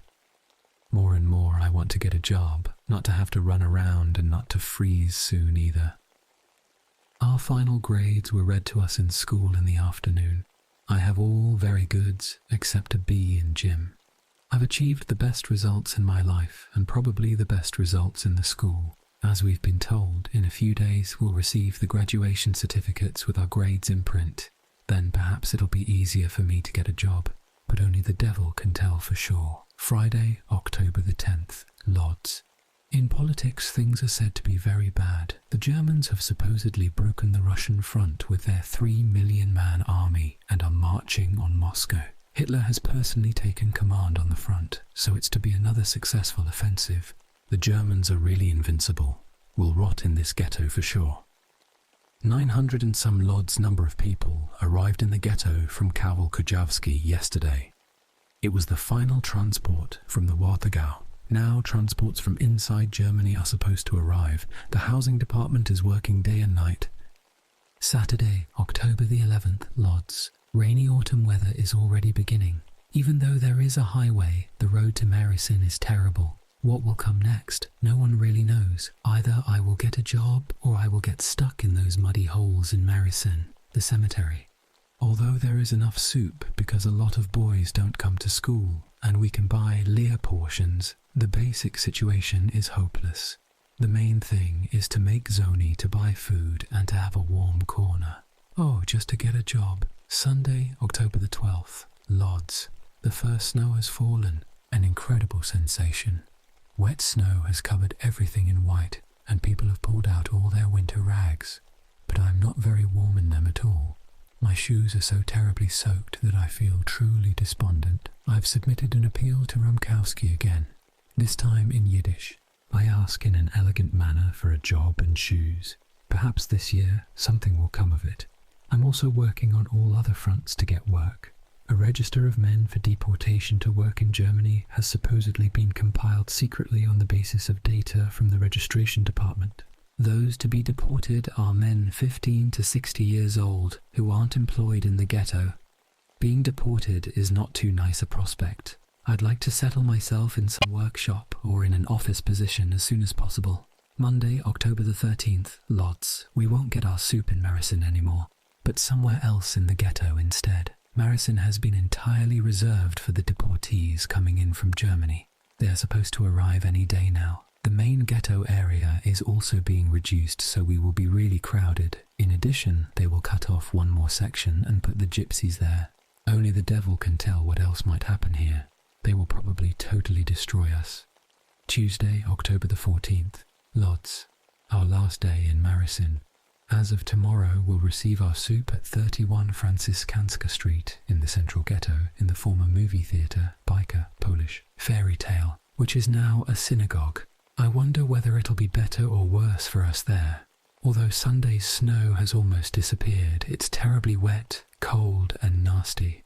The first transport of deportees from Vienna will arrive tomorrow. They're said to be all Christians and Nazis whose grandmothers were proved to be Jews. They may yet set up an anti-Semitic association in the ghetto. Wednesday, October the 15th, Lodz. We are in Marisin once again, because the Viennese won't arrive until tomorrow.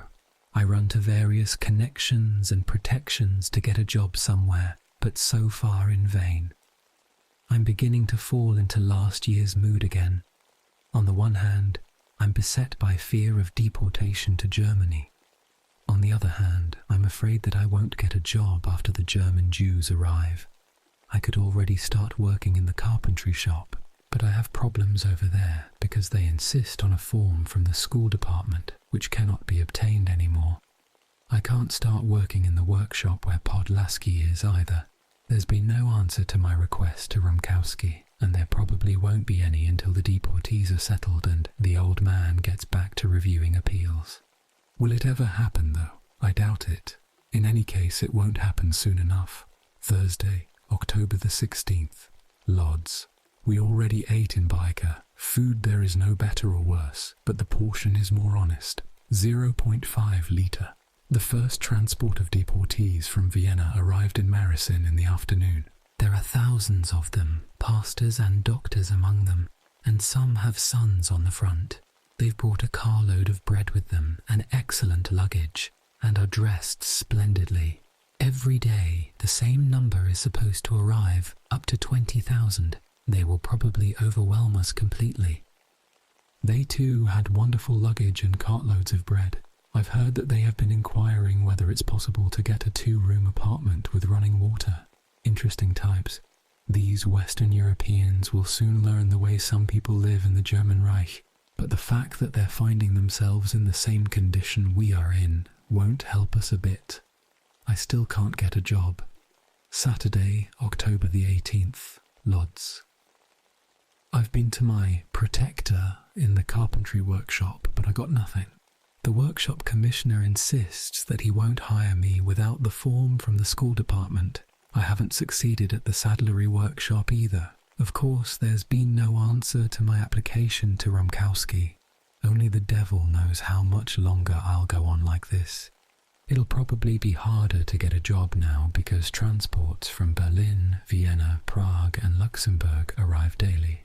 However, they haven't taken Baika away from us because the deportees have been packed into the school building at 27 Franciscanska Street in the former Mariavits Monastery. Sunday, October the 19th, Lodz. More Luxembourg Jews arrived today. They are beginning to crowd the ghetto. They have only one patch on the left breast with the inscription Jude. They are dressed splendidly. You can tell they haven't lived in Poland. They are buying up all they can in the ghetto, and all the prices have doubled. Bread is 12 to 13 RM. Socks, which cost 70 PF before, are now 2 RM. Although they've been here for only a few days, they already complain about hunger. So what can we say? We who haven't had our stomachs full for more than a year. You can apparently get used to everything. Monday, October the 20th, Lodz. It seems that I will work in the cork workshop. Our teacher, Schwarzfinger, has received a request for 6 graduates, so perhaps I will be able to get in there.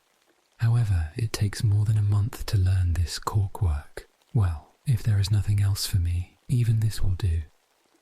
I went to visit the Czech Jews today. There are fine boys among them, among the Luxembourgers too. They were extremely well off until now, and are surprised at the filth here and are afraid of disease. A new transport from Vienna or Berlin has arrived. Almost all of them are Zionists, but rot, red, are also everywhere. They're already looking for jobs. They're intelligent, clean, kind, and open. It's really a pleasure to be among them. Tuesday, October the 21st, Lodz. For now, nothing has come of the cork workshop. The school department still doesn't want to give a work suitability confirmation, arguing that only those who are not suitable to continue their education should be given away to work. The fact that further education is out of sight and that I have to eat is considered irrelevant. Except for one regular and sometimes a few casual lessons, I don't have any others. I now make a maximum of 15 RM a month. To work as soon as possible. Wednesday, October the 22nd, Lodz. I went with father to the workshop to talk with Podlaski in the morning. He promised me that in 2 or 3 days he will set up a group of students and that I will be included. He has advised me to learn saddlery making because I could earn up to 4 RM a day. Experts make 4 to 5 RM a lay. I'd like to start working as soon as possible, especially since all other opportunities seem to have failed. The German Jews keep arriving from Frankfurt am Main, Cologne, and also from Vienna and Prague. They live near us. Almost all are big fish, at least so they look. Thursday, October the 23rd, Lodz. I'll start my work in the saddlery workshop tomorrow. Rusik Podlaski informed me about it today while notifying 5 or 6 other boys from our class whom he placed there as well. So I will start a new notebook as a saddlery apprentice. My student career has been suspended, at least for a while. Will I ever again be a student? I don't know. I dare to doubt it. But perhaps the main thing now is to make an income and survive poverty, just to hold out, just to keep going.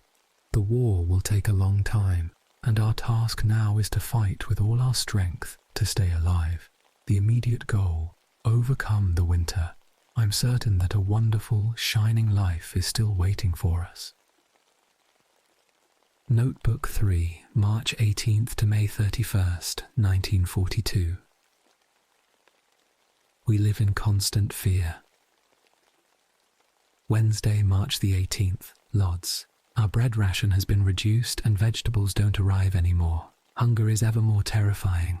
The less there is to eat, the more people talk about covered tables and reminisce about the good pre-war times. At work, food is almost the only topic of conversation. The food we had before the war, naturally. Nadzia was told to come to Chopin Street, leather and saddlery workshop. She will probably start working on Sunday. Thursday, March the 19th, Lodz. I went to the head office today, directly to old Podlaski. I asked him to assign me to a newly created group of apprentices and obtained his permission quite easily. All he asked was if 2.50 RM a day was worth it for me. So I will become a group leader, probably starting on Sunday. Winter has returned, thick snow fell today, and it's really freezing cold. We have no way to get out of this cold, to say nothing of the hunger. Friday, March the 20th, Lodz. Father has finally received part of the latest workshop ration, meat, potatoes, cabbage and beets, the rest next week. The workshops are supposed to receive a major supply of food for Easter, but nothing is known officially yet. It's still freezing. We began washing our completely dirty winter clothing yesterday, with very active help from Father. Lice have shown up lately, just as they did at the end of last winter. We boil the clothing in tubs on a gas stove in the laundry room at night. The deportations continue. Saturday, March the 21st. DI. We worked from 1 to 5 today. At the workshop, I have been officially appointed by Podlaski as a group leader, together with 2 other young saddlery makers, Szmaragd and Skocilas. Nadzia will also be in my group. The news that an additional 15,000 persons will be deported immediately burst like thunder in the ghetto this evening. Everybody says that now everyone will go, one by one, to the last ghetto dweller. There is a terrible frost again. Sunday, March the 22nd, Lodz. For the first time I worked as a group leader. The 3 of us have a group of about 45 workers. We distribute crochet hooks, needles and thread among them, and have learned how to thread a needle and make clothes. All I have to do now is practice sewing on Petersham and then on leather. My job is easy. I work only until 7, pick up my own bread ration and am guaranteed 2.50 RM. In a word, the change of job has been very advantageous. Furthermore, the path to a future career has opened for me. Mein Leben was willst du noch mehr? German, my life, what more do you want? A ration of 2 kilos of rutabagas and 1 kilo of carrots per family has been issued. The ghetto population has been divided into 3 categories, A, B and C. A, workshop workers and clerks. B, clerks and ordinary labourers. C, the rest of the population. Meanwhile, hunger and deportations continue. Sun and freezing cold. Monday, March the 23rd, Lodz. We have received 24 kilograms of briquettes for our March ration. We have also received rotten rutabagas and carrots. I am extremely glad that Nadzia now has a job and that she has the 15 deckers of bread and 5 deckers of sausage. Now Mom has her soup all to herself. In the afternoon, the Germans placed closely spaced armed sentries around the ghetto, and trucks full of soldiers and policemen were driving around. Nobody knows what it meant. Fortunately, everything returned to a normal, calm, blessed state after half an hour.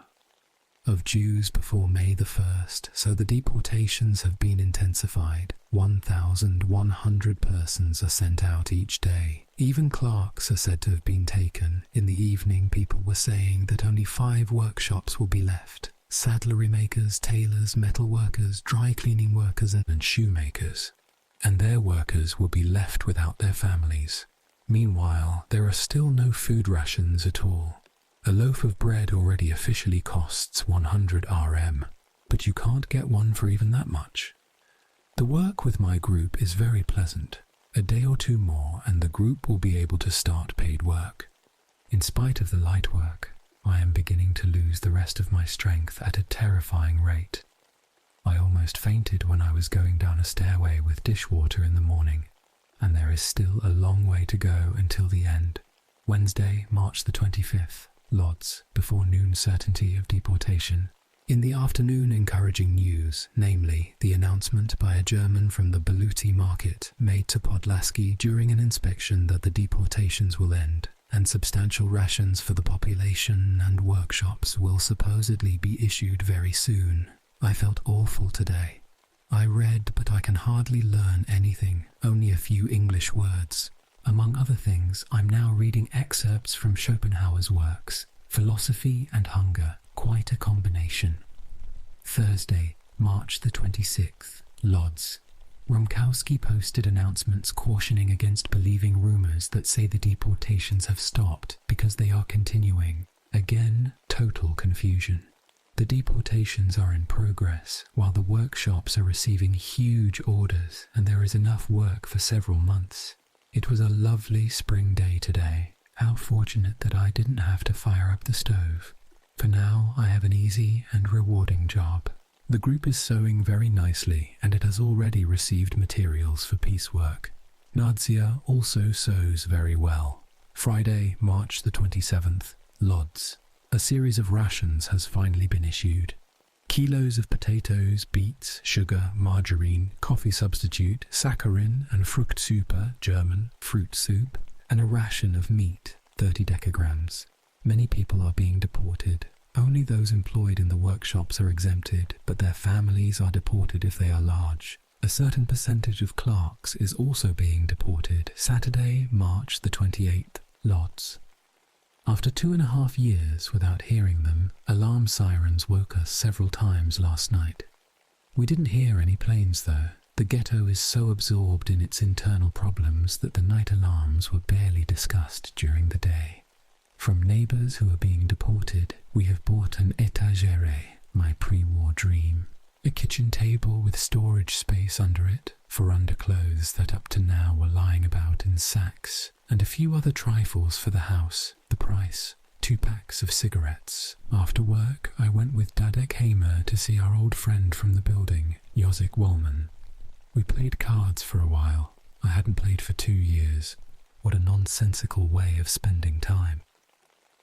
Sunday, March the 29th, Lodz. Over a dozen new apprentices have joined our group, among them grown-ups, relatives of various high-ranking persons in the workshop who can save themselves in this way from deportation. The pace of the deportations has increased. A mandated number of people is supposed to go before April the 3rd, and after that we will see. The holiday week has begun, but not at all in a holiday manner. Monday, March the 30th, Lady. We've received our food allocations of 14 kilograms of vegetables. New apprentices keep coming into our group. They sew hooks on Sturmgepäck, German, army backpacks. The deportations continue. Many workshop workers whose families have received orders to leave while they themselves were exempted are going voluntarily with their families. Apart from the deportations, several groups of persons left for Warsaw in recent days, taken out by their relatives for big money. They travel comfortably in cars with a lot of luggage. Tomorrow, a general house cleaning, washing, and putting on bed linen. After the dirty end of the winter, a cleaner spring. May it only be possible for us to remain here. Tuesday, March the 31st, Lodz. There were 2 alarms again last night, but nothing followed. I worked like a horse today, cleaning. Mum can hardly walk, so all the work fell to me and Nadia. In the evening, general washing up, and my clean, fresh bed, just like before the war.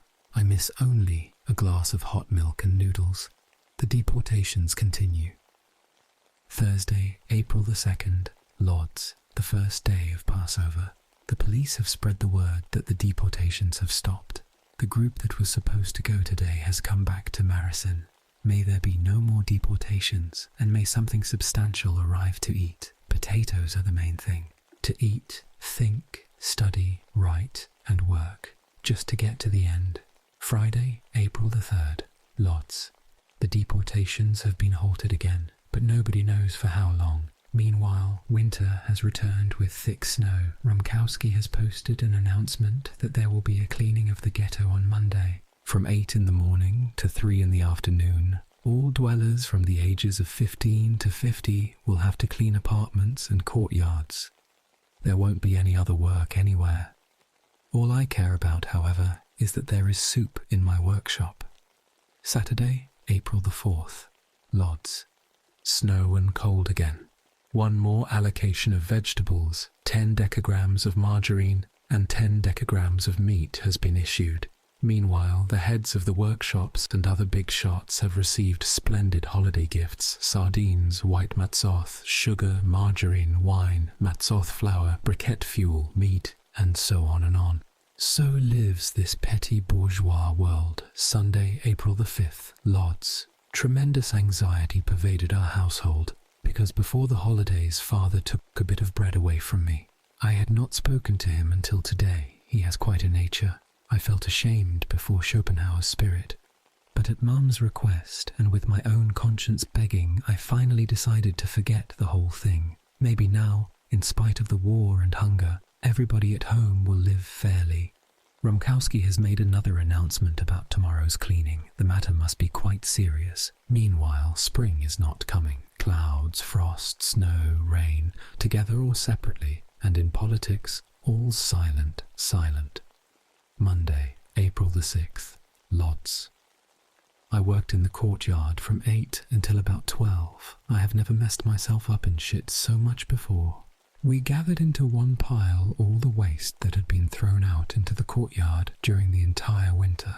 Now administration carts are supposed to take it away. In spite of my loafing, I had to work very hard. At 4, we went to the workshop just for some soup. Potatoes supposedly arrived at Maricin today. They also say there won't be any more deportations in April. May it be true. What's more important, however, is whether there will be anything to eat. Just to be able to at least half-stuff my insatiable belly. I don't even dare to dream about being satiated in the ghetto. That has to wait until after the war. Meanwhile, I'm running out of the last bits of matzoth. Nadia doesn't have any left, and father will finish off his portion by tomorrow. Help, something to eat. Thursday, April the 7th, LODT.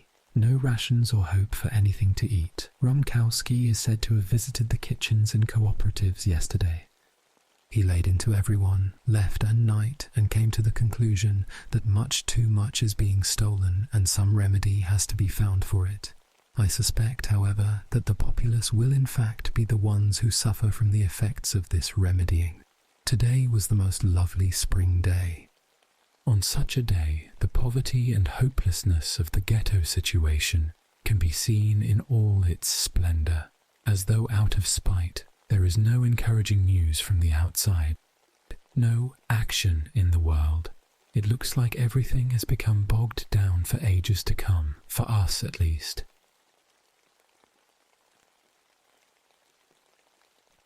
No action in the world. It looks like everything has become bogged down for ages to come, for us at least. Wednesday, April the 8th, Lodz. A lovely, warm day again. There are still no rations, and the soup at the workshop is becoming more and more watery. Vegetables are supposedly arriving, but nothing is distributed. No one knows what will happen. Tomorrow we will finally receive bread. I have almost forgotten that such food exists, but I have not forgotten hunger. Nadia begins work today with the other group. She will be able to earn a little more. She gets very little now. They have called all the day workers to come to the head office for a meeting tomorrow at 11. I wonder what they have in store for us. There are constant changes everywhere, but nothing is improving and there is nothing to eat. Thursday, April the 9th, Lodz. At 3, Rumkowski gave a speech in the yard of the head office. His speech made a gloomy impression because the expected ration for the next 3 weeks was issued, and there were only 6 kilos of potatoes per person in it, 2 kilos of vegetables, half a kilo of flour, 40 decagrams of sugar, and 20 decagrams of margarine. That's it for all of April. Rumkowski, for his part, admitted that there is less and less food, and there is going to be even less, and he wants what little food there still is to get directly to the populace. Therefore, he intends to dissolve the workshop kitchens and give the appropriate allocation directly to each home. I don't think that the situation will be any better then. It's the stick or the club again. He also announced that because we lack strength, we are going to work only 7 hours a day. He spoke a lot, but didn't say anything important. The demagoguery of a man sick with megalomania. Friday, April the 10th, Foot. I got Podlaski to agree to take my mother on as a machine operator, but it didn't work out because a sewing instructor concluded that she was too weak. There isn't any other work for her. Yesterday and today we have had nothing to cook. We finally received a loaf of bread yesterday, but it is terribly sour, dark and snarl.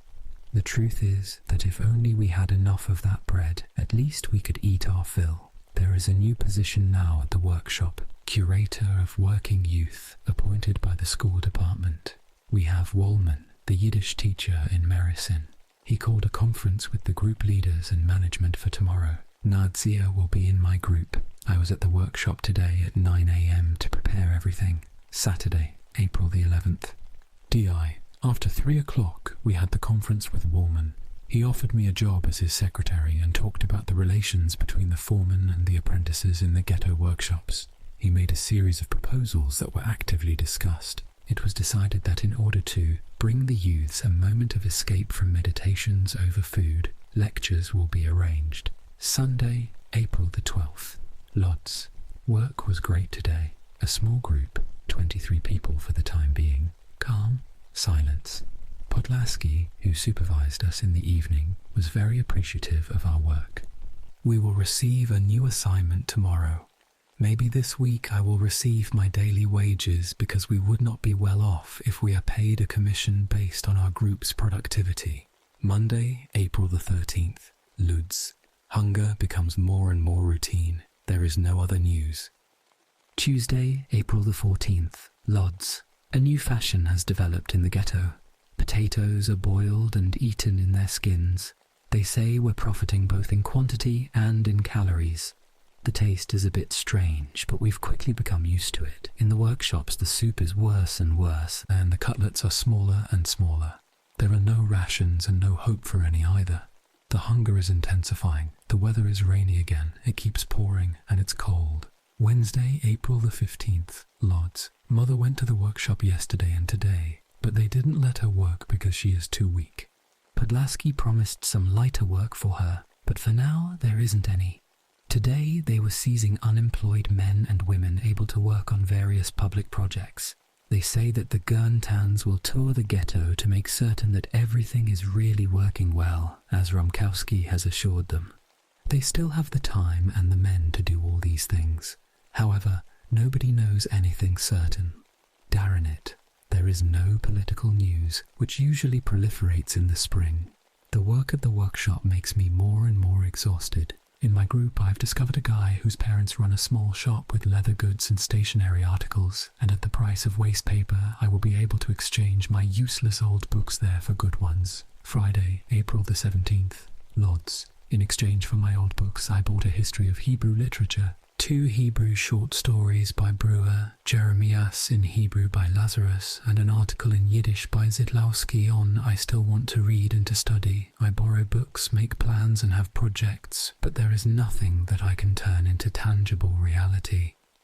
I used to blame it all on the winter, but it's quite warm now, and those winter obstacles are gone. Unfortunately, hunger is the real reason for my laziness. A meat ration of 10 decagrams per person has been issued. In addition, 3 kilos of vegetables and 10 kilos of slaggy coal per family. Systematically, we are being pushed closer to death. Saturday, April the 18th, Lodz. A lovely day, but only insofar as the weather is concerned. I went to see various friends, but as a result I became so tired that I know I won't make another such tour anytime soon. I saw Engel, who was going to leave for Warsaw. Recently, a few hundred people left for Warsaw by bus. And I also went to Woolman's. He read me a passage from his latest poem about Hitler, a very powerful and delightful thing. Woolman is, however, already completely broken by hunger and has stopped writing. Today he gave 2 lectures for the youths in the workshop, but the effort exhausted him terribly. In some respect, Woolman's case makes me less lonely and despondent, because I can see I'm not the only one who is being killed spiritually by hunger. Physically, it is killing everyone. Sunday, April the 19th, Lodz. A new thunderbolt from the blue. A huge announcement has been posted about an examination beginning tomorrow of all the unemployed ghetto dwellers aged 10 and over. It'll be conducted by medical commissions. There is a penalty for not showing up. The sick will be brought by stretcher bearers. Enormous panic hit the ghetto. All those who have unemployed family members are running like crazy to get them a job somewhere. The Arbeitseinsatz, employment department, issued 10,000 work cards today. It's all a matter of connections. When I came home, Mum threw herself at me, crying. She is the only one in our family who is threatened now. Our side of the ghetto goes first. It will last for 4 days. People from our street will be examined on Wednesday. The Germans, Czechs, and those who are working and have cards from the Arbeitseinsatz for work are excused from the examination. We learned about it in the workshop. Father's true nature revealed itself today. He's becoming more and more crazy. He surely wants to get rid of Mum because he has not even lifted a finger to do anything to find her a job. He just keeps on shouting, annoying everyone at home. I shudder at the very thought of it.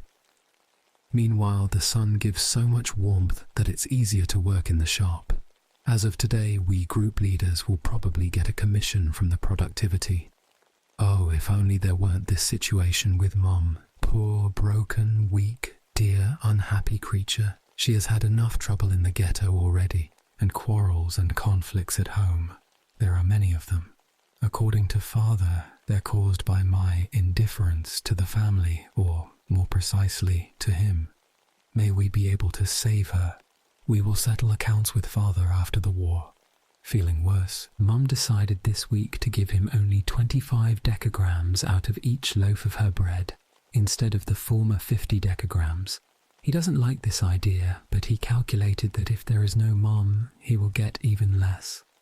I brought the Warsaw addresses to Engel. Maybe he will really go, so I will let them know what is going on with me here. Meanwhile, Mum is in danger. Monday, April the 20th, Lodz. The ghetto has gone mad. Thousands of endangered, unemployed persons are struggling for work in every possible way, mostly using connections. The German Medical Commission has begun its work. All those examined by the Commission get an indelible stamp on their chests, a letter whose meaning nobody knows. Meanwhile, Rumkowski has decided to employ as many people as possible. The school department keeps issuing forms to children. After filling them out, they don't have to go before the Commission. Everyone in the winter is getting a job there again. The Arbeitseinsatz is issuing thousands of work papers, releasing people from having to appear before the Commission. Father has seen Podlaski about registering Mom on a good employment list. The outcome will be known tomorrow. Mom can hardly walk because of her despair. Father stomps about, constantly shouting. Meanwhile, the weather is so lovely warm and sunny, no trace of snow or mud. The buds on the willows have burst into bloom, and the grass has turned green. Spring, spring, a happy thing. Podlaski, Kiligman, and 2 policemen. They asked how many persons there are in the family, how long and where each person has worked. Some were told to wait to be assigned a job, while others were told to go to the German Commission. They approved the people with families in which most of the members have work. Mom has been accepted. Tomorrow she's supposed to get an employment card, and she doesn't have to appear before the German Commission. There are rumors that soon the entire ghetto population will be stamped. Meanwhile, a group of children who had gone to the school department for forms were seized and taken for stamping to fill the quota of people to be examined in the scheduled district today. Because so many people are being employed everywhere, rumors have spread that soon no one will be exempted from the German examination. We live in constant fear and worry. It's interesting that we now talk less about hunger. Less, but it's still on everyone's mind. Wednesday, April the 22nd. Die. Mother has finally received a note from the Arbeitseinsatz with a job assignment in our workshop. The note's dated April the 19th, and it relieves her from the obligation to appear before the German Commission.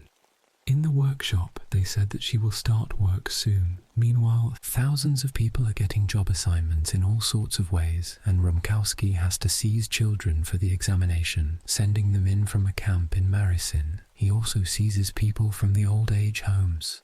An announcement has been posted saying that people must not believe rumors claiming that everyone over 60 years old is relieved of the obligation of reporting for the examination. Thursday, April the 23rd. Lodz.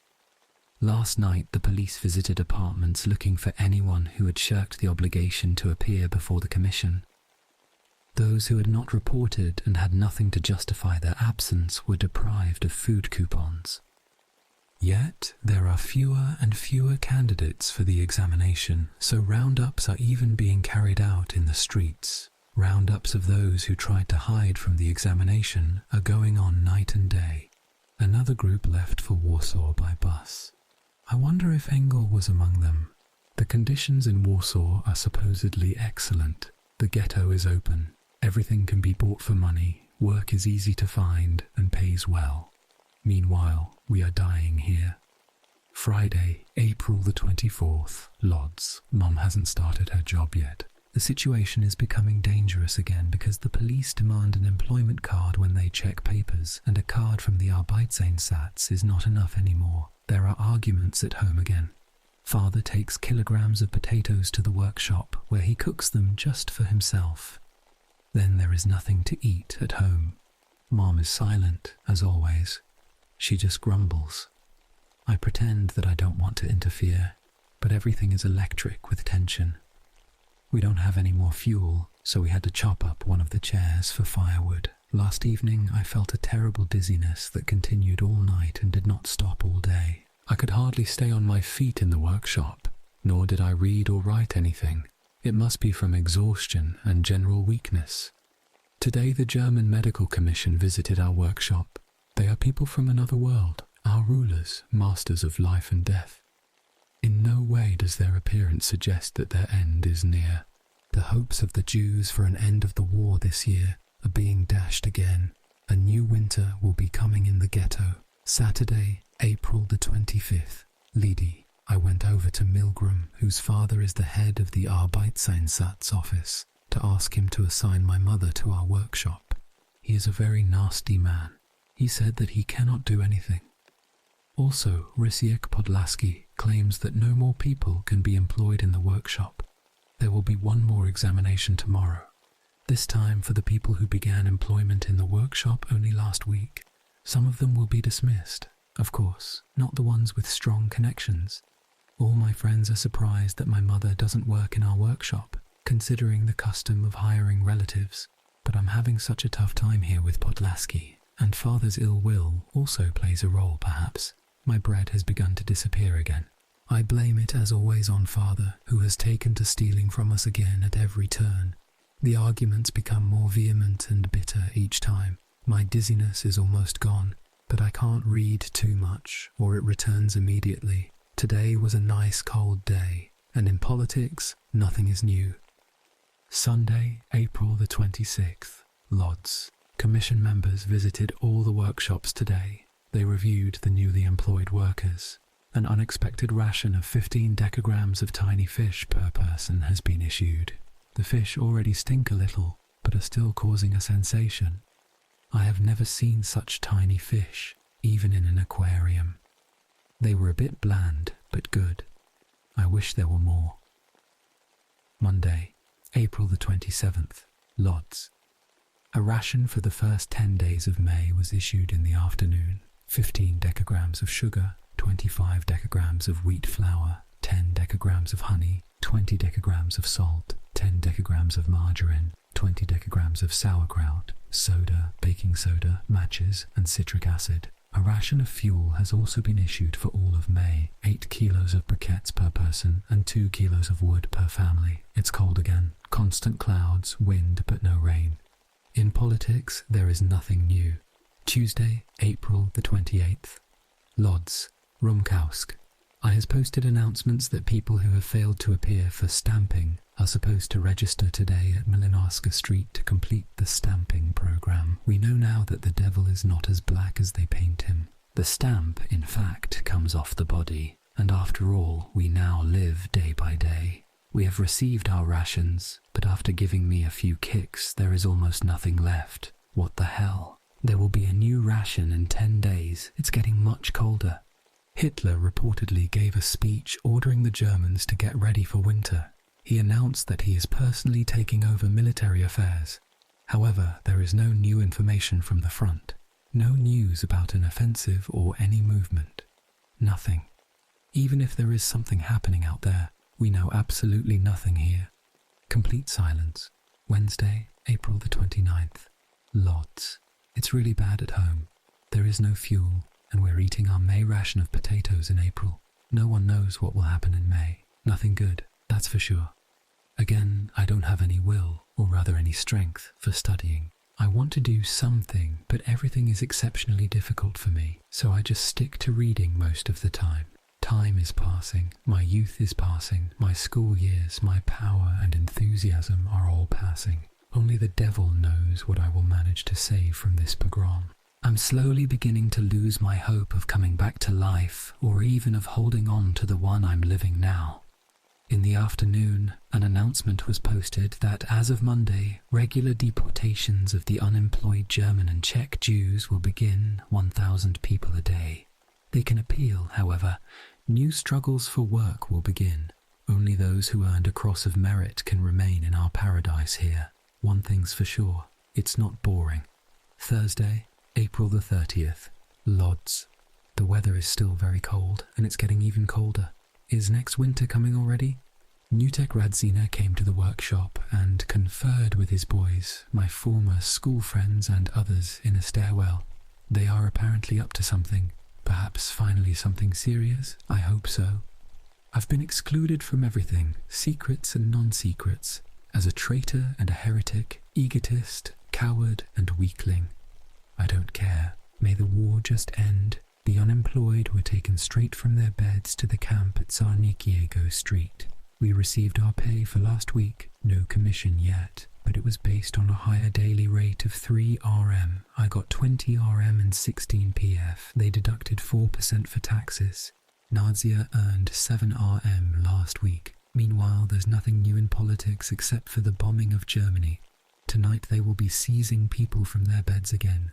Maybe they will take us soon. I would not like it, damn it all. Friday, May the 1st, L. Lodz. An announcement has been posted that all the German and Czech Jews, even those who have jobs, will be deported. What a prospect for us all. In the streets, trading has begun in clothing that the German and Czech Jews are getting rid of in all haste. They don't want money, but food. A splendid new suit costs 6 kilos of potatoes, a pair of shoes, 3 and 4 kilo of bread, trousers, 5 decagrams of sausage. I wouldn't, however, give away a decagram of food for even the best clothing because, like everyone else, I feel myself getting weaker at a terrifying rate. Saturday, May the 2nd, Lodz. Mom received a notice from the Arbeitseinsatz to come today for a job assignment. We thought that she would get assigned to our workshop, but they assigned her to public works at the disposal of an administrator at 16 Drevnovska Street. Of course, Mom went immediately for help to Monique Wolfowitz, who promised to do something about her case tomorrow. Public works would finish Mom off in a few days. Father wanted to see Podlaski about the matter, but I'm sick of him after his many refusals to employ Mom. The Jews are saying again that things are getting better as far as politics is concerned and that the war will be over pretty soon. Idiotic talk. Everything has conspired against us. Even the warmth doesn't want to come this year. Sunday, May the 3rd, Lodz. I'm working in the afternoon again. The saddlery makers work 3 shifts now because a few hundred more have been accepted at the workshop for training. When Mom came back from her work today, she could hardly move. She looks terrible. They clean various yards, and though they work quite slowly, it is extremely hard for her. Monek Wolfowitz cannot offer us any help. I intend to talk to Milgram once again. Perhaps he will try to give Mum some other work. The first groups of German and Czech Jews have received notes to report for their departure. The barter trade is prospering in the streets. Monday, May the 4th, Lodz. Total hunger has again begun in the ghetto. Almost everywhere the potatoes and vegetables that were issued for the entire month of May have already been eaten up. There are no new rations. People eat their bread ration in 2 days, and later they subsist literally, or only the soup provided at work. Money is of almost no value anymore. Those bedeviled Germans and Czechs are paying any price for food, and the local Jews are following suit. He announced that several tens of thousands more workers from the surrounding areas will arrive in the ghetto. Then he said that we are not in any worse a situation than the Germans in the city because, after all, there are Zusatzkarten F German, coupons for additional food portions for us. Finally, he announced that he has revived the Beirat and Hebrew cooperatives because the workshop directors and doctors work harder than the rest of the population and they mustn't starve. He also warned against malfeasance in the workshop kitchens and had announcements posted in the workshops about electing workers' delegates to inspect the kitchens. Meanwhile, it's cold again, and in politics there is nothing new. No allocations of potatoes are expected in May. It's going to be sheer paradise. Tuesday, May the 5th, Lodz. It was snowing, and all the roofs were frosty in the morning. Could it be next winter already? I talked to Milgram about Mom. He promised to talk to Father. Perhaps it will be possible to arrange something. Otherwise, Mom's health and even her life are in danger. If only she could get under some roof and have some kind of sitting work, because she can hardly stand on her feet. The hunger is becoming more and more horrible. The price of a loaf of bread has reached 400 RM. Rumkowski has announced that the situation will deteriorate even further because there are no more potatoes, vegetables, lard, or even sugar or honey. In the workshop, almost no one has any strength to work. Workers' delegates have arrived for an inspection of our workshop kitchen, and we can notice a number of margarine globules in the soup that were not there before at all. That's because the margarine, sugar, and flour were all eaten in the kitchen before the soup was served. But all this, Gluck, won't satiate anyone. The agony of hunger begins. Wednesday, May the 6th, Lodz. Milgram hasn't arranged anything for Mom. I went to see Friedrich today, but he can't do anything either. I really don't know what to do. Everyone works less and less. We all loaf completely. Time is passing to no avail. There is no news. The silence of death. Thursday, May the 7th. Deportation of the German Jews continues. The barter is quieting slowly because no one has any food to exchange anymore, and those who still have it have finally wised up and prefer to eat it themselves. I have a new problem now. Father came from a doctor with the news that there is something wrong with his right lung. The doctor told him to have an X-ray, eat every 2 hours, and lie in bed for some time, and gave him other similar directions that are impossible to carry out in the ghetto. Nadia too saw a doctor because she has abscesses on her feet and sides, the result of bad nutrition. Meanwhile, the Beirut doctors and chemists have received huge allotments, and 2 kilos of butter, a kilo of meat, 80 decagrams of oatmeal, 60 decagrams of barley, flour, and other products. Social divisions in the ghetto become more and more scandalous. But we are in such a state of exhaustion that now I understand what it means not even to have enough strength to complain, let alone protest. Friday, May the 8th. Lodz. Everyone is waiting most impatiently for the next ration. The previous one was issued for the period until May the 10th. Again, it will be only enough to have a little bite and then have 2 or 3 bits to cook. Father has had an X-ray, but he doesn't know the results yet. Mom keeps working because otherwise she would lose soup. The number of deaths in the ghetto has started to rise again at an incredible rate. People get swollen, and each day you can see someone else with the characteristic bags under their eyes, distended eyelids, cheeks and chin. Their legs become swollen, and in some cases their hands too. The prices are insane. A portion of soup in the workshop is 20 RM, but you really have to look hard for a fool who wants to sell it. Hundreds of high-ranking clerks and hundreds of other officers and officials, if only they have the slightest opportunity, steal and gobble terribly in the kitchens, bakeries, in food supply offices, at the police stations, in the prison administration in Marison, on the vegetable market squares, in the cooperatives. They eat everywhere they can, at our expense, at the expense of the rest of the ghetto population. The 16 workers from the tailor workshop who demanded the introduction of the 2 7-hour shifts have been moved by Romkowski to collect feces, which means a quicker end for them. Saturday, May the 9th, Lodz. There is a new scandal that will require all kinds of gods and devils for vengeance. The next ration has been postponed until May, supposedly to stop the sale of food to the German Jews. Romkowski is very angry about such trade. The decision will contribute to the deaths of several thousand more persons in the coming days. Either Romkowski has gone completely mad, or the Germans are really not sending any food to the ghetto. I flew into such a rage that at 6 I went to the concert on Krawiecka Street. It is organized every Saturday both for those who are completely satiated and for those who are completely hungry. The concert was overcrowded. There wasn't anything special there, but for an hour and a half I somehow distanced myself from the prepossessing reality of the ghetto. However, the music... Sunday, May the 10th, Lodz. I work in the mornings. It's still cold, even though the sun has started to come out again. There are still no new food rations, and supposedly there won't be any until the end of the week. Father is feeling bad and has a high temperature. Yesterday he bought half a kilo of potato peels and boiled them for himself. But today he doesn't even have this. Mum, though she got tanned, is simply wasting away before our eyes. Nadzia is still having problems with abscesses. Today, for the first time, my co-leader, Rywek Skotsilas, congratulated me on having gotten fat, that is, that I already have big bags of fat under my eyes. So now we are taking our place in the line to Marison, to the cemetery. Those with connections may go straight there without standing in line, but in this case the well-connected eagerly give their place to others, and time after time they move back. Beggars take precedence in this line. Monday, May the 11th, Lieutenant DZ. The situation is horrible. Work in the workshops has almost stopped, and strikes are expected because no one has any strength to work. Father says that he coughed blood today. He definitely wants to leave the ghetto with the deportees. They say it's possible to do this.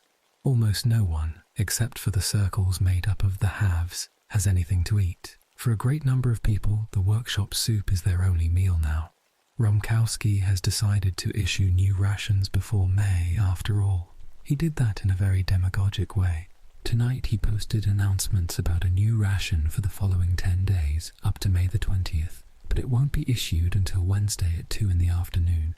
He shut the mouths of those ready to strike, who will be placated even by this pittance. In the meantime, he will manage to send off the German Jews and will get rid of the food trade.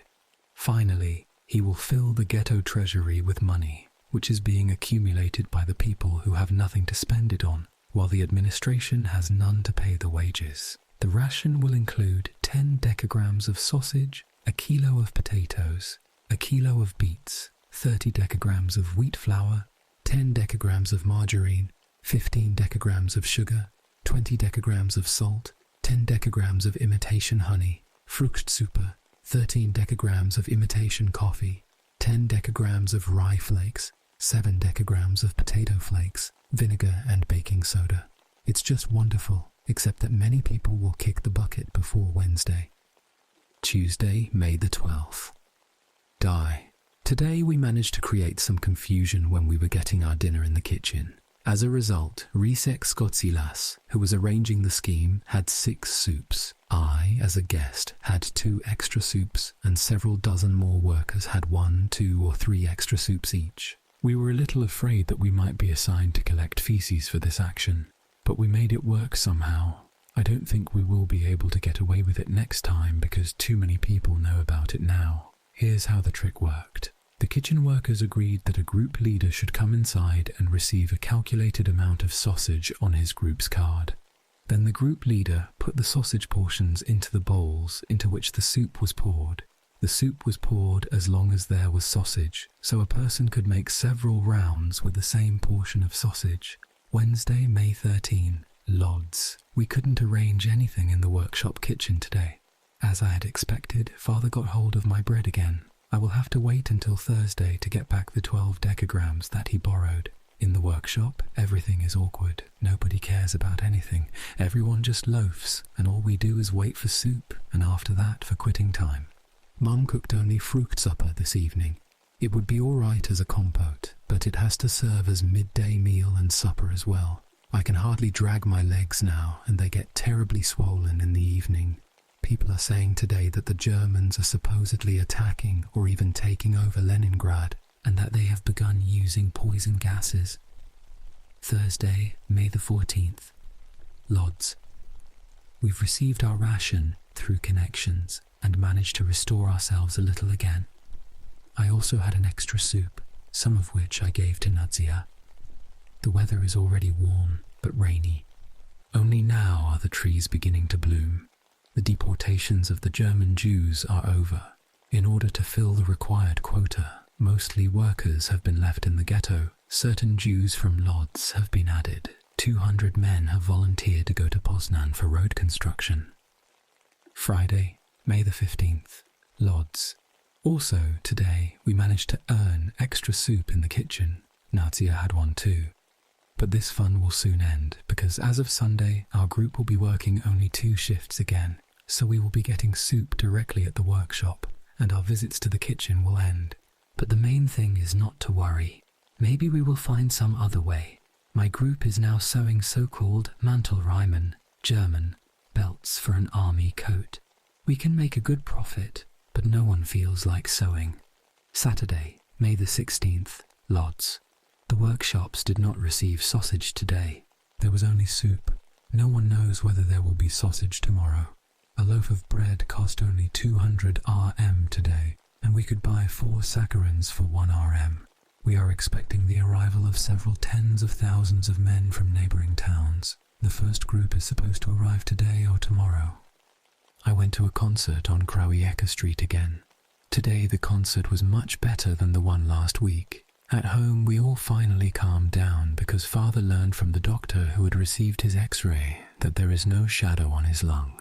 Father hasn't eaten more than his daily portion of bread since Thursday, and he says that he is going to behave like this from now on. For the time being, we have something to eat for the next few days, but we have already started looking for a new ration. I just hope there won't be any postponement again. In the evening, Rumkowski posted announcements warning against carelessness in blacking out the windows in apartments and workshops. The smallest lit sliver in a window means the death penalty now. However, there has been no bombing yet. Complete silence. It is rumoured that because people are hoarding money, and because of lower production in the workshops, all prices in the ghetto will go up by 100%. Again, there was no sausage in the workshop today. They say that if there isn't any on Tuesday either, that will mean there won't be any sausage at all anymore. It was pouring all day long, but it cleared up late in the evening. In politics there is nothing new. Monday, May the 18th, Lodz. The new ration for the last 10 days of May has been issued. Everywhere tremendous happiness. The second transport of Pabianice Jews has arrived. There is still no sausage in the workshops, and most likely there won't be any at all. My legs have begun to weaken at a terrifying rate in the past few days. Can hardly walk at all. Climbing up and down the stairs makes me particularly tired, but I can't avoid the stairs in the workshop because my group works on the 3rd floor. We are running on the last of our energy. Tuesday, May the 19th, Lodz. It is rumored that new deportations will start on Friday. The Germans, Czechs, Jews from Pabianice and Brzeziny, and some of us, LFD natives, are supposed to go. The Jews from Pabianice had been stamped there and divided into two categories, able versus unable to work. Only those able to work were sent here. The weather is finally warmer, though not enough to warm me up. I suppose I will have to wait for that until the war is over. Despite the Jews' most optimistic hopes and moods, the war seems to have absolutely no intention of ending this summer. Wednesday, May the 20th, L6DF. We have received our new food ration, so there's something to nibble and spread on bread for 2 or 3. Lays again. There are rumours that we will have a small additional ration for the holiday. Tomorrow is Erev Shavuot. Nobody knows what the Germans do with the children and those unable to work. The Pabianice Jews also know nothing about their elderly, their sick, and their children. Children were torn away from their mothers in the most brutal way. We are not considered humans at all, cattle for work or slaughter. No one knows what happened to the Jews deported from Lodz. No one can be certain of anything now. They are after Jews all over the Reich. But nowhere is the hunger like it is here. Thursday, May the 21st, Lodz. 3 tiny additional rations were issued, one after another, which made the ghetto much happier than they should have. In the morning, a ration of 5 decagrams of candy was issued. In the afternoon, a ration of 20 decagrams of sugar, 7 decagrams of margarine and 5 decagrams of ersatz coffee, and in the evening, a ration of 15 decagrams of meat. The expected price increase has indeed taken place. By this means, Rumkowski wants to squeeze out the accumulated cash and increase production in the workshops. Anyhow, I had a great day today because I received a 20 decagram portion of sausage prolonging life again for a while. And so it goes, day by day, ration by ration, deportation by deportation until the end of the war or departure to Marisin, or perhaps until we go into exile. Friday, May the 22nd, UDT. Jews from small towns keep arriving. They have had it better everywhere else than here. The garden plots in the ghetto have turned green. You can already get spinach and chives. The weather is finally warm, though not enough to satisfy me. Saturday, May the 23rd, Lodz. A circular arrived in the workshop saying it is mandatory to salute all Germans in uniforms who pass through the ghetto, even if they're in cars. If a commission arrives in the workshop, we should greet them by standing up. I wonder whether the order is the result of a good or bad political situation in Germany. I think it's the latter. Until now, the Germans didn't care about Jews saluting them. Meanwhile, there is nothing to eat again. The soup in the workshop is hopeless. As for sausage, one shouldn't even dream of it. People are getting swollen at a terrifying rate, while Rumkowski is demanding greater and greater productivity. The less you eat, the more you should work. There is no shortage of hands to work, so they can press people as much as they want. In the afternoon, I went to see Newtek Radziner because I heard that he was sick and I wanted to talk to him for a while. He is in worse condition than I expected. He has had a high fever for 3 weeks. It's probably pleuritis. I couldn't exchange a single word with him. I'll visit him again soon. Sunday, May the 24th. Lodz. I work in the mornings again. Being on the morning shift is much worse than working the afternoon one because there is nothing to do for the rest of the day. Last week I studied a little, but now I'm so weak that I can't do anything. I can't write either. Recently I have had a few talks, discussions really, with Kazik Biramwig, my former schoolmate in the ghetto who works in my group now. He is an Orthodox Radzynerowicz, Polish, follower of the Hasidic rabbi of Radzin, and a poet-humorist. My views left him surprised, terrified, and curious. He comes over to talk with me more and more often. A ration of 7 kilos of briquettes for June has been issued. Tomorrow I will receive 20 decagrams of sausage. In spite of these rations, the situation in the ghetto is becoming tragic again, since there are no vegetables or potatoes or even pickled beets at all. The soup in the workshop is absolutely hopeless. If it weren't for the fact that together with Sierakowiak we perform quite courageous operations in the kitchen, and in effect we have an additional half or whole portion of soup, I'm not sure if I could drag myself to the workshop. In politics, nothing is new. Monday, May the 25th. Lodz. There are no vegetables in the June ration, not even potatoes. Now Romkowski won't have to bother himself that people have eaten their potatoes too early. We won't even have a chance to see them this time.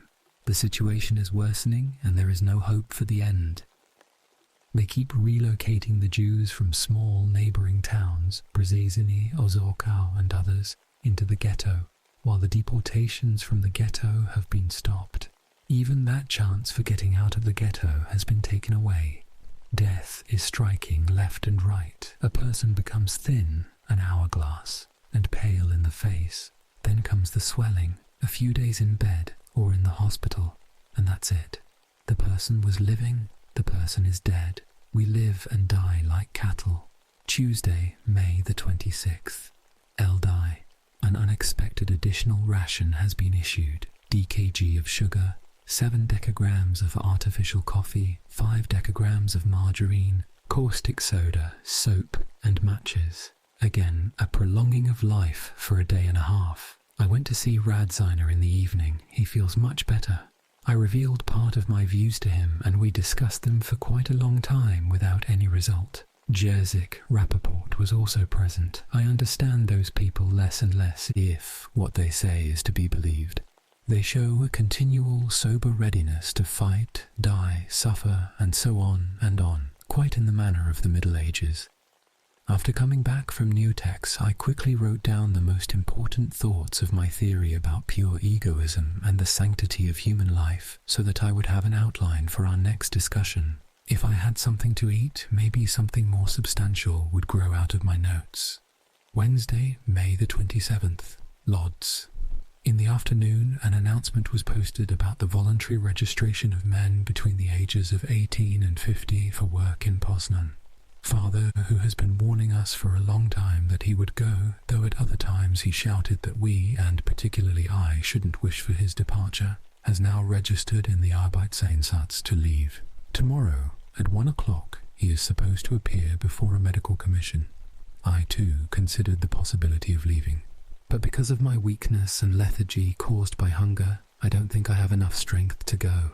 Besides, I would miss my books and letters, notes and copybooks, especially this diary. Today I went to the concert on Krawiecka Street again. It was the first concert worth seeing in the ghetto, a Beethoven evening.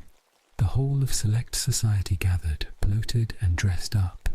The gap between various classes of people in the ghetto grows wider and wider.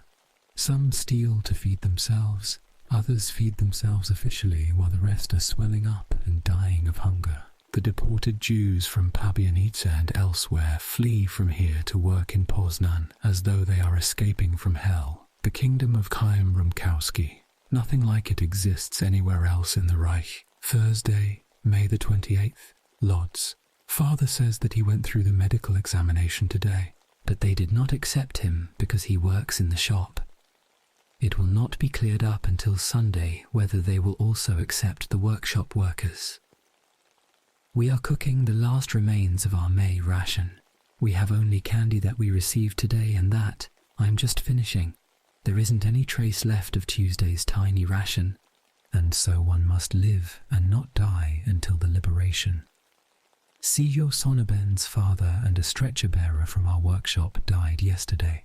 In both cases, the sickness had taken 3 days and consisted of a swelling of the limbs, body and heart, fever for half a day, and that was it.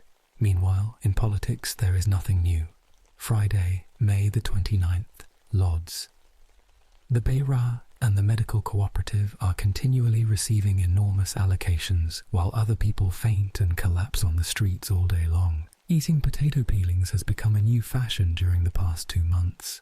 Doctors were giving out coupons to sick people for a kilo of peelings, and such enormous lines formed for them that they stopped issuing peelings to strangers, and only kitchen workers and connected people receive them now. Just like all other ordinary people, I feel worse and worse, and if the situation continues even a little longer like this, I am out.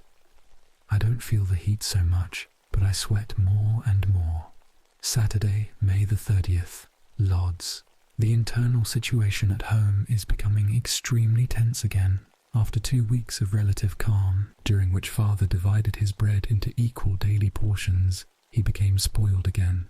Last Thursday, and again yesterday, he devoured his whole loaf of bread, and today, on top of it, half a kilo from Mom and Nadia. I also don't know why he hoards all the money. He takes away all of Mom's and Nadia's pay, and doesn't want to give us money for anything. Today he bought our ration of sausage and ate over 5 decagrams of it on the street. Nadia was with him, so everyone's share of sausage was short. He has also managed to borrow 10 decagrams of bread from Nadia already. Stupid girl. I take my portion of bread to the workshop with me now. Father also bought his whole portion of meat today, and, having received a litre of whey at the dairy store for a whole family, he cooked it only for himself and lapped it all up. As a result, the rest of us have nothing to cook at home anymore and are going to bed without supper. Nor did father go to the workshop today. He was roaming around the city all day long. He certainly must have spent a great deal of money.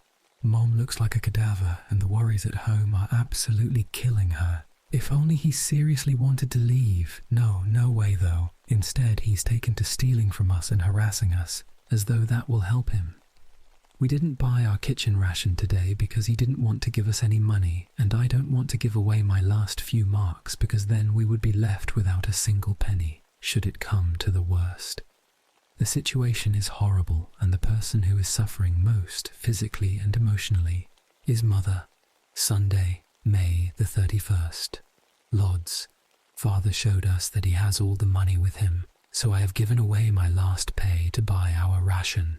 Father says that because he will probably leave, he plans to exchange Chimkas, ghetto currency nicknamed for Kaim Rumkowski, for German marks in order to have something to take with him. Well, that's something different. In any case, when I came back from the workshop in the evening, I discovered that I was short several spoonfuls of artificial honey, and that Mum was short even more than that. There is no one to borrow bread from, so once again there are arguments and tension. Today, for the last time, we had soup at the workshop. They made what's commonly called swill. As luck would have it, I had 3 portions, otherwise I wouldn't have made it back home. The women giving out the soup were quite generous to us group leaders and were doling out the soup most favourably. Notebook 4. June 4th to September 6th, 1942. The bloodthirsty Nazi beast. The visit was over by the afternoon, and after it, bread was issued. Rumkowski was running around the ghetto in a very merry mood, and perhaps because of that, a new ration was issued in the evening. DKG of sugar, 10 decagrams of margarine, 10 decagrams of coffee, the fruit super powder, and 8 decagrams of candies. There is still a lot of work in the workshops. We're running out of Mantelriemen and are supposed to receive a new article, KTG, German Koppeltragergestell, carrier attachments for army belts. The weather is very lovely. In politics, something is supposedly starting to happen again. However, nothing specific is known. Friday, June the 5th, Lodz. I've restored myself a bit again with the latest ration. I only wish that I had something to cook. We finally received coal. Wood is so scarce that the wooden objects and furniture that we gathered during the period of deportations have already been chopped up. I'm reading Zytlowski in Yiddish now. It's very interesting. I'm also doing a little in languages and history. The pace is awfully slow because hunger hangs over everything. England has supposedly started some sort of an offensive. However, nothing specific is known. Meanwhile, the winter is approaching. Saturday, June the 6th, Lidi.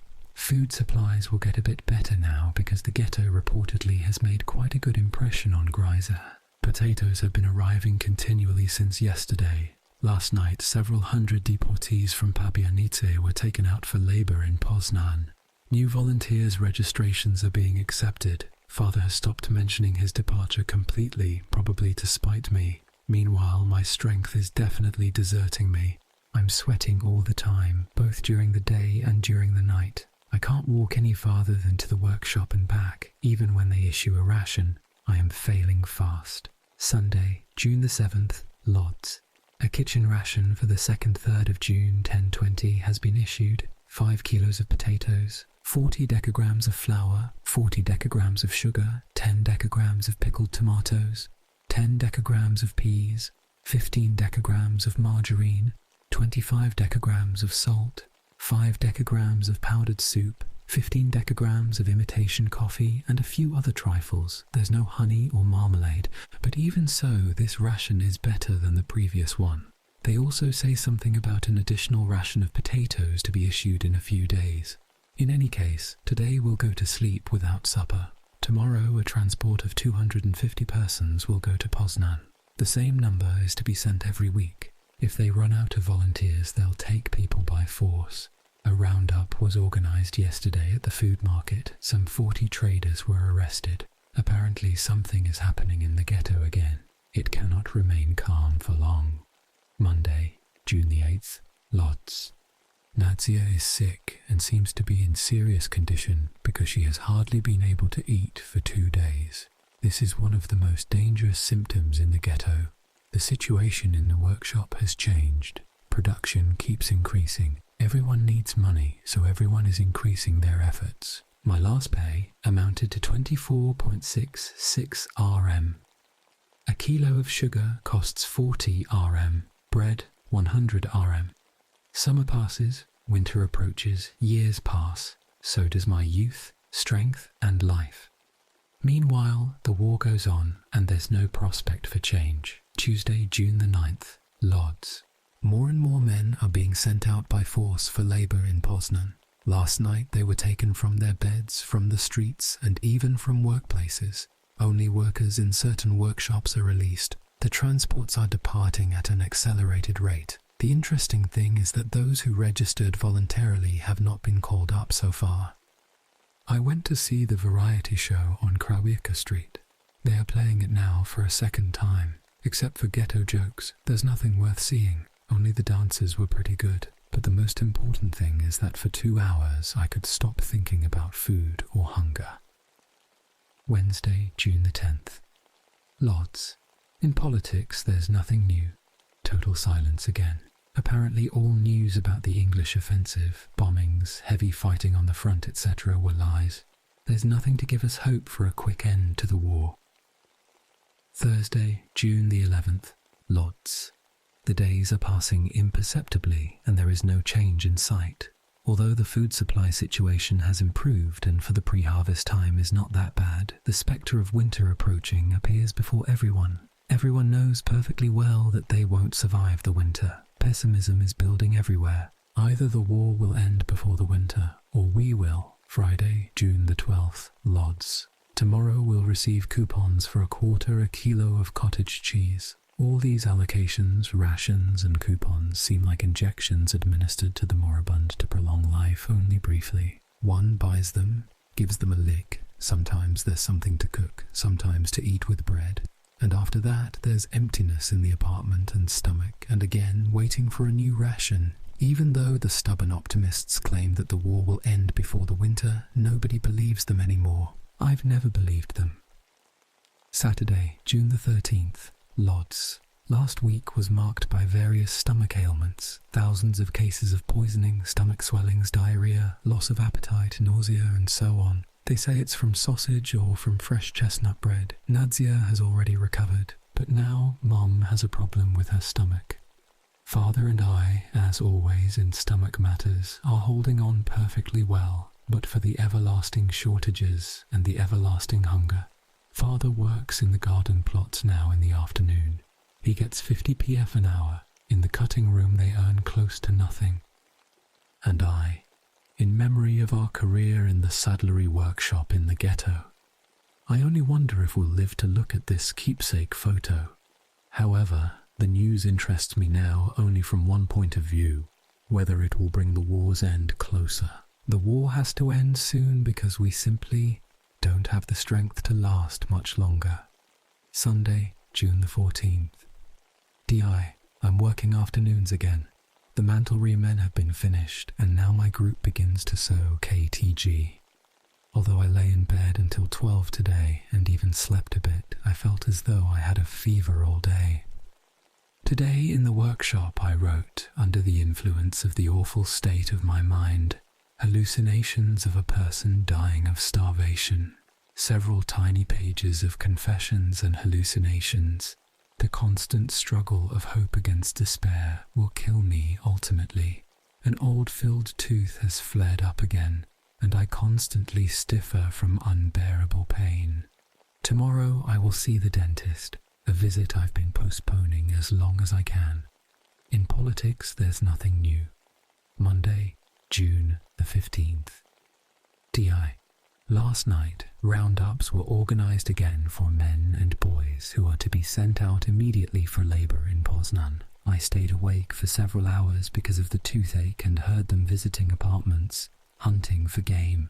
I went to the dentist. She cleaned my tooth and will fill it tomorrow. Fillings are very expensive, but I have to complete the treatment. It's been a long time since I was in the central area of the ghetto. And today, for the first time on Brzezinska Street, I saw a streetcar carrying workers and clerks to Mersin. This is a prehistoric contraption like all other cars in the ghetto, open on both ends. You pay a mark for a 12-ride ticket. Streetcar tracks are also being built to the coal market, so that briquettes and coal that will be arriving by the streetcar can be dumped directly onto the square. Cheap and neat. The ghetto is organising everything for years to come. I only wonder who all this is for, because ordinary mortals won't survive much longer, and the parasites won't be able to live without our work either. Anyhow, nobody seems to think about that at the moment. Tuesday, June the 16th, Lodz. Last night I had an incredible toothache, and in the morning my mug was really swollen. It was fortunate that the dentist had not filled the tooth because an abscess is festering there and the tooth has to be removed. We are now sewing a new article, KTG. It is very complicated work and the poor children are really sweating. Instructors are trying to shirk the work and put everything on us group leaders, but I have succeeded in restraining them. I was in another world today, however, because the tooth was bothering me all the time. All hopes about additional rations have proved to be only dreams. We won't receive any addition to our rations. A new ration of meat or sausage is also out of the question. In politics, there's nothing new. Wednesday, June the 17th. LODT. Last night I had no pain, but my face became so swollen that the tooth can't be removed now. Late in the evening, Father brought home lovely clothes that he bought from a policeman who works in Mersin for the ridiculously low sum of 35 marks. The police, assigned to work with the arriving transports, have picked the newcomers so clean they are able to sell their surplus plundered clothes. We have money because we can't buy anything to eat with my last pay except dinners and bread. Father also bought socks for Mum, himself and me for 10 RM. I will finally have something to wear because the clothes I have on now are deteriorated. The only thing I still don't have is shoes. The clogs I'm wearing won't last much longer. However, shoes are almost impossible to get outside the Bekleidungsstelle, German clothing distribution site. You have to have extremely powerful connections to buy anything there. High-ranking clerks, their families, relatives, and friends are the ones who benefit from the Bekleidungsstelle. Meanwhile, the rest of the population either has traded away their food to the German Jews for clothes or are half-naked and barefoot. The social order is excellent here, as is everything else. Thursday, June the 18th, Lodz. My group is already in full swing sewing the KTG. This is painstaking and demanding work, so careless saddlery makers keep receiving returns to be corrected. Juvenile workers get their bread in a house next to the workshop. I eat with them there because it's much more comfortable for me. But I'm still just as hungry. I keep losing breath and often have to go outside to get some air. My face is still swollen. I went to bed without supper because we have nothing to cook at home. We won't get our food rations before Saturday. Perhaps tomorrow we'll be able to borrow something to cook. Friday, June the 19th, Lodz. It's cold again after several weeks of tolerably warm weather. The mornings are extremely cold, and for most of the day it's cloudy, though it's not raining. Everything's insufficient, typical of wartime. Even summer lacks the warmth of the sun. My toothache is already completely gone, and the swelling has gone down a bit. The dentist told me that there's a chance to cure the tooth without removing it. In politics, there's nothing new. The summer's ending, but there's still no help for us. Saturday, June the 20th, Lodz. We finally have the ration. I also got the photo taken a week ago. It came out fine, realistically showing our hungry ghetto countenances. It's only from this photograph that I realize what condition I am in. The hourglass on the mug, as they so rightly say in the ghetto. In the workshop, we received bread and butter for 20 pf. There was so little butter that you could barely see it. Let the devil take it. That's the way we live, day to day, minute to minute, meal to meal. How much longer? How much longer? Sunday, June the 21st, Lodz. Today the three of us received our workers' food rations and, in addition, salad and cottage cheese. Mum hasn't received her coupons for food yet. Father insisted on weighing out his portion of sugar and butter, but Nadia and I shared ours with Mum. As far as weighing and sharing portions is concerned, the situation is becoming critical at home. Naturally, most of the trouble is caused by Father, who cheats at every opportunity, while considering himself the one who is being cheated. I'm dreaming about the end of the war for one more reason. I want to become independent and to start my own new life, free of arguments and screaming in my parental home. But our separation seems a long way off. More likely we'll all kick the bucket in the ghetto. Monday, June the 22nd, UDT. It's been a year since the German-Soviet war broke out, but there is still no hope for its prompt end. The Jews have been promising for several weeks that offensive actions by the Allied superpowers will start today, but it seems to me that the beginning of the end remains unfortunately far off. Meanwhile, an absolutely reactionary period has begun in the ghetto. Rumkowski, without a thought about adding something to eat for the starving population of the ghetto, has set up the so-called Bayrat II. It is an additional cooperative for the police, instructors, and all kinds of higher-ranking clerks who, together with those belonging to the B1 and L doctors, receive special allocations of food on a regular basis. So much for the official version. Unofficially, the stealing of food and filling of pockets by people working with food is becoming more and more outrageous. The big shots eat, so to speak, in advance. There are people in the ghetto who have already set aside little fortunes for after the war, particularly the Jewish Kripo agents. Our authorities are also feeding themselves all right. All this robbery is being conducted with increasing indulgence and greed while the starvation increases around them. We can see how one person's hunger feeds another's appetite. The dentist has filled one of my teeth, but the one that's been sore has yet to be cured. I paid 5 RM again into an account for the future filling. If they are going to bury me in this ghetto, let it at least be without cavities in my teeth. Should I, however, get out of here, I'll need to have my teeth in good shape to be able to bite without any problem, to bite all the way. Tuesday, June the 23rd, Lodz. It's still damned cold. The sun shines, but you can't go out without a coat. I'm deteriorating more rapidly. Even reading is difficult for me. I can't concentrate on anything for long. Time runs from one meal to another. The shop, work, eating, sleeping, then the same all over again. In politics, there's nothing new. Wednesday, June the 24th, L6DL. There's something wrong with my tooth again. It will have to be removed. I'm going to pot, and I feel completely indifferent. Life is more and more horrible, drab, and totally worthless. Thursday, June the 25th, Lodz. The sun was somewhat more human these past 2 days, but today it's cold again. Harvests will probably be awful this year. No food arrives in the ghetto, no vegetables, not even the poorest greens. Ever greater productivity is being demanded in the workshops. Instructors, the police, and other gangs of loafers receive additional food coupons while the rest of the population is dying of hunger.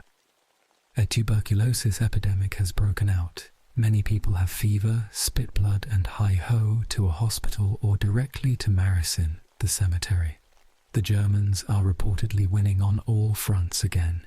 As we can see from the orders sent to the ghetto, they are indeed preparing for winter warfare. Clothes insulated with cotton wool or feathers and white uniforms for snow are already being made in the ghetto. The ghetto gives the Germans more and more while they send us less and less food.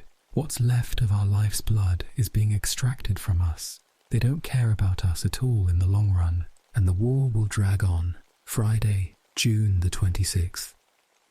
D. Still no improvement of any kind. We keep working and starving with no prospects for even the slightest change. The workshops are being enlarged, new ones are being built, and the cemetery is being expanded. Our workshop has opened a new training section for children in 2 small houses not far from us. I have learned that Engel and Kaluzina finally went to Warsaw. I wonder whether they've given my regards to Lolek Elzaki. Stefan Kaluzina is said to have gorged himself so much on the first day after his arrival in Warsaw that he got a high fever and had to stay in bed for over a week. But he certainly felt satiated, a feeling I haven't experienced in 2 years.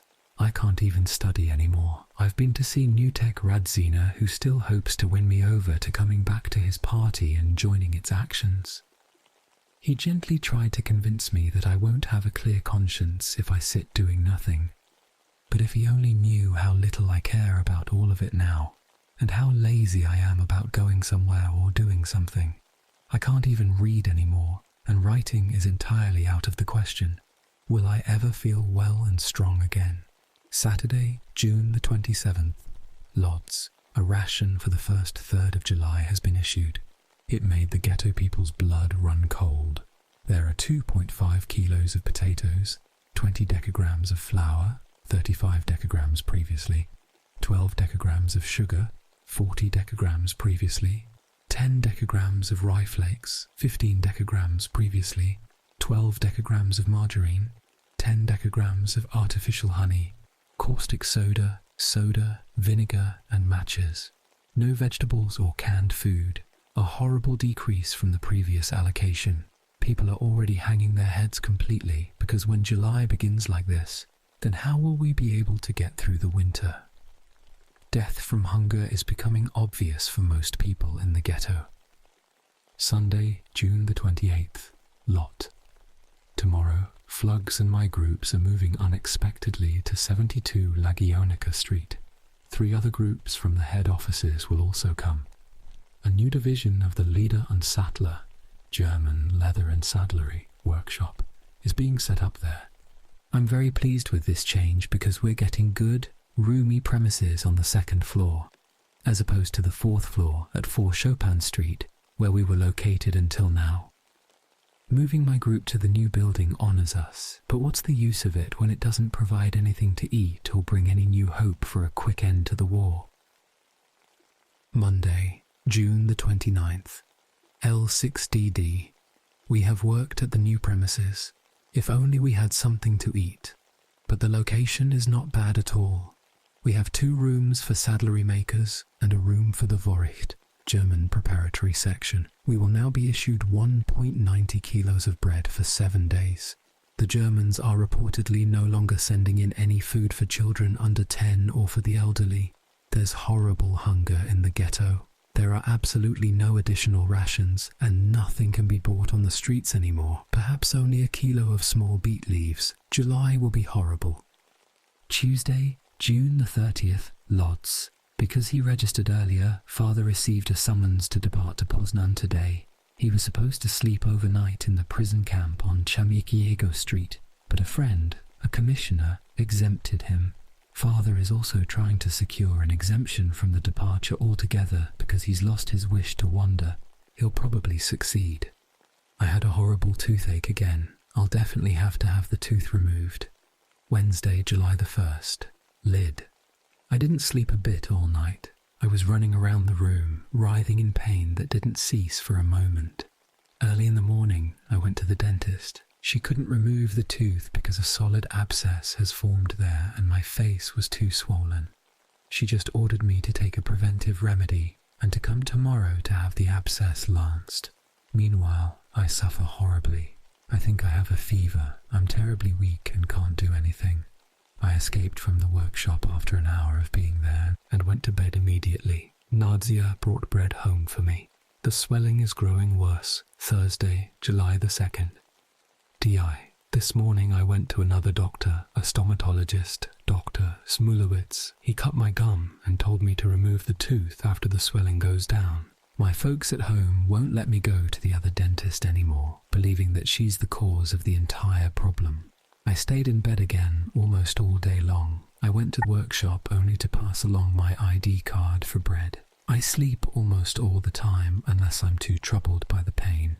Pus is flowing out through the cut in my gum, so I have to wash my mouth with peroxide every once in a while. I feel weaker and weaker.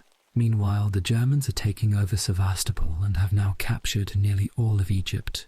Our chances of surviving the war are diminishing at lightning speed. Friday, July the 3rd. Lodz. Father has received the exemption and doesn't have to report for departure to Poznan. We've eaten almost our entire ration, naturally with the greatest contribution on Father's part, and all that we have to cook will now last for only 2 more days. It is printed in the Latin alphabet. With 1,000 words of description, they report the capture of Sevastopol, their victorious march in Egypt, victories on the seas, and on and on. After reading this newspaper, you lose any remaining shred of humour or hope. These are irrefutable facts against our futile, stupid rumours. Saturday, July the 4th, Lodz. Mom bought radish leaves for me from work. They have come into fashion in the ghetto lately for cooking. They cost 3 RM a kilo. The soup she made with them was quite all right, though I doubt that it has any nutritional value. I'm so weakened that immediately after work I go to bed and sleep, which has never happened to me before. I don't read at all. Tomorrow I will go to a doctor for an examination and perhaps the removal of my sore tooth. The Germans push on. Sunday, July the 5th, Lodz. I've finally gotten rid of that tooth. It was the first time I've had a tooth pulled. The doctor removed it professionally in a hospital without anesthesia and, what's more important, without charge. There is almost nothing to cook at home. Radish leaves are our essential food. I'm so weakened that I lie all day long as though I were dead. I don't read and don't want to do anything. Slow death has begun. Monday, July the 6th, Lodz. The weather's finally hot. I can't feel the heat, however, and don't broil as others do. My weakness and sleepiness increase many times over. The work in the new workshop has already stabilized. Yesterday and today we were sewing Sturmgepäck, and as of tomorrow we'll do the KTG again. Tuesday, July the 7th, Lodz. Today in the workshop we received only dry bread. Depression prevails everywhere. All I eat now is a daily portion of bread and a plate of radish leaf soup. I'm unable to think of anything. Wednesday, July the 8th, Lodz. A ration for the 2nd, 3rd of July has already been issued. It's almost identical to the previous one, except that now there's 1.5 kilos of potatoes instead of 2.5 kilos. There are 10 decagrams of peas in return. Splendid fish arrived in the ghetto yesterday. It was distributed among B1 and B2, doctors, Berat, police and instructors. The remains were dealt out today among Fortune's darlings with connections. In our family, Father received 45 decagrams for 1 RM. The fish was delicious, though cooked without any seasoning. What a pity that we eat it only once in 3 years. I read in a newspaper that the Germans have captured Voronezh and are moving ahead in Russia. In Africa, they don't have any new advancement, but through all of their words runs arrogance and the confidence to drag the war on through the winter. That will finish us here in the ghetto. Thursday, July the 9th, Lodz. New vegetables have finally started to arrive in the ghetto, though in small quantities. There's lettuce, beet leaves and small carrots. Naturally, the privileged classes receive them first. Meanwhile, the number of people who have the strength to work diminishes greatly. Everything's running out. I can't go upstairs or even stay on the street for long. Weak legs are the best indication of exhaustion from starvation. Friday, July the 10th, Lodz. I'm more and more saddened by Mom's appearance. The long distance to work has withered her completely. Father has also declined badly recently. Last week I saw Mrs. Deutsch, who also feels very bad. Most people are just cadavers, walking shadows of their former selves. The hope for an end to the war in 1942, so alive at the beginning of the summer, has now completely disappeared. The prospect of our liberation moves farther and farther off, becoming more and more unattainable. Saturday, July the 11th. Lodz. I saw Wollman, for whom I arranged a certain transaction. He is very dejected because a doctor told him that he is on the verge of consumption. Even so, he assured me with a smile that he would like very much to survive this war. I also met Kalel, who is working as a messenger on the vegetable market square, where he stuffs himself with various vegetables. He has a fever and receives injections of calcium for his lungs, which are out of order. I shiver at the thought of what may be happening in my own lungs. In politics, there's nothing new. Sunday, July the 12th. Lodz. I've been more and more nervous recently. As though out of spite, I keep meeting people who enjoy all sorts of coupons, allocations, additions, vacations, boarding houses in Marisin and so on, and who tell me about their gluck in their good-natured naivete. One can arrive at the quite obvious conclusion that about 20,000 people in the ghetto eat what could be used to issue double-quantity rations for the rest of the population. The additional food coupons for instructors, Beirat, clerks, management and special individuals issued by the food supply dignitaries for one-time use contain more products than ever. The parasites in the kitchens will grow fatter, while the workers will receive a little cloudy, troubled water. This is the joy reserved for the big shots in the departments and those who have connections. Meanwhile, the coupons for the rest of the population get worse every time. Damn it, I wish I could burn up that whole gang once and for all. Monday, July the 13th. Lodz. I received Emmy food ration only today. This time I had a fierce argument with father, who is becoming greedier and more rapacious for every little morsel. He cheats in a stupid, intricate way everywhere he can, which upsets me terribly. Tuesday, July the 14th. Lodz. Enormous quantities of new vegetables keep arriving in the ghetto. A few dozen carloads of beets reportedly have arrived. However, I haven't yet had a chance to taste even a beet leaf, to say nothing about a beet itself. Wednesday, July the 15th. Lodz. Beets are already out of sight, but we haven't received a single gram out of all those transports that arrived. Foul weather continues, days are becoming shorter, nights longer and colder, and in politics, there's nothing new. Thursday, July the 16th. Lodz. The ghetto is running out of potatoes. They will be served in several workshops for the next 2 days, but there will be no potatoes in the next kitchen ration or for those who work. The balance in the ghetto will be maintained. On the one hand, some food is arriving, but on the other, products are disappearing. Not to overeat, that's the important thing. Friday, July the 17th. Lodz. The German newspaper I sometimes read is hopelessly boring and says nothing except to continually assure Endsieg, German final victory. I can't find hope anywhere for a quick end to the war, or for even the smallest victory on the part of the Allied powers. The death rate keeps rising in the ghetto. Many of the teachers from the former gymnasium have died, or are dying, or are incurably sick. I keep hearing about all kinds of previously unknown diseases that put people down after a short struggle.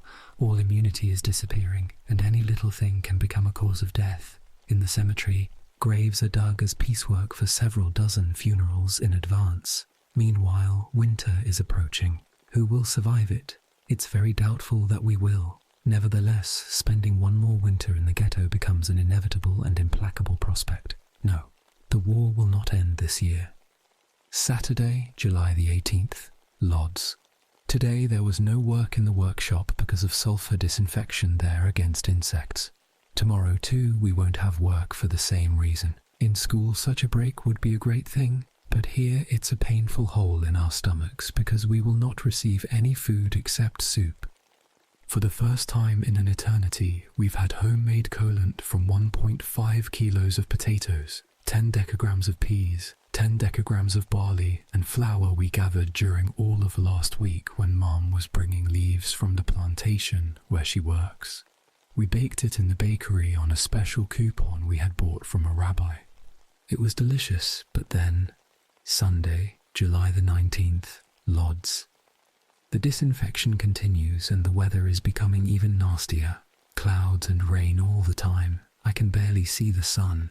I was transferred as a group leader today to a group that works in the afternoon. I will not have any partners here.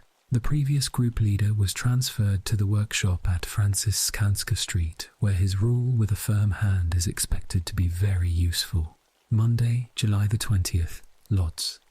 I've met with New Tech. We understand each other better, but we're also decidedly and consciously growing very distant from each other. He is now a complete dogmatist, ready to slaughter and be slaughtered. His world has already been fulfilled. His actions are clear and decided for the rest of his life, a life subordinated to an idea.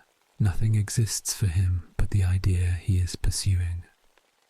Our former political organization of school youths has developed colossally during the past year, having greatly surpassed the bounds set for it at that time. Naturally, New Tech is in its vanguard, independent and critical of other authorities in the ghetto. As for me, my egoistic individualism has led me in a completely different direction. I've taken on other goals and tasks in life for myself. My political views, which have never been as extreme as those of New Tech, haven't changed though. After the war, everything will be revealed. Meanwhile, we huddle down quietly and struggle for life, to endure and survive. Wednesday, July the 22nd, Lodz. The ghetto keeps developing. It is rather a factory called Ghettoverwaltung, German, Ghetto Administration, a company of German capitalists and perhaps of Romkowski and Jakubowicz, exploiting the ghetto as an industrial center that keeps extending the scope of its activities. The number of workers in the workshops and on the internal posts in the country of der Altes der Juden is growing. Currently, a whole block of buildings adjacent to our workshop is being reconstructed to accommodate the enlarged metal workshop and new sections of the saddlery workshop. All kinds of new workshops are also being created in various spots in the ghetto, reaching out their tentacles now for the last reserves of children, even those younger than 10, and adults who are barely able to work. Meanwhile, a death sentence, the third one in the ghetto, I think, by hanging was carried out on a square near Bazarna Street today. This time, 2 young men who supposedly escaped work in Poznan were hanged. Naturally, Jews performed the execution. A ration of 1 kilogram of potatoes has been issued. Optimists are sure Romkowski receives enough food from the Germans. We know it. But is this food for us, or does he keep it only for himself and his circle? Thursday, July the 23rd, Bid. In politics there's nothing new, but either as a result of a somewhat better food situation or as a result of some mysterious mystical calculations, the spirit of the Jews in the ghetto has risen a bit again, and they maintain that the war will end this year. There are no specific events to support this claim, but perhaps the belief will somehow help. Meanwhile, sickness and death rates are in incredible record form in the ghetto. A supposedly healthy person goes to bed for a day or two, and by the 3rd day is on the way to Marisin as a corpse. Swelling from starvation, tuberculosis, or any other symptom is not even mentioned anymore. The person died, that's all. Friday, July the 24th. DI. I have to worry again about Mom. She is subject to layoffs after finishing work in the garden plots. Tomorrow she'll work there for the last time. Again, a loss of food, coupons, soup, and pay. I hope that Mom will get a job somewhere else. I still try desperately not to give up, to read, to work on something, but I make almost no progress. I'm somehow horribly, continuously exhausted and lazy. I'd like to do everything, but I can't get to anything. Meanwhile, the end of the war is still very far away. Mrs. Deutsch is completely listless. She stares straight ahead vacantly and is incapable of any serious conversation. I'm totally depressed after the visit and feel more lonely. Except for Woolman's, there's no other place I can go.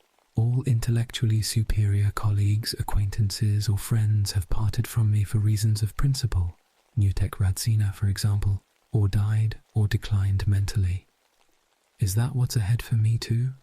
Only the devil knows. Sunday, July the 26th, Lodz. Were it not for all kinds of scraps of rags that father takes secretly out of the cutting room, sawdust I once got for a fuel coupon, wood that is slowly chopped out of our furniture, and other kinds of minor fuel materials, the 28 kilos of briquettes given monthly by Rumkowski wouldn't be enough for 4 of us to cook our rations for even 2 weeks. The people who have either gas in their homes, even though it's rationed, or friendly connections in places where they can cook on gas, Gaskichenstelle, can consider themselves lucky. There are also people who cook on electricity, but electric cookers are no longer available, and that's the way we live, from one meal to another.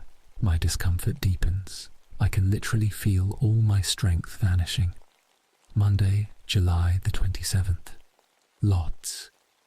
I didn't receive my portion of bread today.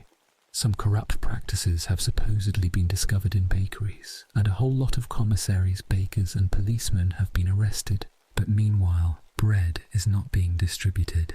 Even though Mom cooked something in the morning, I feel the lack of my daily 13 decagrams of bread acutely. I had no idea that I'm already so weakened. Perhaps it was under the influence of feeling extremely ill, combined with some kind of inspiration, that today in the workshop I wrote what seems to me a quite strong Yiddish poem, Leben will ich, I want to live, and a few small pages for alarm, the latter written perhaps under the influence of alarm sirens that have been going on repeatedly during the last few nights. No air raid has followed though. In any case, those in Warsaw haven't gone through as much suffering as we have, and here it's not over yet. Tuesday, July the 28th. Lodz. The daily ration of bread has been reduced. The mood in the city is horrible. To make matters worse, there are no vegetables, and the soup in the workshop is awful. Even though a new ration of sausage and meat, 10 decagrams per person, has been issued, it doesn't console anyone. After 2 days of not working, Mom got work gardening again today. This time the plot is much closer. Maybe she will not lose the coupon for the next ration because of those 2 days without work. After all, there is no political news. Constant, hopeless, stifling silence. Wednesday, July the 29th, Lodz. We've been informed that Mom will not lose her ration because she was working on July the 20th. I suddenly felt sick and dizzy in the afternoon. Nothing could bring me back to consciousness, so, breaking my principle, I ate half of my portion of tomorrow's bread. The past 2 days have been days of first-class hunger. The cooperatives have been closed, supposedly because of cleaning, and no food was issued. Enormous bombings of Germany are reported, if only something comes of it. Thursday, July the 30th. D.I. I showed, or rather read to Wollman the poem I composed the day before yesterday. I revised it on Tuesday. He thinks that there is heart in it, but the form is still extremely primitive. He advises me to study Jewish literature seriously and to write only in moments of absolute necessity. I'll try to follow his advice if I only have the strength to read. After yesterday's incident, I'm very much weakened, and as though out of spite, there's nothing to eat at home. Saturday, August the 1st. Lodz. After work, I went to see Mom in the garden where she now works. She sits crouched on an upturned pot and prepares clean soil under beet seedlings. If I were in her place, I would gorge myself. We have received 5 decagrams of yeast, which recently became a medical and nutritional remedy. Doctors now prescribe yeast coupons for all kinds of sicknesses, but it helps us about as much as cupping can help the dead. The death rate's rising every day. The work in our workshop is said to be coming to an end. On Chopin Street and in the head offices, they've been without work for almost a week now, and our KTG sewing is also said to be ending. There are no new orders. Is this a good or a bad sign? Sunday, August the 2nd, Lodz. August is beginning with nice warm days, but it won't be for long. It would be too good if the sun were shining for us. The Germans are said to be at peak readiness for the expected English-American offensive. But when the hell will it happen? There's been a warning posted that there'll be no more potatoes in August, so we shouldn't eat the ones we received last time too quickly. Hunger is becoming ever more horrible. Monday, August the 3rd. Lodz. The mood in the ghetto is slowly improving with weak hopes and dreams.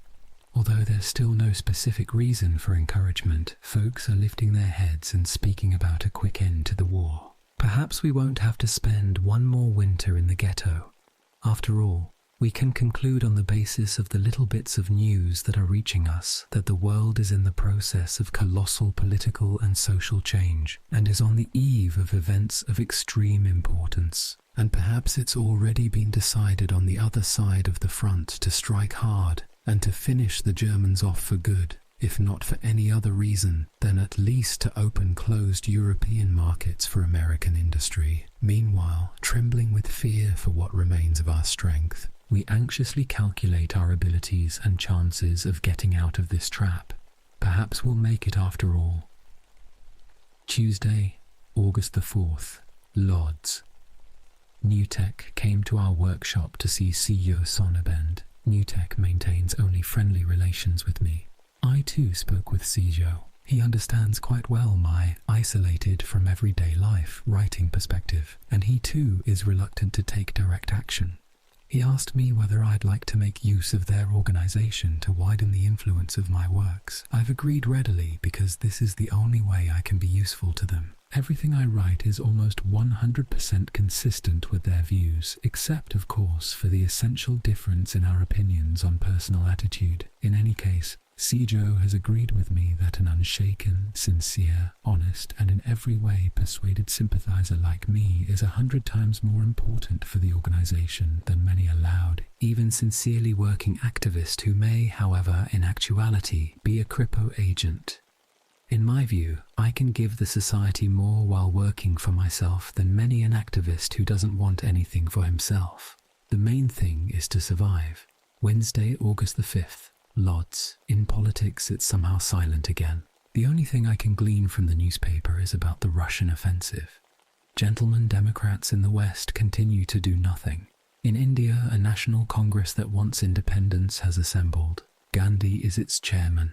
England is not giving in and is being supported by China, the Soviet Union, and the United States. Colossal changes are taking place all around the world, while we are rotting here in the ghetto. What a delight it must be to be free and satiated now, and to take in the history happening before our eyes.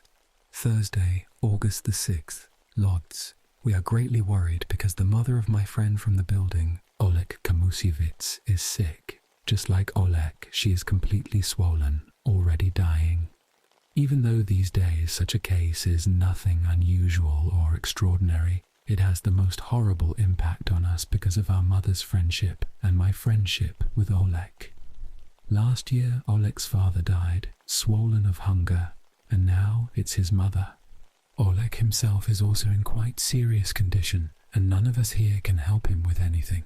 Friday, August the 7th, Lodz. Hanky-panky again at the workshop. I will get a new group on Sunday. My group's previous leader is coming back. I tried to persuade Podlaski to let me stay. I was supported by Risek and even the group delegation of juvenile and older workers, but nothing helped. Podlaski values this other person more than me, even though everybody hates him. I am so mad that I can't sit still. Saturday, August the 8th. Lodz. I'm now buying a second soup at the workshop. It costs 3 RM. I can't organize a soup at the kitchen. The others who have connections, however, even minor ones, get as much soup as they want, so there are always battles because you rarely find the 10 decas of potatoes you're entitled to.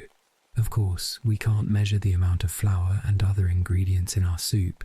The people at the kitchen don't give a damn about it, while the big shots from the workshop stuff themselves with no restraint. We all just hope the war's end is near, otherwise we're lost. 80% of the ghetto population will not survive the winter. Sunday, August the 9th. Lodz. Mrs. Kamusiewicz has died. A day before her death, a doctor stated that had she had 3 decagrams of sugar and 10 decagrams of meat a day added to her food for at least a week, he would have been able to keep her alive. But as in the case of 80% of the ghetto population, such treatment is a physical impossibility. A ration for the 2nd-3rd of August has been issued. There are no green vegetables at all, only 1.5 kilos of potatoes, 10 decagrams of sausage, 30 decagrams of rye flour, 12 decagrams of sugar, 10 decagrams of oil, 25 decagrams of salt, 25 decagrams of ersatz coffee, and a few small trifles like soap, citric acid, paprika. The weather is still undecided, as though it were deliberating whether to extend the summer or to recognize the autumn which is already approaching. In politics there's nothing new. Monday, August the 10th, Lodz. At home, wasteful consumption is being practiced, counting on additional food allocations. I don't know from where, perhaps from heaven. We cook 2 times a day, and potatoes are running out at a frightening rate. A circular has been sent to the cooperatives that they should issue 10 more decagrams of peas for 20 pf per person. Even this will help a little. As long as there's something to eat, we'll get through to the end of the war. Meanwhile, in politics, everything's become silent again. The Germans continue to move ahead in a section of the Caucasus. Perhaps a breakthrough will occur in the beginning of autumn. Tuesday, August the 11th, Lodz. Day after day passes. One buys rations, eats the little food there is in them, starves while eating it, and after that keeps waiting obstinately, continuously and unshakenly until the end of the cursed, devilish war. The workshop, home, meals, reading, night with bedbugs and cockroaches, and all over again without end, constantly losing strength, with diminishing efficiency of body and mind. We keep dreaming, waiting and counting, always with the same negative result, outraging all possible calculations and suppositions. We're fighting to survive until liberation, a goal as elusive as a phantom. Wednesday, August the 12th, D. Transports of Jews have begun arriving in the ghetto from neighbouring small towns, which are being totally de-Jewed. Transports from Pabianice, Belchatow, Turek and some other holes have already arrived. In Turek, where the ghetto was based on agricultural production, a literal pogrom was staged. Out of 2,000 residents, 150 had been left. All the new arrivals, no matter from where, say that until this moment they hadn't known what hunger meant. Our ghetto terrifies them. However, since they are in better shape than we are, they have better chances of surviving the war than we do. For the past year, they lived in constant uncertainty and fear for their fates. It finally ended with their deportation here without any luggage. Wednesday, August the 14th, Lodz. Today, amid the greatest hum in the workshop, I wrote several more pages for Alarm. I've recently checked out Polish novels from the library for 2 RM a month. I'm also reading the 2nd volume of Galsworthy's Forsyth Saga and Thomas Mann's Buddenbrooks in their original languages. I have no strength to study, however. I waded through the history coursebook until the first year of World War I. I can't go on any further. My foreign languages have again been held in abeyance. Maybe now I'll be writing a little more. I wish I could pull myself together. The deepest pessimism is beginning to rule me again. Saturday, August the 15th, Lodz. Today I ate 1/4 kilo of dry ersatz coffee with sugar, which I still had from an old ration. I bought the coffee in private trade, 2 RM for a kilo. Coffee with sugar or saccharin or without anything has been a basic element in my diet for a long time, but now, because of a production decrease in the workshop and an enormous drop in income as its result, I will have to give up all additional purchases. Father came home from work with a 39.9 degrees Celsius, 103.8 degrees Fahrenheit, approximately minus 13 degrees Celsius, fever. He went to bed, but it goes without saying that if he is able to walk, he will go to work tomorrow. After all, it would be a waste of soup, and perhaps of a food coupon as well. Sunday, August the 16th, Lodz. The weather's warm and relatively sunny, silent and still, but I feel it's the lull before the storm. I went to the concert hall at 3 Krowicka Street for a meeting of Luftschutz services, because on Friday I received a note to report there.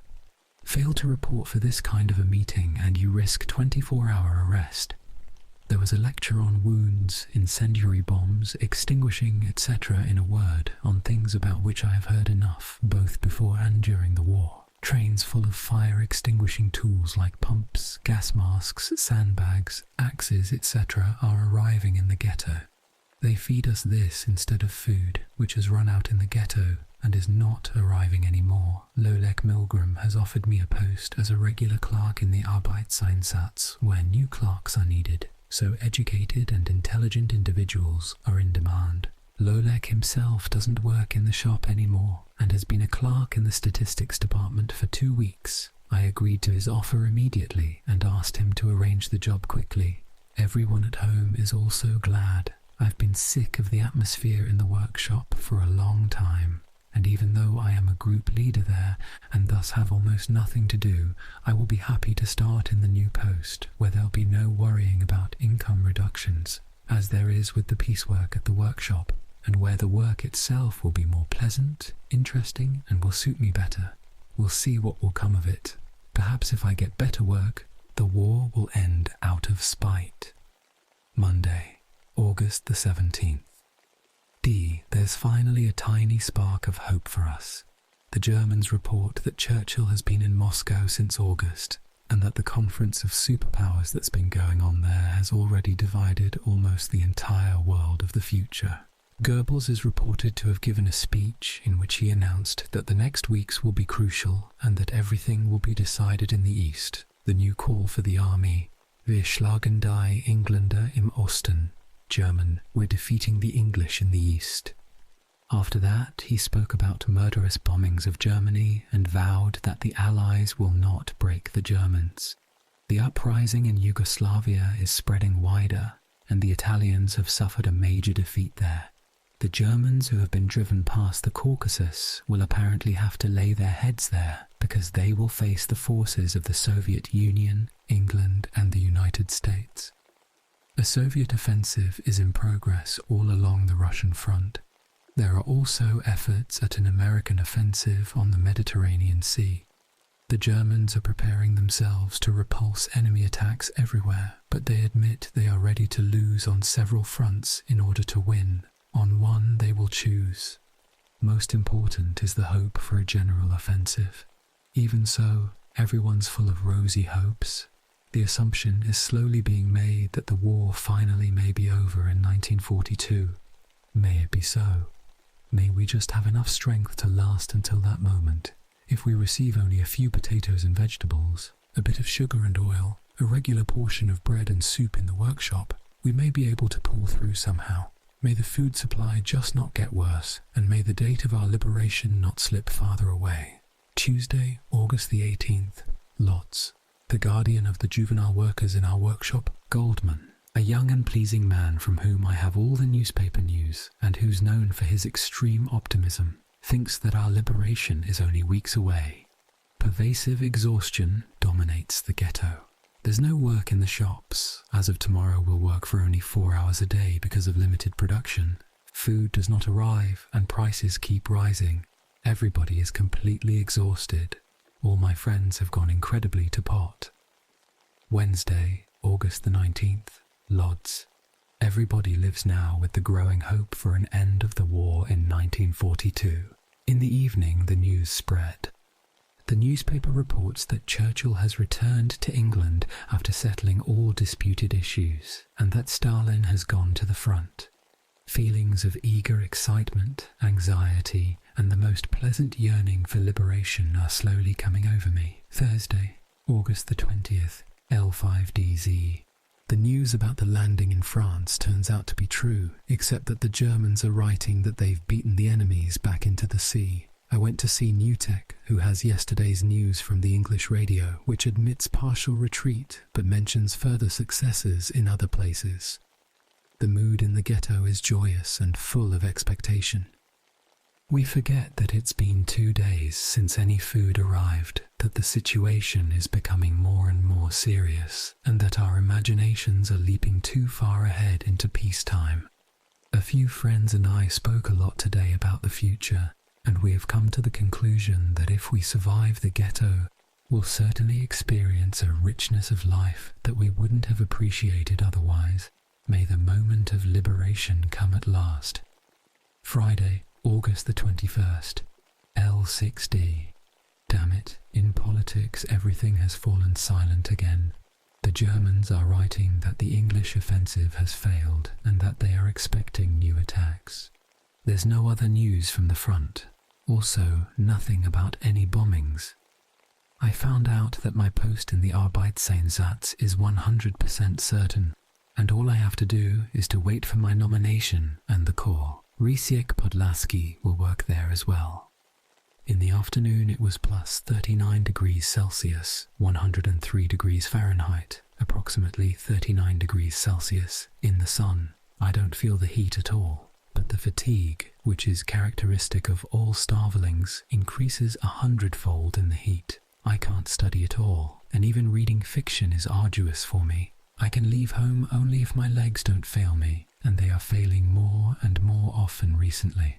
Saturday, August the 22nd, Lodz. Last night, a transport of Jews from Ozork 6W arrived in the ghetto. In politics, there's nothing new. Even if there's something going on in the wide world, no news reaches us. Could it be that the promise of liberation will again end in disappointment? Sunday, August the 23rd, Lodz. I don't know whether it's because of the heat or because of some other reason, but bedbugs and flies have multiplied in our home, just as they have everywhere else. We have swarms of them at home. I'm sure the bedbugs drink half a glass of my blood every night. As for the flies, we just can't get away from them. The radical remedy for these plagues would be to end the war. That would solve this and other important problems as well. Jews from the small towns in the region are still coming. I have been visiting Goldman every evening to get information from the newspaper. He thinks the Jews have weak nerves and cannot contemplate the end of the war without creating a sensation. In yesterday's newspaper, there was news about bombings of the general government, occupied Poland not incorporated into the Reich, especially Warsaw and Eastern Germany. That's probably why there was an alarm 2 days ago, Monday, August the 24th, LODT. I've received a summons to report to the Personalabteilung, German Personnel Department, for a work assignment tomorrow. The newspaper reports Brazil's declaration of war against Germany, a Turkish-Soviet treaty, and details about the Soviet offensive all along the front. All quiet on the Western Front, however. Tuesday, August the 25th, Lodz. I've seen Frank, the chief of the Personalabteilung. I stood in a line there from 8 in the morning to 12, and barely managed to get to him. I immediately received the note to the Arbeitseinsatz as a Berangestellter, German, office employee. In the afternoon, I went to Milgram's office in the Arbeitseinsatz at 11 Lutomierska Street. He told me to come right to work tomorrow. Wednesday, August the 26th, Lodz. Today, I worked in the Arbeitseinsatz as a clerk, a pen pusher. I work there from 7 in the morning to 4 in the afternoon. I'm very satisfied because I finally have the peace I longed for. I don't have to care about anything, and the thoughtless rewriting of data in the files doesn't require any effort. There's also none of the prison-like atmosphere in the workshop, no screaming, less dust, and no Leder and Sattler idiots. Above all, I don't have too much time left to stay at home and think of food.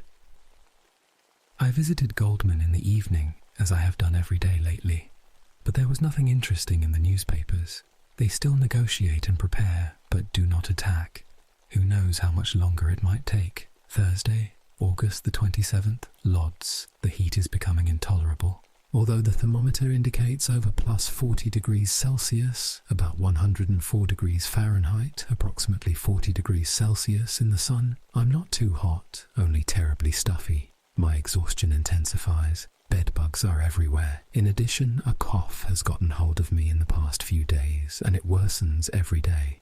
I'm sure it'll drag on.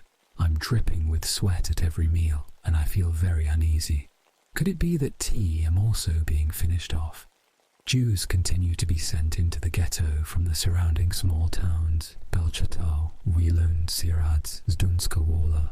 They tell horrible stories about the murdering of thousands of Jews and bring only a few remnants of their communities into the ghetto. They were not allowed to take anything with them, and there are no elderly, children, or sick among them at all. Those able to work and those unable were killed without distinction. They had eaten well, though, like cattle fattened for slaughter. In the Arbeitseinsatz, we now have a lot of WCARC because the new arrivals are directed to our offices to receive work assignments. There is such a crowd here that I can barely get through when I come to work. I'm helping to set up a new file of workers being deported for labor to Germany. I am learning very interesting things. Letters and bills sent in by various German firms and work camps that employ Jewish slaves, jüdische Arbeitskräfte, from our ghetto. Their wages are minimal, deductions for their expenses enormous, and their working conditions must be awful because notifications keep arriving about sick workers sent to hospitals in Berlin from where they are returned to the ghetto and are unable to work. Friday, August the 28th. IADS. A transport of Jews from Lask has arrived. They went through the same things as all the other transports. Only a small group has reached the ghetto. Saturday, August the 29th. L.6DI. I'm coughing more frequently. I think I'll have to see a doctor, which I would immensely like to avoid, but the point is to avoid sickness. The German front line near Rzhev has been broken by the Russians. Although the Germans belittle the loss and boast of further progress in the Caucasus, it's evident that their career is being terminated. Whatever happens, there won't be any more German victories. Sunday, August the 30th. Lodz. The Russians are reported to be moving forward, and they keep seizing new areas. On the Western Front, everything continues all quiet. Only Crete was bombed. Mexico, too, is said to have declared war against the Axis countries, yet there are still no specific prospects for improvement for us. Monday, August the 31st. Lodz. The last day of the third year of the war. I don't think I will be noting any more war anniversaries because it will be either me or the war. Air raid alarms become more frequent at night, though there are still no raids. I am beginning to believe more strongly that the last act of the war has begun. It's 5 to 12. May we not be finished off first. Meanwhile, more work orders arrive in the ghetto, and although some workshops, Leader and Sattler for example, have almost no work, others, like the straw boots and carpentry ones, are receiving colossal orders. Wednesday, September the 2nd. Lodz. The hospital tragedy did not end with yesterday's deportation of the sick from the ghetto. When the Germans found out that a number of the sick escaped from various hospitals, they demanded their return. Following the registers from the hospitals, they started to search the apartments of patients' relatives to fish out the fugitives. On this occasion, the Jewish police committed a kind of crime unknown before in the ghetto. The Germans demanded as a quota the number of sick registered on the hospital's lists. The police, as a result of various orders from influential people, wanted to spare the relatives of powerful persons, so they invented a new way of dealing with the situation. They went to the apartments of the sick who had already been driven out and, as if out of the blue, asked where the deported person was. When the unfortunate relatives answered that they had already been taken, the police took hostages anyway unless the alleged fugitive was presented. As a result, when the Germans sent in vehicles today for the rest of the sick, a number of hostages were included to fill the quota, while the connected ones stayed in hiding. The mood in the ghetto is panicky. Everything's in suspense, and everyone's waiting. Thursday, September the 3rd. Loath. After 2 cold days, it's hot again. The newspaper reports the bombing of Warsaw and the Protectorate. The situation of the Germans on the Eastern Front is also clearly worsening by the minute. Potatoes keep arriving in the ghetto, and as of tomorrow, as much as 8 kilos per person will be distributed. In the evening, disturbing news spread that the Germans had allegedly demanded that all the children tipped to age 10 must be delivered for deportation and supposedly for extermination. The situation in the ghetto is very much like the one in all the surrounding towns prior to deportations there, with the difference that there the deportations were sudden and unexpected, while here they are being arranged with the most sophisticated premeditation. Friday, September the 4th. Lodz. Yesterday's tragic news has turned out to be unfortunately true. The Germans are demanding all the children up to age 10, the elderly over 65, and all other sick, swollen invalids, people unable to work, and those without employment. The panic in the city is incredible. Nobody's working anywhere. Everyone's running to secure work assignments for those in their family who are unemployed. Parents of the unfortunate children are trying to save them by any means. The registration office was sealed after the lists were made so that all rescue attempts by falsifying birth certificates, registration books and other documents, or making up death certificates, etc., are failing. Incredible scenes were taking place in our Arbeitseinsatz. Work assignments were issued in great haste, even though they already say that our efforts don't matter because there will be a general Sperre, curfew. The German Gesperre became Sperre in the ghetto, during which medical commissions will examine everyone to decide on their ability to work. Today, despite incredible difficulties, I managed as a clerk to get a work assignment for Mom in the furniture workshop. Even so, I am very worried about Mom because she's terribly emaciated, shrunken and weak. Nevertheless, she still works in the garden most of the time, is not sick, and even cooks, cleans, and, if there's need, does laundry at home. Early in the morning, the office of the school department was registering 8 and 10-year-old children for work, but at 12 it was announced that the lists had been invalidated. At 2 p.m. our office was closed, and we were all ordered to go home until further notice. Similarly, except for food supply people, Fiesismen, police, firefighters, and various guards, all other departments, offices, administration agencies, etc. have been closed. It was easy for them to say that because they managed to secure from the Germans exemption from the deportation for children of workshop directors, firemen, policemen, doctors, instructors, the Beira, and the devil knows who else. In addition, all kinds of connections will be set in motion now. Thousands of the well-connected elderly, the sick, and children will be saved, and the Germans who have demanded 25,000 people will receive in their place completely different persons who, though able to work, will nevertheless be sacrificed to make up for the connected children and elderly. Father's cousin, who has a 3-year-old girl and wants to save her, came to us in the evening. We've agreed to let her stay with her child, and even to let her whole family come down. They were afraid to stay at their home, not to be taken as hostages for the child, as a result of the heat outside and stuffiness at home, which is caused by the presence of so many people. I could hardly fall asleep. Late in the evening there was an air raid on Lodz, and several bombs were even dropped. Their sound had a blissful effect on the hearts of all Jews in the ghetto. May it just all end well. Saturday, September the 5th, Lodz. My most sacred, beloved, worn-out, blessed, cherished mother has fallen victim to the bloodthirsty German Nazi beast, and totally innocently, solely because of the evil hearts of 2 Czech Jews, the doctors who came to examine us. From early morning on, the city was anxious. The news spread like a thunderbolt that at night they had taken the children and elderly to the empty hospitals from which they will be deported 3,000 persons a day, beginning on Monday. After we had thrown together a dinner soup, cars and wagons pulled in with the medical examiners, policemen, firemen and nurses who started the roundup. The house across from us, 8 Spaceroa Street, was sealed off, and after an hour and a half, 3 children were brought out of it. The screams, struggling, cries of the mothers and of everyone on the street were indescribable. Parents of the children who were taken away actually went insane. While all that was going on, 2 doctors, 2 nurses, several firemen and policemen entered our building completely unexpectedly.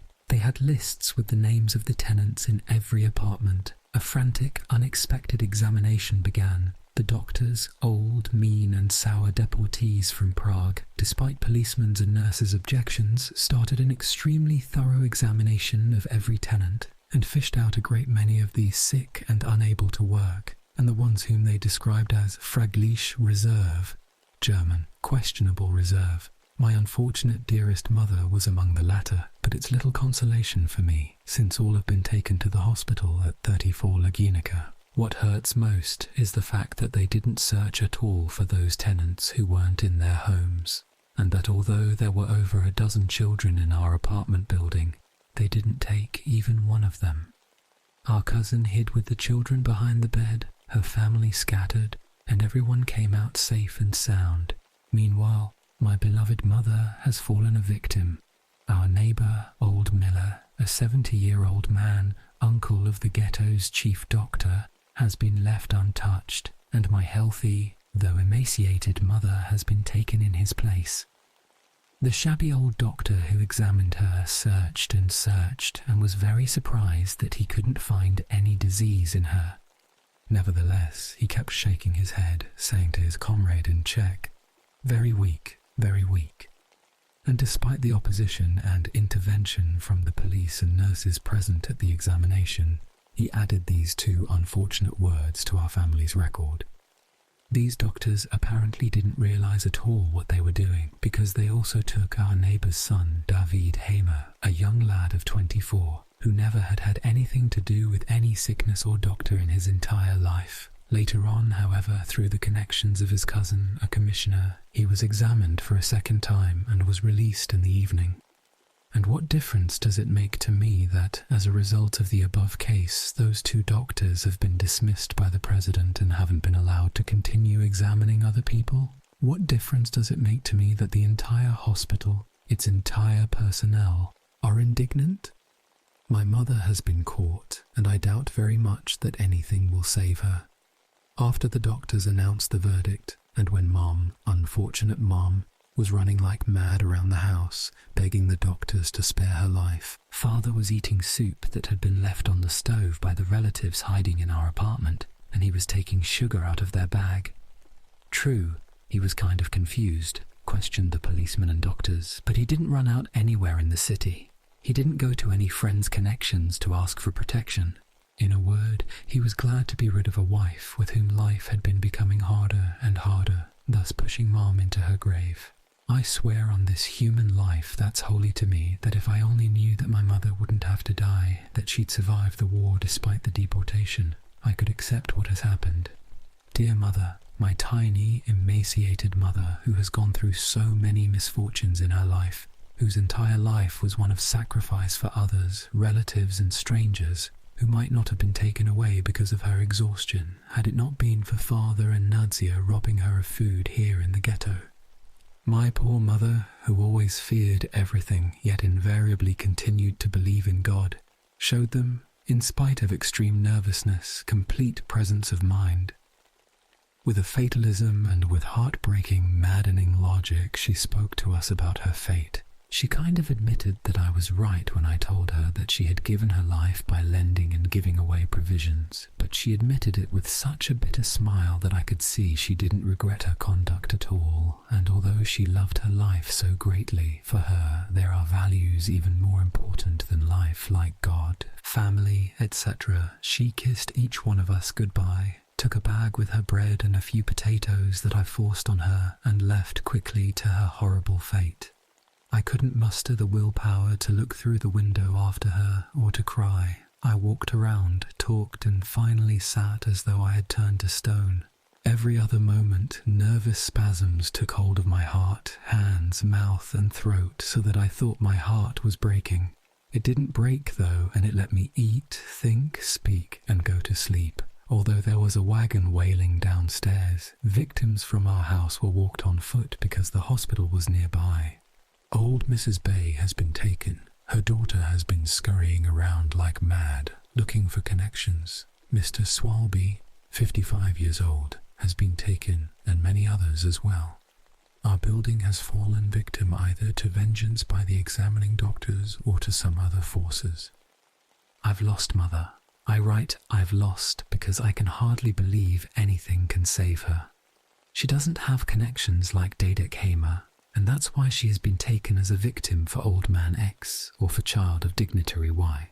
I was also examined very thoroughly. Like everyone else, I was ordered to show my legs in case they were swollen, but in effect, I've been let go. Although until now I considered myself a confirmed egoist as far as life is concerned, I am not sure whether it would have made much of a difference to me if I had been taken with Mom and even died.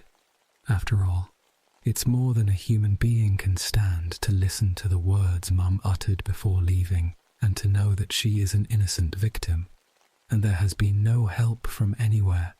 It's true that she's being held in a sort of reserve, but our dignitaries will give away even the healthiest reserve in place of their crippled connections. Cursed capitalistic world. In the evening, Hala Wallman, the sister of my friend from the building, came to see us. She works as a nurse in the hospital right where Mum is. She consoled us that Mum was scheduled for a second examination and that as a victim of the crazy doctors, she would be released. Promises, promises. Only fools are taken in by fine promises, but I'm not taken in even by the finest promise or consolation, since I know that thousands of people destined for deportation have connections, and other victims have to be reserved in their place. Meanwhile, if Mom had only left home, nothing would have happened to her, and so someone else's baby has been saved in our home, while my mother has been taken. Nadia screamed, cried, suffered spasms, but these days it doesn't move anyone. I am speechless and close to madness. Sunday, September the 6th, Lodz. Yesterday in the afternoon, curfew notices appeared that from 5 p.m. until further notice, people are forbidden to leave their apartments without a pass from the district. Naturally, excluding this and that, and such, they will evidently start thorough searches now. Last night was relatively calm around our building, but in other sections they took a lot of people. The raids are still carried out without the Germans' assistance or pogroms, which everyone fears. Let even this happen, if it were to give me my mother back. At 6:30, I brought a towel, soap, and a clean shirt to Hala Wallman for Mum, which she had requested through Hala just yesterday. Hala has promised to do all in her power to have Mom examined a second time and released. Father, whose conscience apparently spoke up a little overnight, hurried in the morning to 2 acquaintances for help, but hasn't secured any, naturally. Mom is sitting there, and nothing is happening. It's not even known whether she'll be examined one more time or not, and whether there is any chance for her release. Last night passed without any air raid alarm, and generally one can hardly find anyone counting on a miracle from the outside. The heat is still incredible. In spite of the curfew, people are running around the streets looking for help for their unfortunates. The Sperre continues though, and everything is closed. After dinner, rumours spread that the Germans are now accompanying the medical commissions and that they decide who will be taken and who will not. There's been an order that all the children who were released be gathered in one of the hospitals. But although Rumkowski assures us that he guarantees safe conduct for these children, no one really believes him. Even policemen, instructors and managers are despairing now. Laments and shouts, cries and screams have become so commonplace that one pays almost no attention to them. What do I care about another mother's cry when my own mother has been taken from me?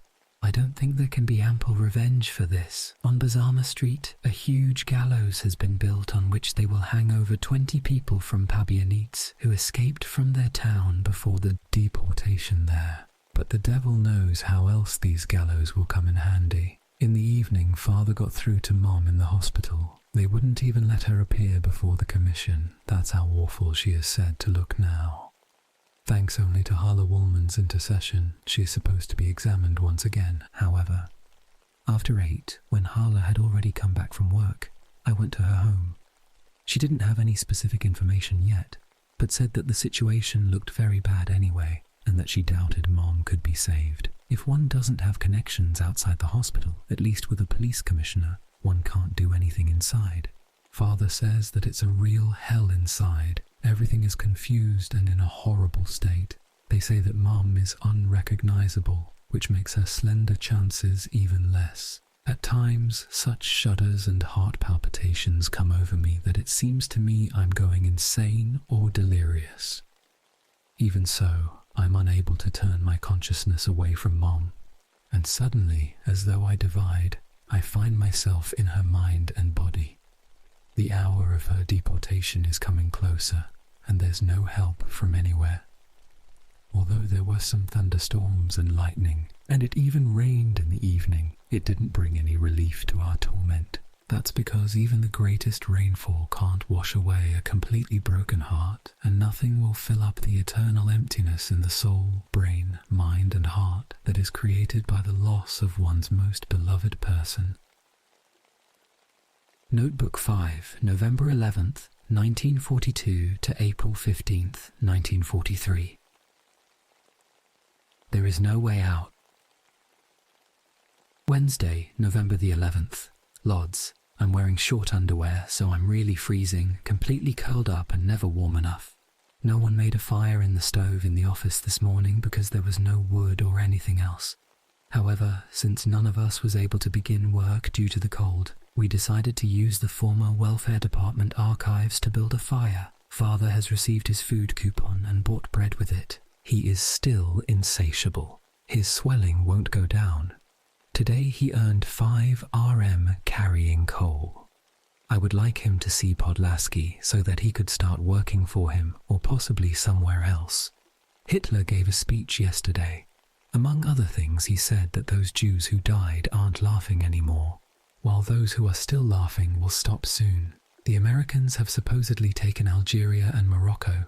They are doing everything except coming here, damn them. Thursday, November the 12th. Lodz. The news about the taking of Algeria and Morocco has been confirmed by the newspaper. They also write that the Germans have taken over that part of France they had not previously occupied in order to protect it from an American invasion. They say that the real game will begin soon. Meanwhile, freezing weather is not easing up. Father has already bought his allocation of potatoes, but regarding work, he hasn't secured anything. He is tyrannizing at home like never before. I don't protest. Let the devil take it all. The lights went out unexpectedly in our part of the ghetto in the evening. We lighted the apartment with a hastily assembled water and oil lantern. The lights went on again at 11 at night. My heart was racing, though nothing important happened. Friday, November the 13th.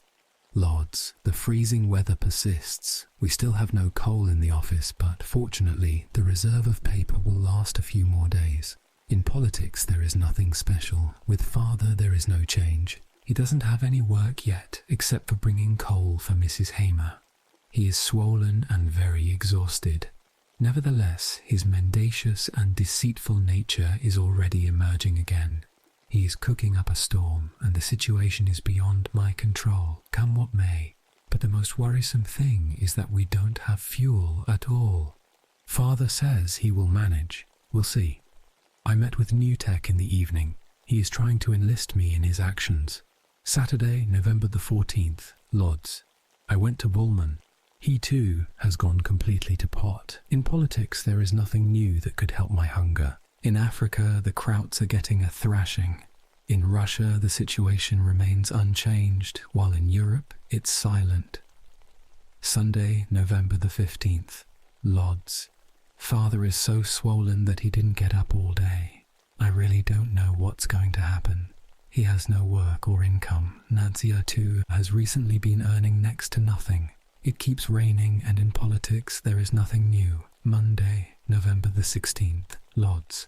Relations at home have again become tense. Father has decided to cook only for himself. After all, he says, we have our soup at work. He's still lying in bed most of the time. I met with New Tech today, but somehow we didn't talk about anything special. He is still deeply pessimistic about political matters, and he doesn't think that the war will be over soon. In politics, there's nothing new. Tuesday, November the 17th. Lodz. Father is still lying in bed. The situation is becoming really irritating. When Nadia and I are out, he cooks himself a whole bunch of potatoes and uses up a lot of briquettes, which we borrowed. Nor does he have the slightest intention of finding a job. In addition, his thievish old habits, stealing food from our portions, are coming into fashion again. I am terribly upset and will probably explode. The conditions we live in are becoming more and more despicable. The bedding has been without linen for 4 months and there aren't even any clean underclothes. With difficulty, I can have hot water and clean clothes once every 2 weeks. Of course, Father can't get rid of his lice and doesn't care about them anymore anyway. Soon our whole apartment will be taken by them. There is no comforting news from anywhere. Everything has fallen silent. Thursday, November the 19th. Lodz. A food ration for the last 10 days of November has been issued.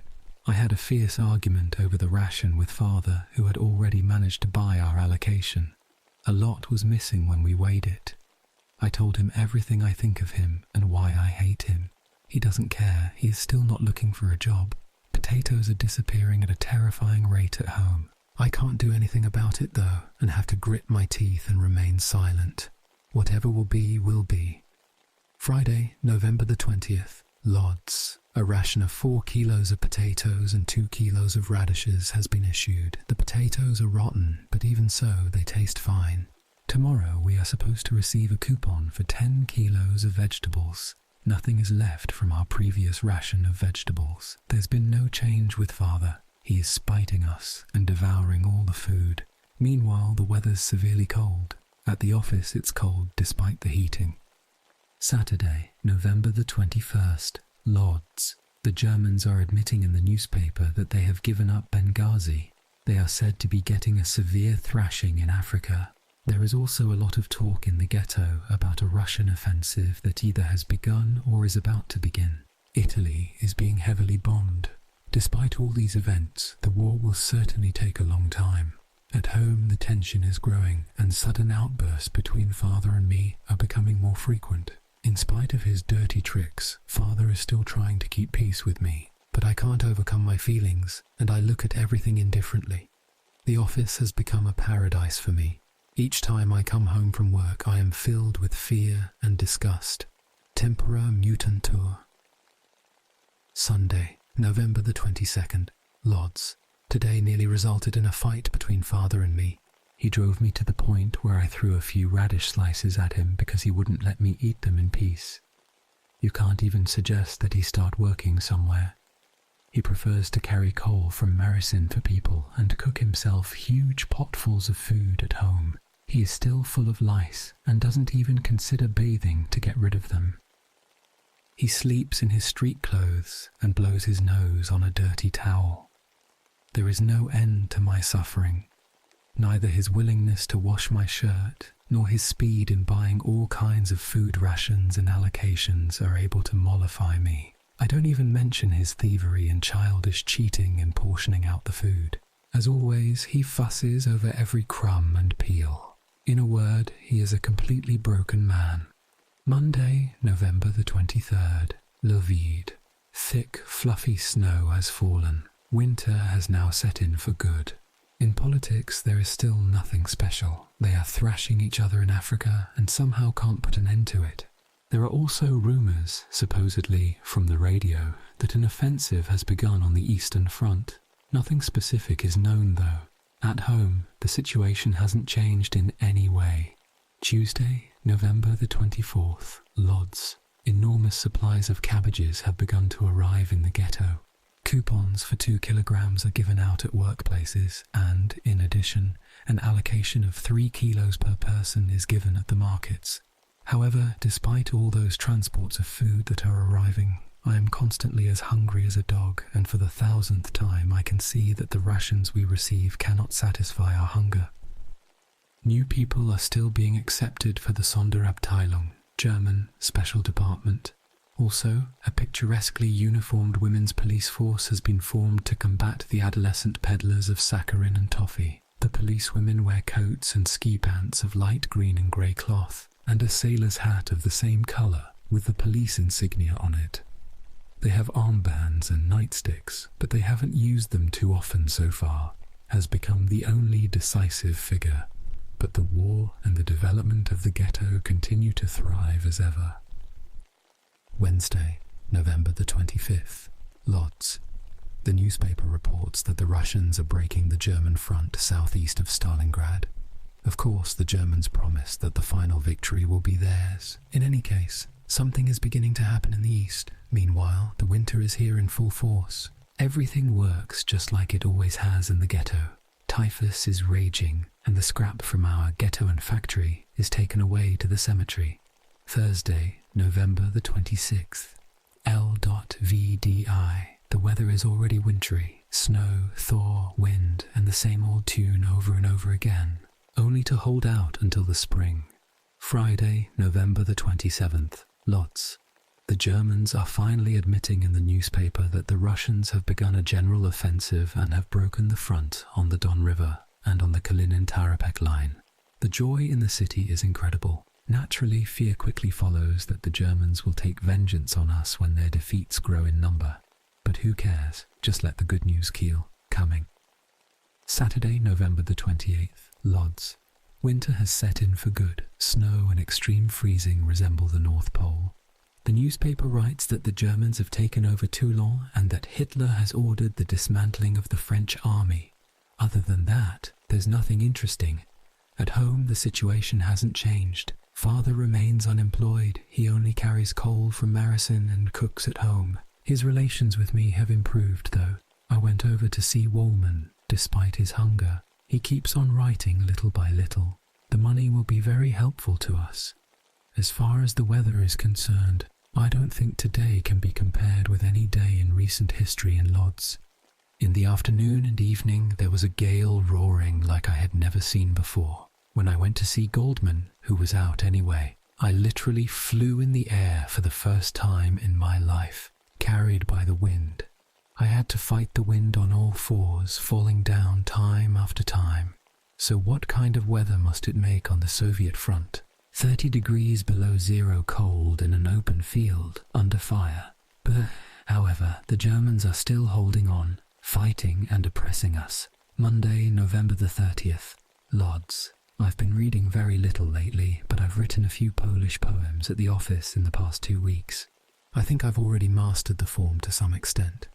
At home, I do absolutely nothing. With Father, there's been no change. Tuesday, December the 1st. Lodz. The last month of 1942. Dreams of the war ending this year belong to the past now. We are up to our ears in winter, which has barely begun. Father has finally received an official dismissal statement from Leder and Sattler. Tomorrow I will try to get him a job assignment. Maybe this time it will work out. Wednesday, December the 2nd, Lodz. I have received an assignment for Father to Holzwoll Fabrik, German Excelsior factory. It seems to me, however, that nothing will come of it, because on hearing the news, Father said that he doesn't like the commute to Marison or the work in that shop, but except for public works in the ghetto or demolition outside the ghetto, there's nothing else available. I am still holding on. Nadzia has already been infested. As of today, we start work at 8 in the morning, not at 7, as before. As for Father, things are completely hopeless.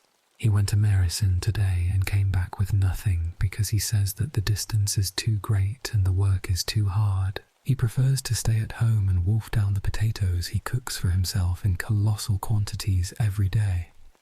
In the afternoon I met with Newtek. I went to see him simply because I had nowhere else to go. Goldman moved out and I could not bear staying at home. I regretted the visit immensely because I hate to be considered an intruder.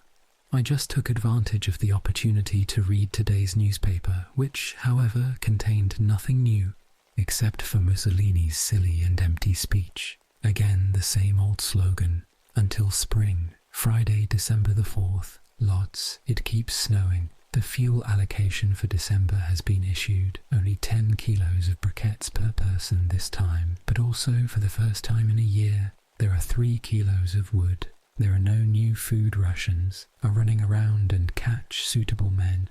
100 persons have already been taken. In the afternoon I went to Friedrich's. He recovered from typhus and, thanks to the Beira and other special food coupons, has restored himself well. Later on, I went to Woolman's. After his wife and child had left, we had a very serious and honest conversation. Seeing that I clearly understand the unbearable relations at his home, his discord with an unsuitable wife and his being robbed of control over the child, he unburdened his sorrows and dreams to me about dispelling this unbearable and painful atmosphere. This was something I was just waiting for, and I came back at him with a confession of my suffering at home and my wish to sail out of this now intolerable port. We also talked about various friendly subjects concerning his and my plans. After that, I had to go back home, where, in the meantime, Nadia had had a real row with father, so the supper was cold. Because of the entire situation, we don't talk at all anymore. Sunday, December the 6th, Lodz. Recently, I've been possessed by a wish to forget myself in intensive reading, but I can do it for only brief moments. I can read in the office only when I have less work to do and when there is nobody around. The book lies in a drawer which I close immediately whenever there is the least rustle outside the door. It's better than not reading at all.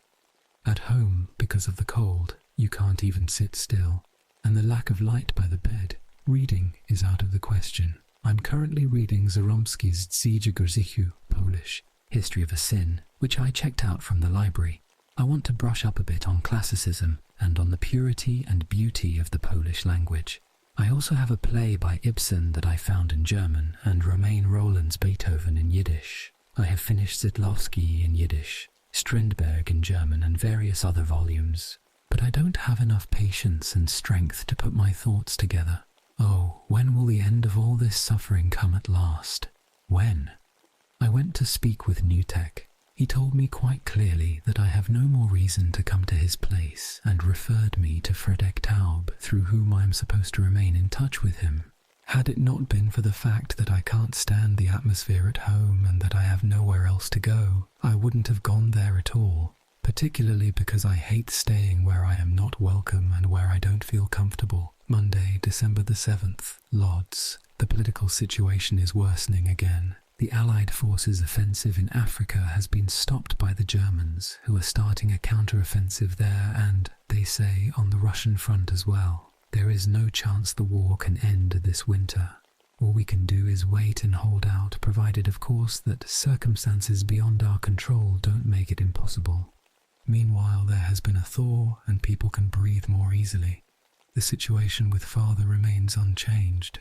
I asked Baum, an old friend of father's, to recommend father to the commissioner of the carpentry workshop since he was a cabinet maker before the war. Baum is on the carpentry workshop commission. Perhaps something will come of it in a few days. Tuesday, December the 8th, L5DI, degrees Celsius, 39 degrees Fahrenheit, approximately 4 degrees Celsius. There is almost no trace left of the enormous weight of snow that accumulated recently. The joy because of this is enormous. One more day has been won. I have received an additional 15 RM welfare from Bande, which makes it a full 50 RM.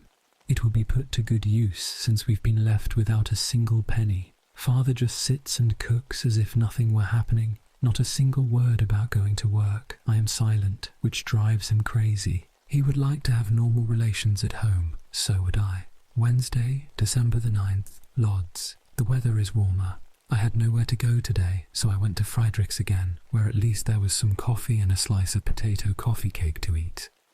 Father bought the latest food ration for the next 10 days. Again, there are 3 kilos of potatoes and 5 kilos of cabbage, 20 decagrams of meat, and 15 decagrams of sausage. Thursday, December the 10th. Lodz. Considering it's December, the weather is still ideal. With a letter that I managed to secure from Baum, father went to Zoll Turkeltaub, the commissioner of the carpentry workshop, who issued the employee-requested form for father. Maybe this time it will turn out for the good. At the office I received cis of a cart of pickled meat, 30 decagrams. Even though I was told that this meat should be cooked, at home we ate it straight from the can. The first time in my life I ate canned meat, just to get by, until the spring. Friday, December the 11th, Lodz. Father brought his paperwork to my office today, and we went to see Sierakowiak, the Minister of Labour, who immediately gave him a skilled worker's assignment to the carpentry workshop. Father has almost accepted that he has to work, and we now have peace and normal relations at home. If only father could get rid of his terrible scratching. He is completely covered with lice and scabs. Nadia didn't go to work on Tuesday so she could do laundry. Perhaps next week, when the clothes have dried, the situation will improve somewhat. Meanwhile, the weather is excellent. The temperature is between 4 and 8 degrees Celsius, 46 degrees Fahrenheit, approximately 8 degrees Celsius. Saturday, December the 12th. Lodz. With the ID card from the clothing department that I arranged yesterday, one have received a pair of socks and a pair of gloves for the three of us. In order to become eligible for other things, clothes, underclothes, and shoes from the deportees from nearby towns that have been arriving in the ghetto for several months, one needs special coupons issued at workshops or by the director of the Bekleidungsabteilung, clothing department. Father was at his new job for the first time. He has been appointed a warehouseman and quality inspector in the children's bed department. The weather is still warm. Another week has passed.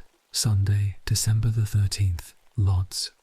According to the German sources, the English and Americans, and in part the Soviets as well, have been completely halted, and the Germans have begun a counter-offensive. 3 Jewish girls were executed on Czarnekiego Street. They were said to have escaped from the labor camps in Germany and were caught when they were crossing the perimeter of our ghetto. They were taken out of a room and shot like dogs in the hallway. Meanwhile, a ration of 10 decagrams of fish and V kilograms of carrots per person has been issued. The fish are several centimetre long, salted gudgeon that stink for a mile. Too bad there is so little of it. It was cold again today. Winter is coming back. Monday, December the 14th, Lodz. Father has received a coupon for 10 kilograms of wood scraps. Our fuel situation will improve a bit again. There is no other news. It's cold again. Tuesday, December the 15th, Lodz. There are rumours about some commission from the Red Cross that is supposed to visit the areas occupied by Germany to examine the situation of the conquered nations and the condition of the Jews in particular. Supposedly there's been an outcry in the world about the persecutions and murders of the Jews in Germany. Perhaps because of that outcry, we've been receiving a bit more to eat recently. How content and happy my dear, never-forgotten little mom would now be. There's not one single event I don't immediately associate in my thoughts with her. Sometimes when I think about my sorrow, I am afraid I will go crazy. Did it really have to happen? I haven't gone out to read a newspaper or to see any friends recently. If there's good news, it will reach me by itself. The weather is so-so. Wednesday, December the 16th. I've received 5 kilograms of kohlrabis. There are rumours about various imminent additional food allocations. We will see. There'll be probably some news before spring. Thursday, December the 17th. The weather is warm again, but I feel worse. I've had a headache for 2 days. The main thing, however, is to hold out and enjoy every bearable passing day of winter. Friday, December the 18th. 66I. An unexpected food ration for the third part of December has been issued. 25 decagrams of marmalade, 50 decagrams of flour, 4 kilograms of potatoes, and 5 kilograms of turnips. There are a lot of rumours going around the ghetto about a storm of protest that erupted abroad as a result of terrible persecutions of the Jews in Germany in the recent months. A joke is even circulating about how an exchange of Jews for American Germans is supposed to be arranged. Saturday, December the 19th, Lodz. Unfortunate events have taken strong hold of us and won't ease their grip. It has turned out that father acquired scabies in jail. He has been cultivating it, carelessly blaming lice for the itching. Because we chopped up our only wooden bed for fuel, Nadzia has been forced to sleep with father in the bigger bed, and so she too has been infected with this devilish disease. I am now living in fear about myself because our crowded conditions don't allow for a separation of the sick from the healthy. When I begin to feel terrible itching and pick my skin in the evening, cold shivers run down my spine. Father accepts everything blankly, and in spite of his work, he is failing more and more. Nadzia will see a skin doctor tomorrow. It's clear that before this war ends, we will have to suffer a number of plagues. Sunday, December the 20th, Lodz. Nadzia went to the doctor today. He prescribed scabies water for her, which she is supposed to apply 2 times a day for 4 days. After that period, and after she has washed herself and changed her underclothes, she is supposed to see the doctor again. Father will need to do the same. Meanwhile, he is unable to go to work and loses his soup there. The weather is still excellent, except that in the morning and evening there's dense fog. In politics, there's nothing new. Monday, December the 21st, Lodz. Father also went to the doctor today. The doctor gave him the same advice he gave to Nadia. He also ordered that the persons in close contact with the sick must use the medicine. I took advantage of this instruction and applied the sulfurized hydrogen salve from head to toe. Tuesday, December the 22nd, Lodz. The Germans admit in the newspaper today that they've been forced to withdraw to previously selected positions because the Soviets broke the front. We don't know anything else. Thursday, December the 24th, DE. I finally received a coupon for shoes. I filed an application for it 2 months ago. I cannot use it now, however, because I don't have cash. I wrote an application for a loan at the beginning of the week. Bandy took it from me and promised to have it approved directly in the Secretariat for requests and applications. My clogs are completely finished, and boots or shoes would be very nice to have. But what can I do? Friday, December the 25th, Lodz. The first Christmas of the war without snow. The weather is already becoming cold, though. In politics, there's nothing new. Huge battles are reportedly going on, but we know nothing specific. Banda has had my loan application approved, and I will be able to receive the money on Sunday. In all likelihood, it will be a monthly stipend, 80 RM, to be paid back in 10 months. I will be able to buy shoes for myself, for Nadia too, and some clothes, possibly underclothes for father. Too bad no food can be bought for an affordable price. At home, we are eating the last bits of our rations, but who cares? Just to hold out until spring. Saturday, December the 26th, Lodz. Winter has won after all. It was really freezing in the morning. There was coolant in the kitchenette, our offices today. Such an event usually causes a total revolution at work. Most of the Lowand high-ranking clerks rush like wildfire to get this divine delicacy. They've had enough of what they call unbearable soups. The ones who can have their fill of the soup through various manipulations, connections, and official privileges show their thoughtless animal-like natures when they stampede for the coolant. One more coupon, one more portion please, oh coolant, that coolant. Meanwhile, at our home, as in half of the homes in the ghetto, serious hunger is setting in. All we have left to eat is 5 kilograms of potatoes. We cook 1 meager soup a day. In politics, there's nothing new. Meanwhile, Rumkowski, as he did during past periods of hunger, again organizes concerts, shows, and various kinds of jubilee feasts. So today, for example, there was a jubilee dedicated to the tailor and textile workshops. On Krawiecka Street, there will be a real ball for the Beirat, the higher-ranking clerks of these workshops, which will, of course, bring about a further reduction in the rations for the rest of the population. The black hearse is becoming extremely popular again. Sunday, December the 27th, Lodz. I have received a loan from the Supplemental Assistance Office, resulting from my application being approved by the Secretariat for Requests and Applications. So in the afternoon, I went to the clothing department to find shoes. I couldn't find any though, because an ordinary mortal is simply shown a few pairs of good-for-nothing shoes with the comment, "There is nothing else for you," and that's it. Since I don't have any connections there, I will wait for a while. Perhaps another shipment of old Jewish shoes will arrive in the ghetto again. It was -3 degrees Celsius, 27 degrees Fahrenheit, approximately -3 degrees Celsius today. Everyone is waiting tensely for the next food ration, which will decide the fate of our stomachs for the first 10 days of January. Yesterday, at Krawiecka Street, the old man said that he will give 5-kilo rations to the workers in the Jubilee workshops. It is again a beau geste on us. Gertler, as a defender of the masses, is said to oppose the idea, but the masters will get the approval, while the flunky will go away with nothing. Monday, December the 28th, L60D. The ration for the first 10 days of January has been issued. There are no potatoes at all in it, only 5 kilos of vegetables and a bit of marmalade.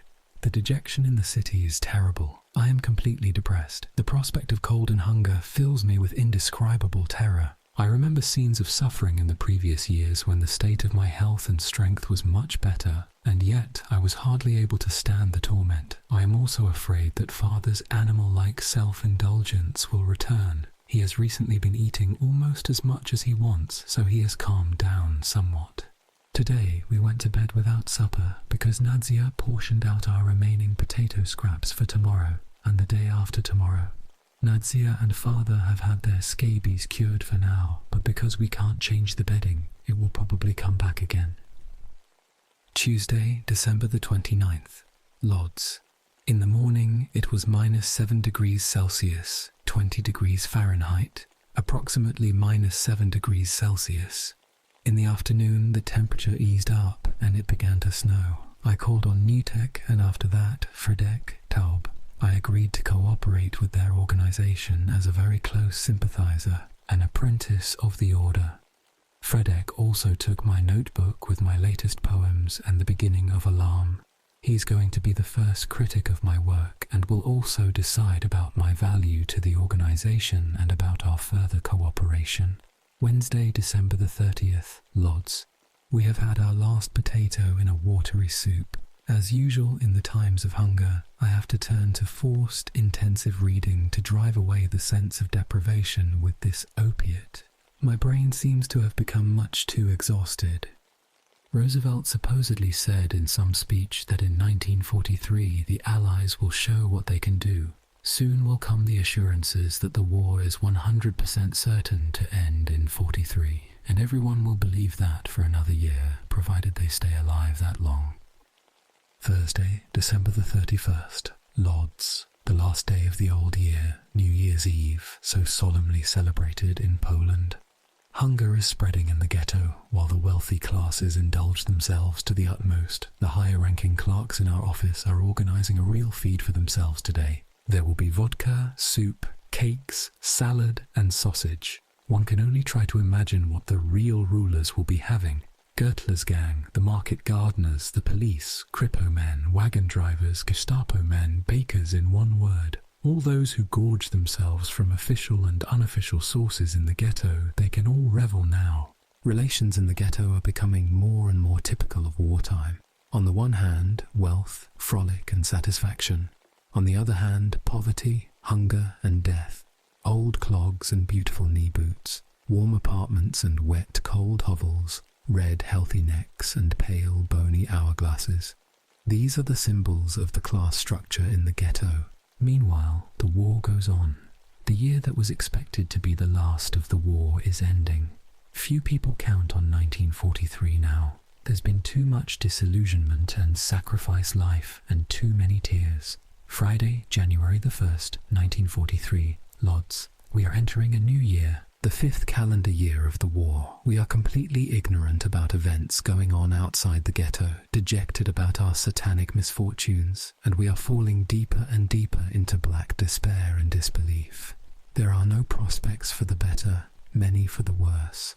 We are in an epoch of hunger, cold, death, and fear. A few dozen people from Czarnikiego Street, the central prison, and even from the police stations have been deported to an unknown destination.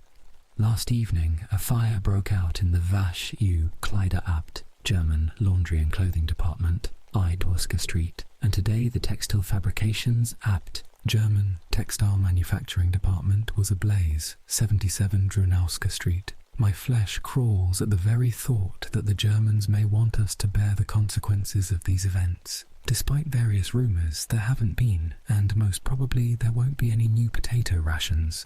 Hunger is raging permanently. Winter, too, has set in for real. Snow and freezing weather have been gripping us for several days. Yesterday's New Year's ball for our office soup eaters and cholent eaters ended at 4 in the morning, so they did not come to work until noon today. They enjoyed themselves very much. After all, it was New Year's Eve, Saturday, January the 2nd, Lodz. Yesterday, father fell very badly and couldn't go to work. I had to report it to the workshop. Father works as a doorman there now. I hope he hasn't broken his leg. Tomorrow a doctor will come. I didn't go anywhere in the afternoon. Yesterday I went to Fredek's. He hadn't yet read all of my writing and promised solemnly to bring it back to me when he does. I go to bed earlier if possible because it's really cold at home. Everything is beginning to mould again because of the moisture. We don't cook suppers anymore, so I eat my last meal, rutabaga soup and sometimes a piece of bread with radishes, at 4 o'clock. However, I read more and more in bed. Every cloud has a Sunday, January the 3rd, Lodz. The doctor we requested for father hasn't come. Supposedly he will come tomorrow. Meanwhile, the weather is even colder and hunger is worsening. All we cook at home now is a bit of soup made of rutabagas and flour. In the evening there is only one plate for everyone. In politics there's nothing new.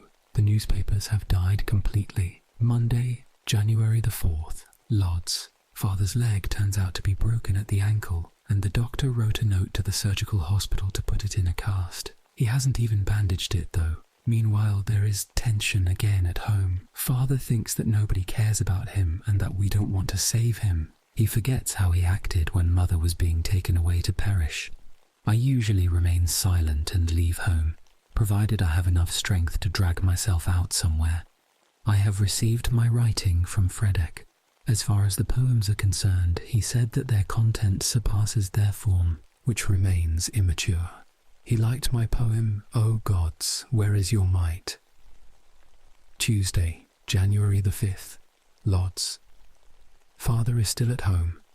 I went to get some shoes, and this time I bought myself a pair of Hasidic shoes. In order to be able to make the purchase, I had to have a recommendation from one of the saleswomen, who turned out to be an old friend of mother's. I paid 16 RM.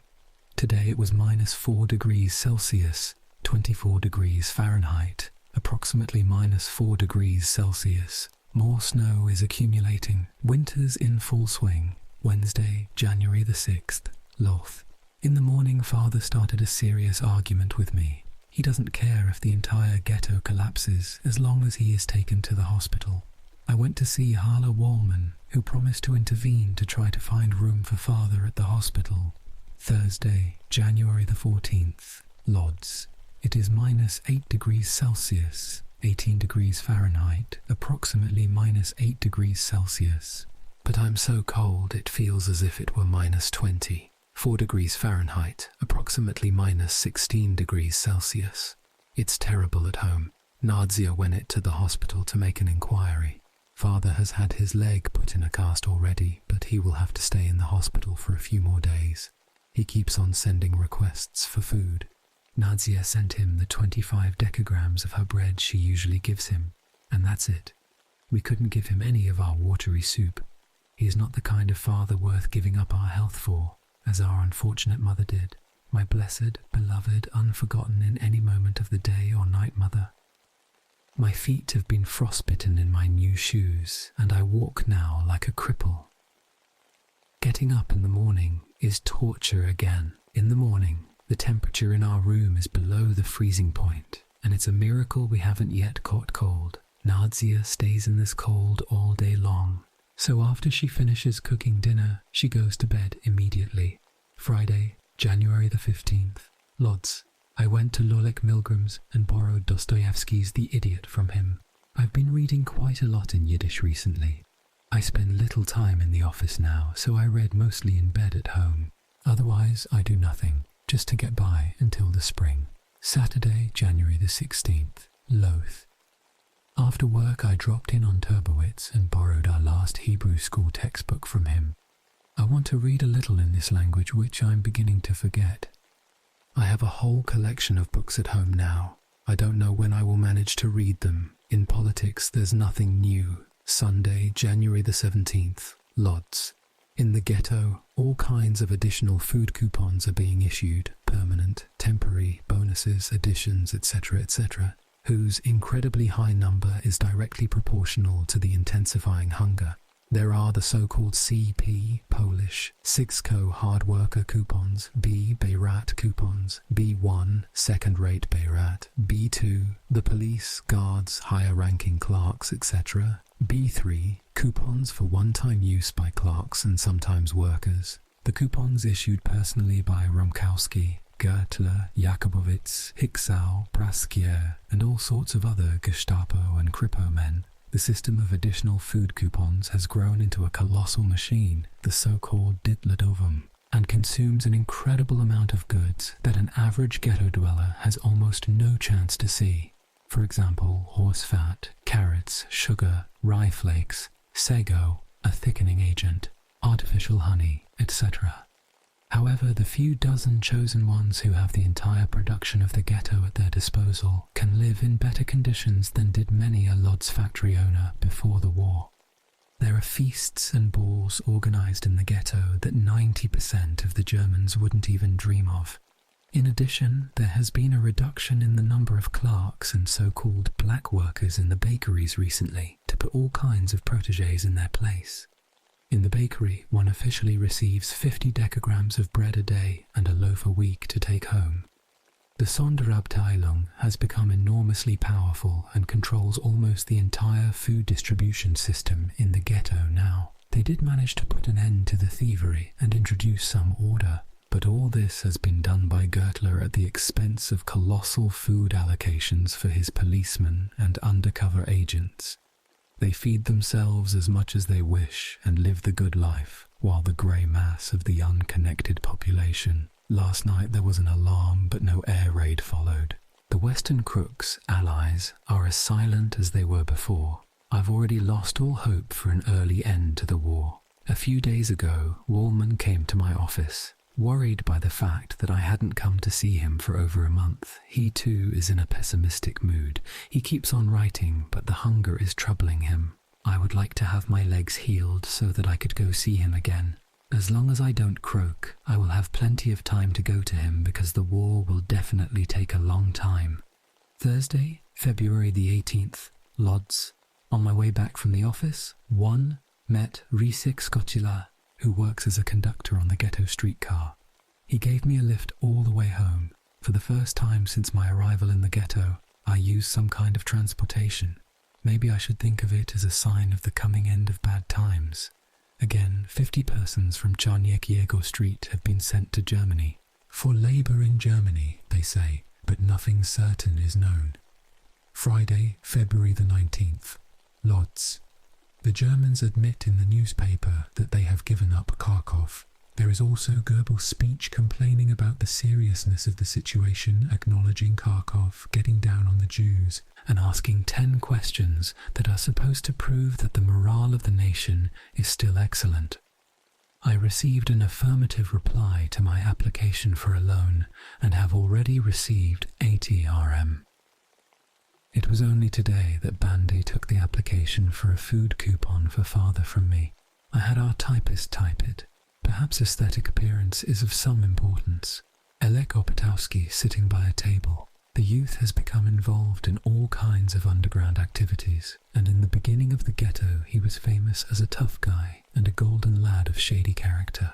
Nevertheless, he is a guy with a heart of gold, which he proved today. The moment I saw him, he was eating quite a piece of bread on which he was spreading lard, 5 p.m., a decagram. Without saying a word, he cut a piece of bread for me, spread lard on it, and literally forced me to eat it up.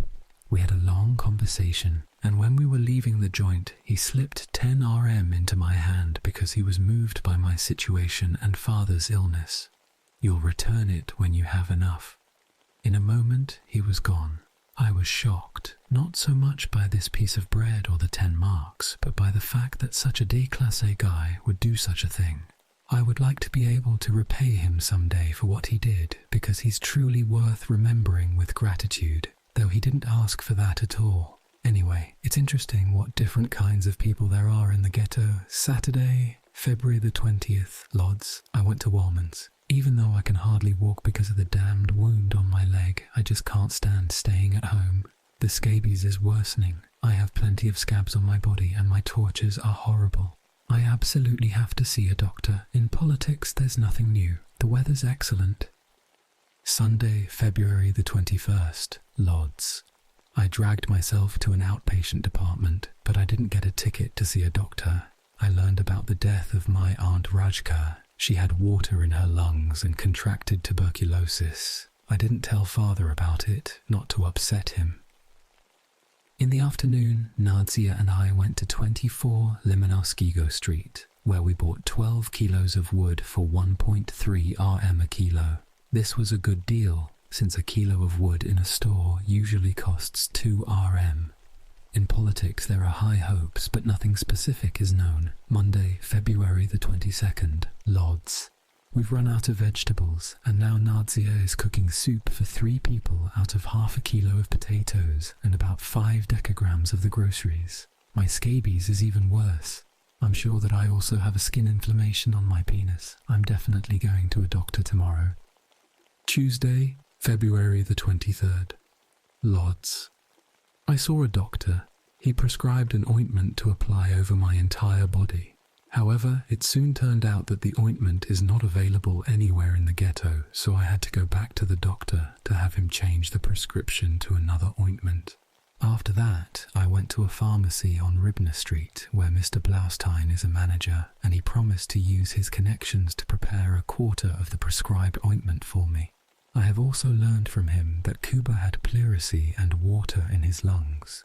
Because the medicine couldn't be ready sooner than 7 o'clock, I dropped in on Kuba.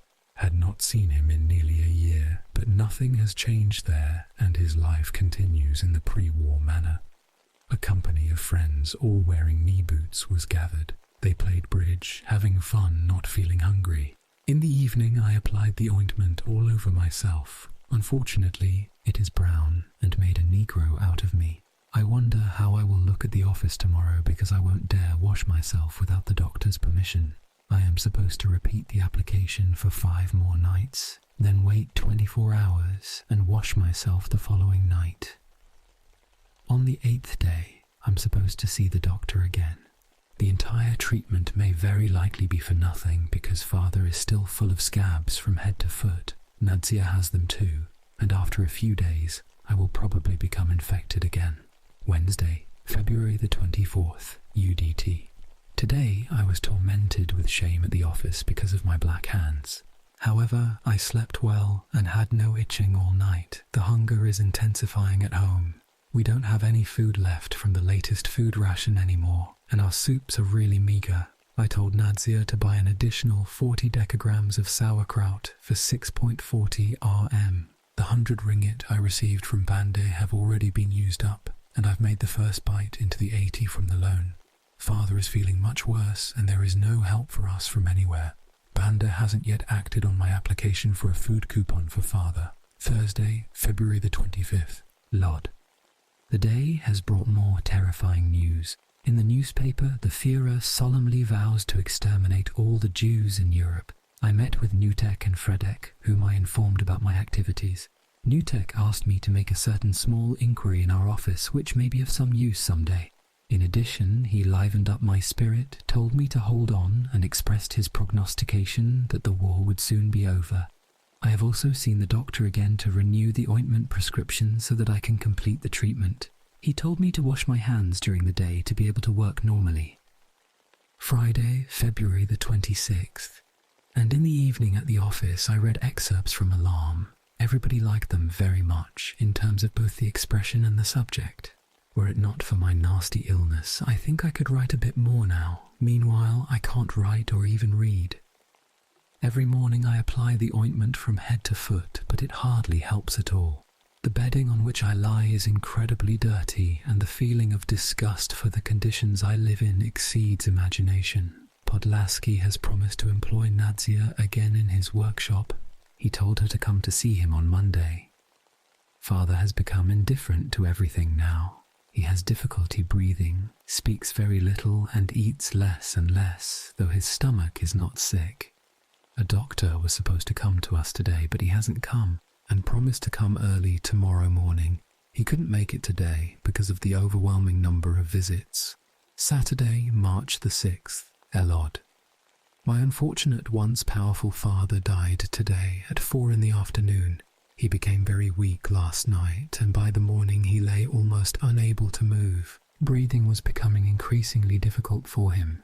He couldn't pass urine at all and spoke very little, though he was completely conscious and aware of everything. The doctor didn't come until 11:30 and diagnosed a total weakening of the heart muscle. He prescribed immediate injections of strychnine, but it's been half a year since such injections could be bought in the ghetto, and now they can be obtained only in very small amounts through strong connections in the Sonderabteilung, where they are procured by Gertler. Nadia called in Uncle Slamko, who took the prescriptions and tried to buy the medicine, but he couldn't help either. For dinner, Father managed to eat a few dry boiled potatoes with beetroot soup, but Nadzia had to feed it all directly into his mouth. At 3 o'clock, Nadzia went down for salad and cheese, and I stayed alone with Father in the apartment. Suddenly, at about 5 to 4, Father asked me to arrange the pillows more comfortably for him. I did that. Father bowed his head and lay without any movement, breathing very shallowly. From my own bed, I kept watch on him constantly, and suddenly I thought I saw him stop breathing. For a few minutes, numb with fear, I couldn't believe it myself, and it was several minutes after 4 when I called one of the neighbors. The neighbor tried to move Father's head on the pillow, but, terrified, she discovered that Father was already dead. When Nadzia came with the salad and cheese, she rushed screaming in tears to Father, but it was already too late. We sent for our uncle, who came to us later in the evening. No one else from the family has shown up. Sunday, March the 7th, Lodz. Just like Nadzia, I lay sleepless all night. She lay on my bed in her coat and street clothes. In the morning, Uncle settled the formalities with the doctor and the burial department. About 1 o'clock, while I lay turned to the wall, Father was washed in our apartment according to the ritual. At 3, the hearse arrived. I have become so agitated that I have a high fever again. I am nervous and frightened in the extreme. I can't even take my temperature because I tremble so much I can't place the thermometer in my armpit. I even called in a medic for 5 RM. After examining me, he said that the fever most probably comes from an infection in the little wound I still have from the frostbite. However, he found my lungs in good condition. He also prescribed a medicine and an ointment and told me to stay in bed, which I won't be able to do because I think I will go crazy if I stay home one more day with my thoughts, fears and recollections. Nadzia, Aunt Esla's daughter, came to us today and promised that she would give me linen to cover my unbearable bedding. Only Uncle and Chaim Esler came to the cemetery. Nobody came to see us at home in the evening, and we were left alone for the night again. Monday, March the 8th. Lodz. I still lay in bed today because the fever persists. I am so agitated, however, that almost everyone advises me to get up and go to work without checking my temperature. I will do so. Tomorrow I am absolutely going to work. Fuchs, Aunt Esler's brother-in-law, came to see me today before noon. I told him to sell Father's summer coat, which we had given him for retailoring. Let him keep what's due for his work and give us back the rest. We will have a few marks at least. We have been left Father's kilo of bread, a little piece of cheese, 3 teaspoons of sugar, and about 2 decagrams of oil. We are not selling any of it. Together with my latest ration of butter, cheese, and powdered milk, we now have quite a substantial amount of food. Only my fever, sadness, and the fact that I still have to stay in bed are killing me with heart palpitations. I wake up at night with my heart either racing or beating very weakly, and I can't go back to sleep for a long time. I can't wait for tomorrow to go to the office. Nadzia has met with Podlaski. He told her not to come again for a while because he has no job for her yet. Nevertheless, she will go to see him tomorrow again, ask him one more time for a job, explaining that she can't wait at home. Oh, if only I were on my feet again, just not in this bed, which has become the symbol of a grave in the ghetto, only not to stay in this cursed apartment where there is no cure or help. Maybe I will succeed in cheating the fever if I am on my feet. I hope so. Tuesday, March the 9th, Lodz. I did as I had said. I said to hell with the thermometer and went to the office today. I continue to have a fever though. There was a surprise waiting for us at the office, which quickly became news in the entire ghetto.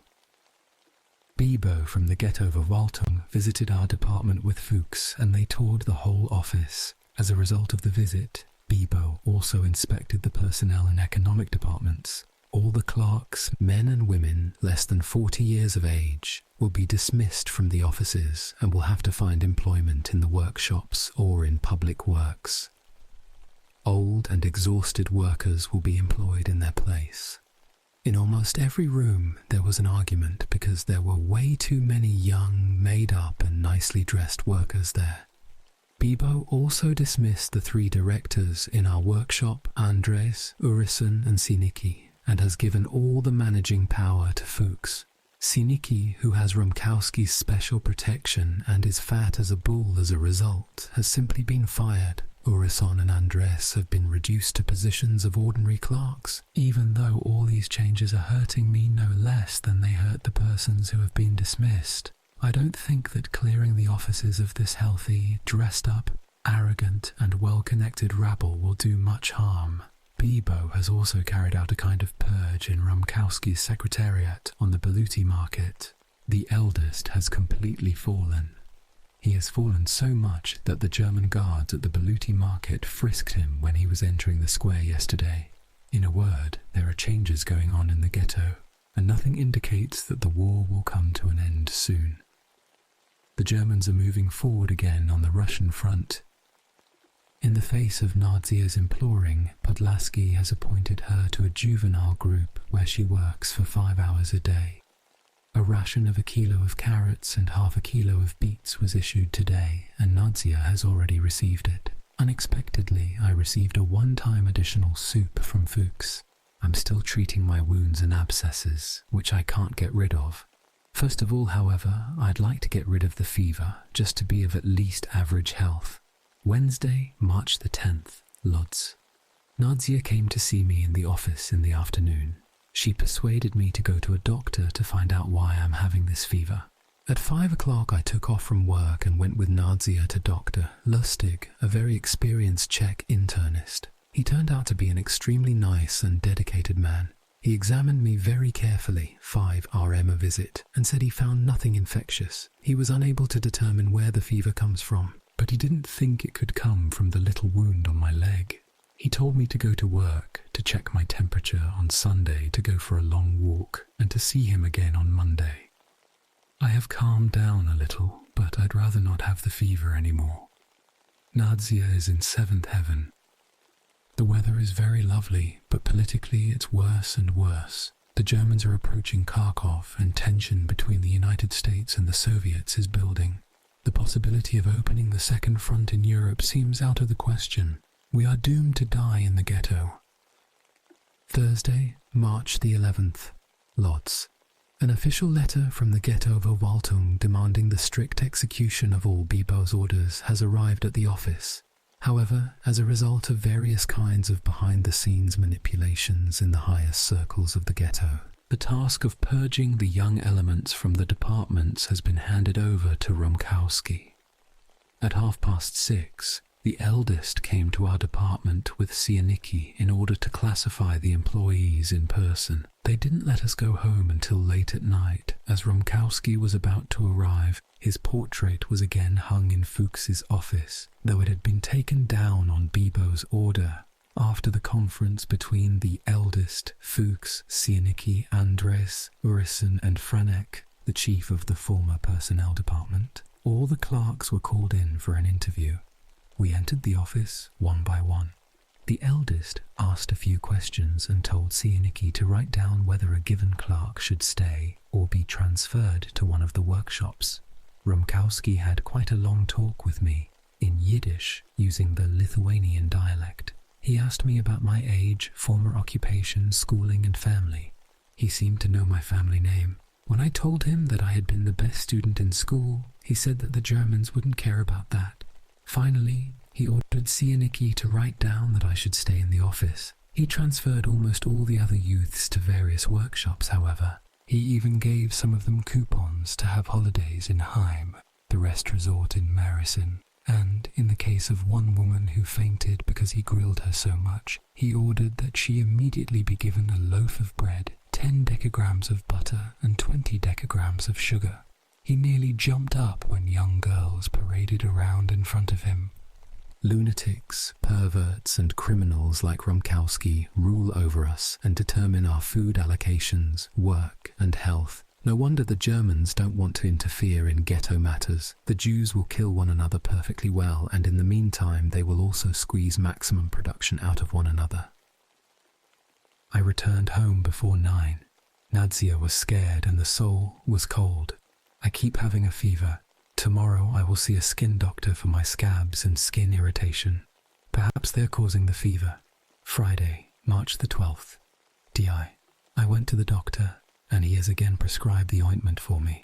He confirmed that the fever most likely comes from the scabs. Rumkowski and Sierakowiak toured various departments and made numerous purges everywhere. The weather is lovely. Degrees Celsius, 75 degrees Fahrenheit, approximately 24 degrees Celsius in the sun. In politics, it's still pitiful. Although the Germans are indeed retreating on the northern and central fronts, they are moving ahead in the south and will take Kharkov any day. Nothing is happening in the west. They are bombing Germany a little, but they are not doing any real damage. Meanwhile, we are being finished off. Saturday, March the 13th. Lodz. Nadia bought the rations today, so there is a bit of food to give us a dose of new strength. I limp again very badly because under my right knee I've got a lot of scabs with some matter under them. The fever has eased up a bit. I've noticed that I feel better outside, getting some exercise, than cooped up in a closed room. Kharkov will fall any day. The Russians are said to have taken over WWII. From the west, dead silence continues. Sunday, March the 14th. Lodz. All day I sat in bed and applied compressors to my scabs. Last night, as usual, the alarm sirens blew, but there was no raid. The German Minister of Labour, the greatest anti-Semite in the German government, is expected to arrive. Even the Germans from the ghetto Verwaltung are scared, and they are doing their best to arrange everything as smoothly as possible, just to get by, just to get through as long as possible, just to come closer to the end of the war. The end, however, still seems far away. Monday, March the 15th. D. Last night there was an alarm again. In today's newspaper, the Germans write that they have taken over Kharkov, but they also say the street fighting continues. My scabs and skin irritations are not healing. I continue to have a fever, but I don't take my temperature because I no longer have a thermometer. I went to the doctor, but since I hadn't checked my temperature, he was unable to diagnose me. Later on, I went to Mrs. Wolfowitz's. She promised that her son, Moniek, a director in the housing department, would intercede with Fuchs for one more soup for me, and that he would also try to do other things for me. Promises, promises. Fools are taken in with fine promises. But what harm can they do to me? Maybe they will work out somehow. Tuesday, March the 16th. Lodz. Yesterday, 850 workers came from Germany, from an area near Poznan. They are going to be employed in demolition work. They are, however, in such a deplorable state that for now they can't be employed anywhere. They were in a camp that was literally a death house. 80 to 90% of them died there. They were bullied in all sorts of ways. The work was inhumane, and the food was worse than in the worst periods here. They were beaten by the Germans and by over a dozen Jews, so-called Gruppenführer, German group leaders, and Unterlagerführer, German camp leaders. As with us here, over there too, the Germans found Jews who can finish off their own brothers quite effectively. Wednesday, March the 17th, Lodz. I can't get rid of my scabs, skin irritation, or fever. I still walk like an invalid. Yesterday, before I took off for home, Mrs. Milgram, the wife of my boss and mother of my friend Lolek, came to the office. I complained to her about my lamentable condition and about the fact that I can't receive an additional soup in any way. Today, it turned out that this kind-hearted woman interceded with her husband, who called me into his office. He explained that, officially, he can't give me another soup because Fuchs holds everything in his mitts, but that he would try from time to time to give me another ID card. The trick, though prohibited, is practiced by high-ranking officials, and so I would be able to have an extra soup. I have already received another ID card and have had 2 soups. In politics, absolutely nothing is known. Everything seems to have died or gone into a state of complete stagnation, worse than ever before. Even though there was an alarm last night and shots could be heard, it doesn't mean much yet. Our situation in the ghetto continues to look completely grim. Thursday, March the 18th, Lodz. Anthony Eden is in Washington and they are conferring again, But we don't know with what possible results. The Germans are pressing forward again, and the bombing of Germany has stopped. For us, the situation is horrible. Every day is worse in the ghetto. The ration of potatoes in the workshop soup has been reduced to 15 decagrams a bowl. The bins in Marison are almost empty now. There are no new food rations. Extermination is approaching. Friday, March the 19th, Lodz. After a 6-week break, a ration of meat, 20 decagrams, and sausage, 15 decagrams, has been issued. The Germans are again moving forward on the Eastern Front, while the conference in Washington is amounting to nothing. We can see no chance for any breakthrough in the present situation. Long months of torture are still ahead for us. Saturday, March the 20th, Lodz. Last night there was a big alarm accompanied by one explosion and several shots from an anti-aircraft gun. However, the Germans have taken over Belgorod and are moving forward. The last day of winter hasn't brought about any positive change in our lives. Sunday, March the 21st, Lodz. A lovely, truly spring-like day. At 11 I went to the office in order to have soup, which one can again receive on Sundays if one comes to work. Milgram let me know yesterday that he had created a small mix-up for me, increasing my salary to 90 RM, which is basically hard to do in the ghetto. I thanked him for taking care of me and said the money would be very helpful. Lolek Milgram suggested that I give lessons at Podlaski's, but I didn't agree to it because the only compensation would be food and I probably wouldn't even get that. Anyway, I don't have the strength to teach now. After work, Nadia and I went to Aunt Wolfowitz's. Later on, Moniek arrived.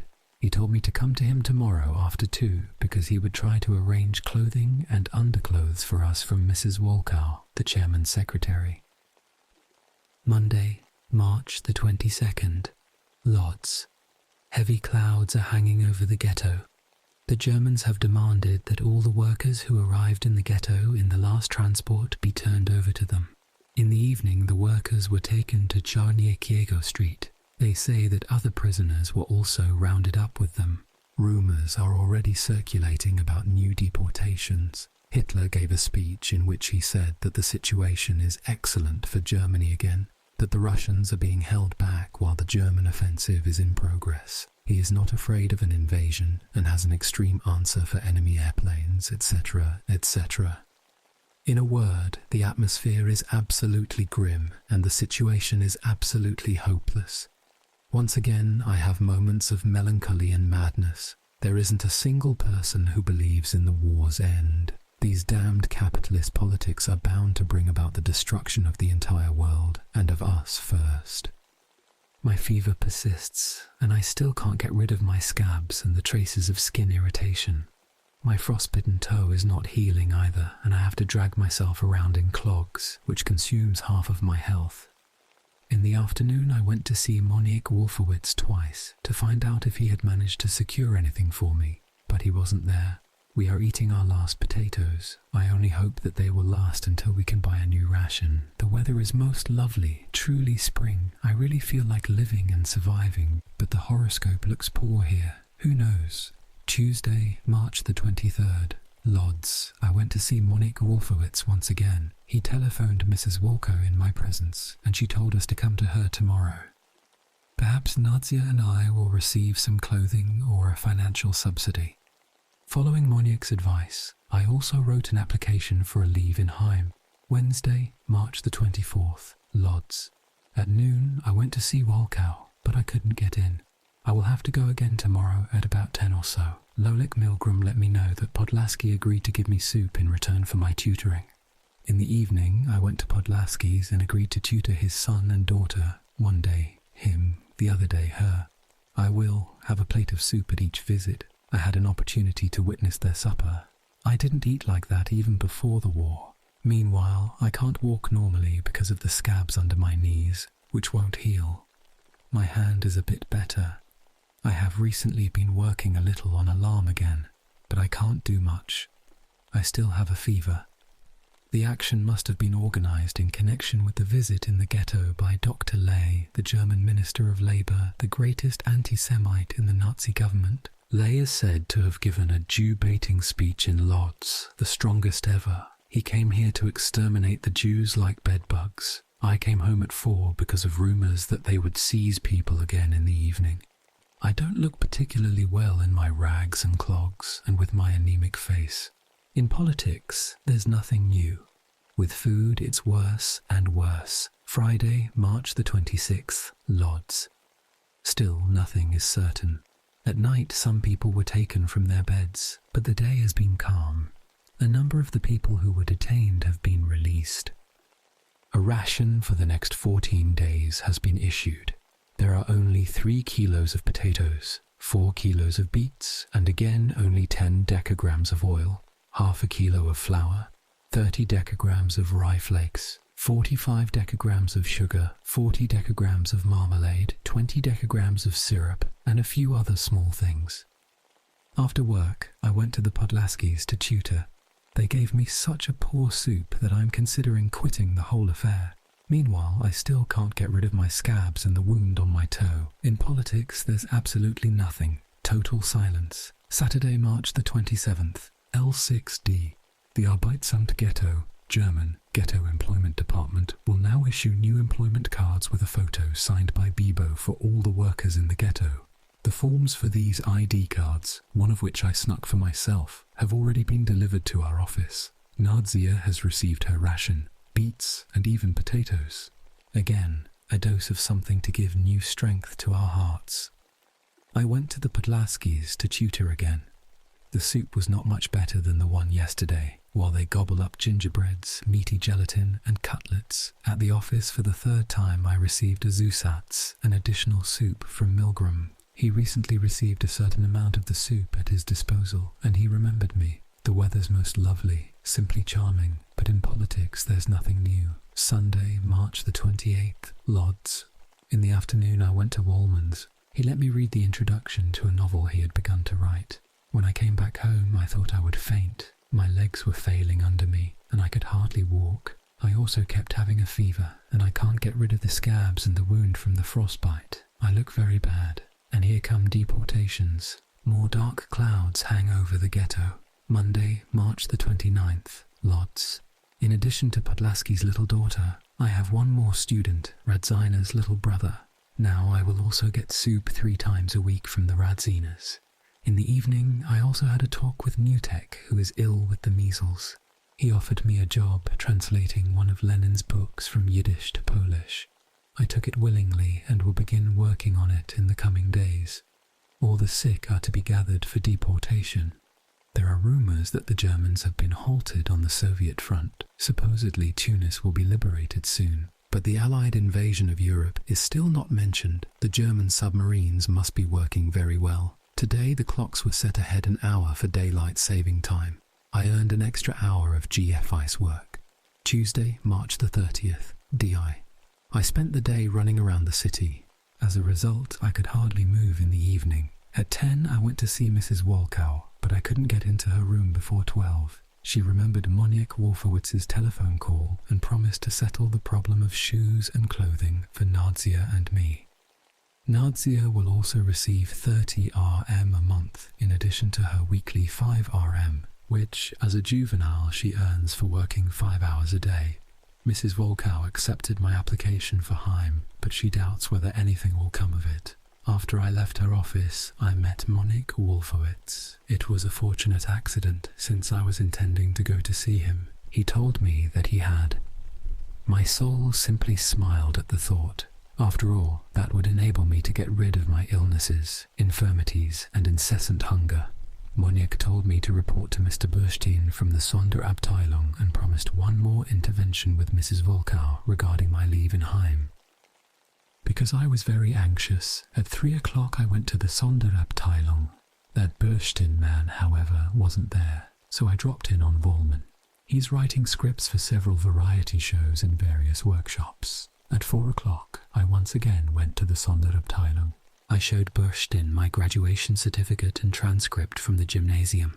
I had them with me, since I had also shown them to Mrs. Wolkow.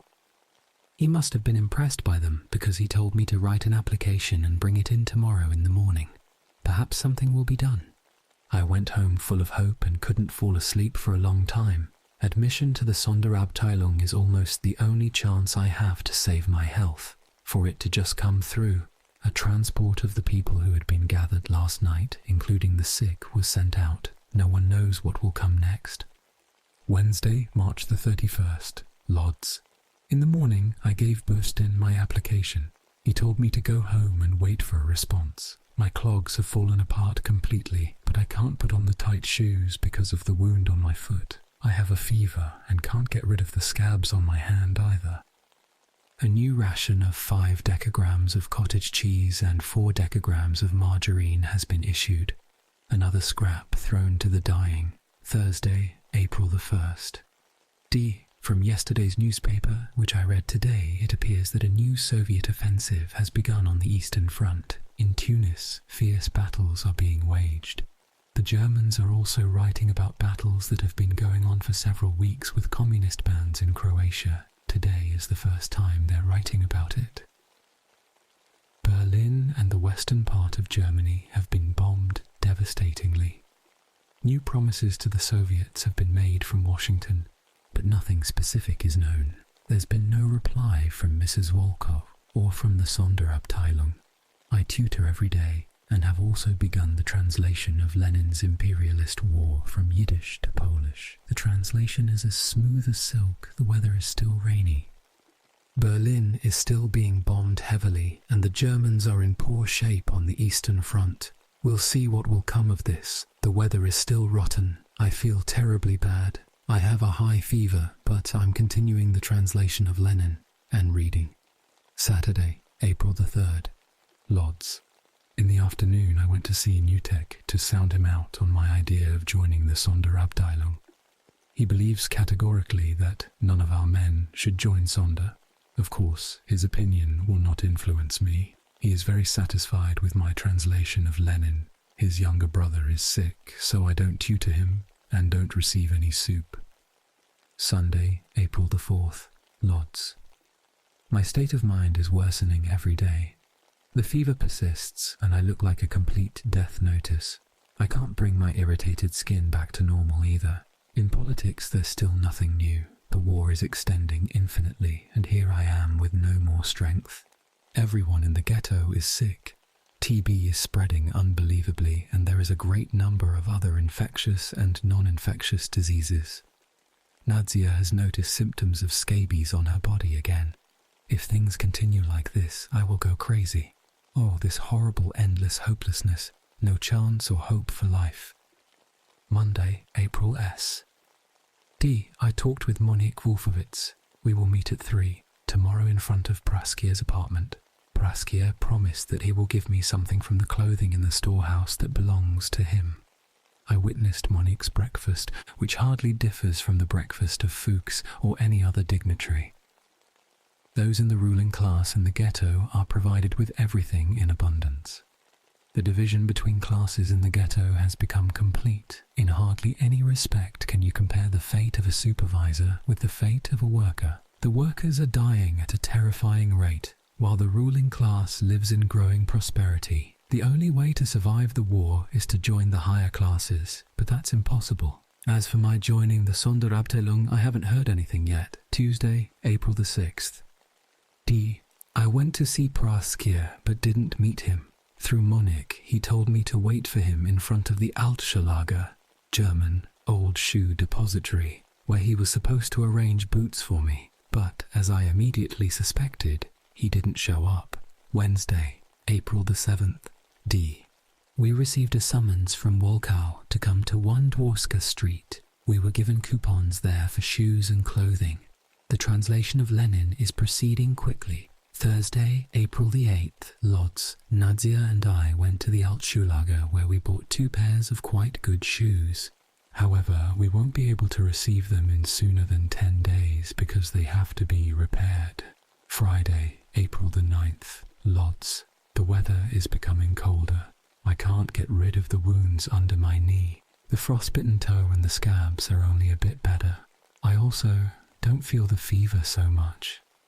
In the afternoon, a new ration for the coming 2 weeks was issued, and it caused mourning in the entire city. There are no potatoes in it at all. Instead, there are 3 kilos of rutabagas and 3 kilos of beets. And this is supposed to be enough to cook for 2 weeks. My flesh crawls at the very thought of the hunger that awaits us. In politics, there's nothing new. Saturday, April the 10th, Lodz. The weather is still like November. Everyone has a cold and a runny nose. Nadia too has a bad cold. Hunger is worse than ever. Sunday, April the 11th, Lodz. I've noticed scabies on my body again. I think I will go crazy. Nadia stayed in bed all day long because she is really sick. I had to cook and warm things up in the evening. The weather is still awful. No food is arriving in the ghetto. Monday, April the 12th, Lodz. Little Radzina has already recovered, and today I had a lesson with him and little Podlaska. I will have 3 more bowls of soup a week again. Nevertheless, I feel hopeless. Tuesday, April the 13th, Lodz. In the afternoon, Nadia and I went to buy clothing. I found quite a solid coat and pants, and also pretty good underclothes for Nadia and myself. Nadia also found a dress. The worst thing is that I have to deal with itching again.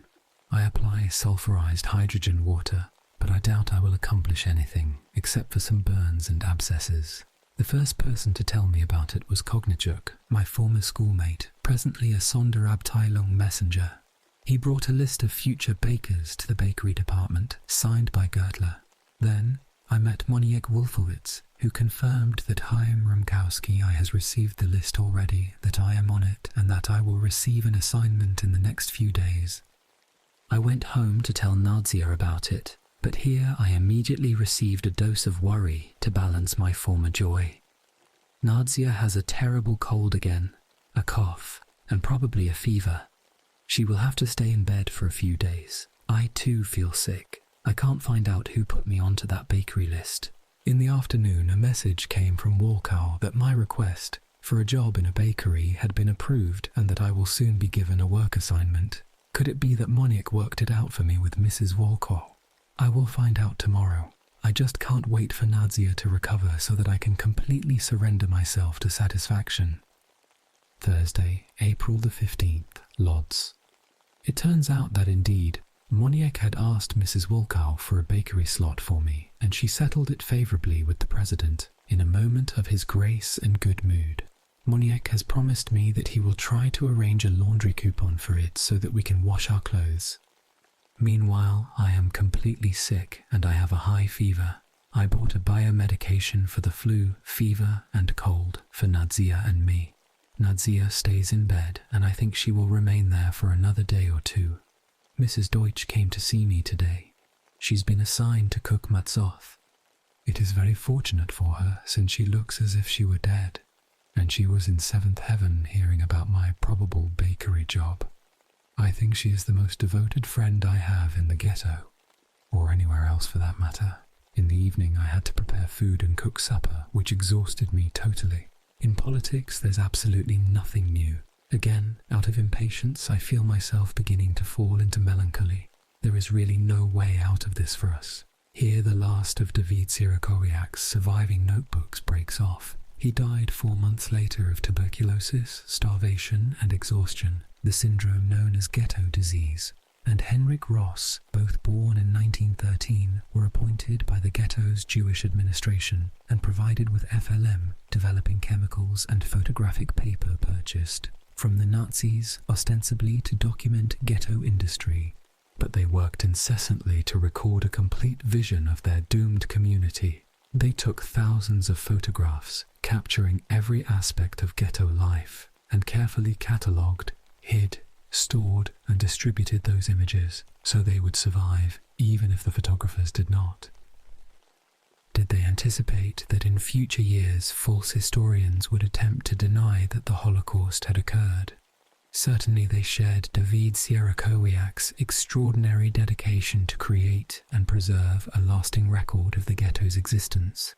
Daring cameramen, they committed their lives to their mission. Ross, in an interview used in the broadcast supplement to the film Lodz Ghetto, enjoys telling how he was able to take photographs of a hanging in the ghetto from a clandestine vantage point in a nearby building. and how he then had to placate his nervous wife by burning a different roll of negatives, thus preserving the images of the hanging for posterity. One of those shots appears in this volume. The photographers documented much more than Nazi crimes, preserving the rough textures of ghetto existence. Children digging in garbage heaps for bits of coal. Spirited young women smiling as they push fecal tanks to the outskirts of the ghetto. They brought to their task both the discerning distance of gifted photographers and the intimacy of their own captive lives in the unique community. Grossman kept shooting after he was deported from the ghetto in the final liquidation of August 1944. Only days before the Germans surrendered, his heart gave out on a forced march between German work camps. He was 32 years old and still wearing his camera on a sling in his coat. Ross survived, living out his life in a small house in Jaffa, south of Tel Aviv. He died in 1991, still in possession of nearly 3,000 negatives he had shot in the ghetto. The photograph on this volume's cover was taken by a member of the ghetto's German administration, probably in 1941. He was using colour film that had recently been developed by AGFA. The 35mm image, preserved as a glass-mounted slide, is part of a collection that contains as many festive snapshots of parties among the Germans as images of the doomed Jews in their ghetto. Strangely, a near duplicate of this photograph of 30 ghetto schoolboys exists in black and white among the archives of Jewish photographers' prints. The black and white picture was taken a moment before or after the colour shot. A few of the boys' heads are turned away in the black and white version. There are several other pairings of nearly identical black and white and colour ghetto photos. Grossman or Ross must have spent some time going around the ghetto, side by side with the German photographer, recording the same images but with a very different intent. The Nazi propagandists relished the way ghetto life dehumanized the Jews, while Grossman and Ross conveyed the enormity of both the Nazis' crime and humanity's loss by recording for posterity the very humanity and singularity of the ghetto dwellers as they lived their final days.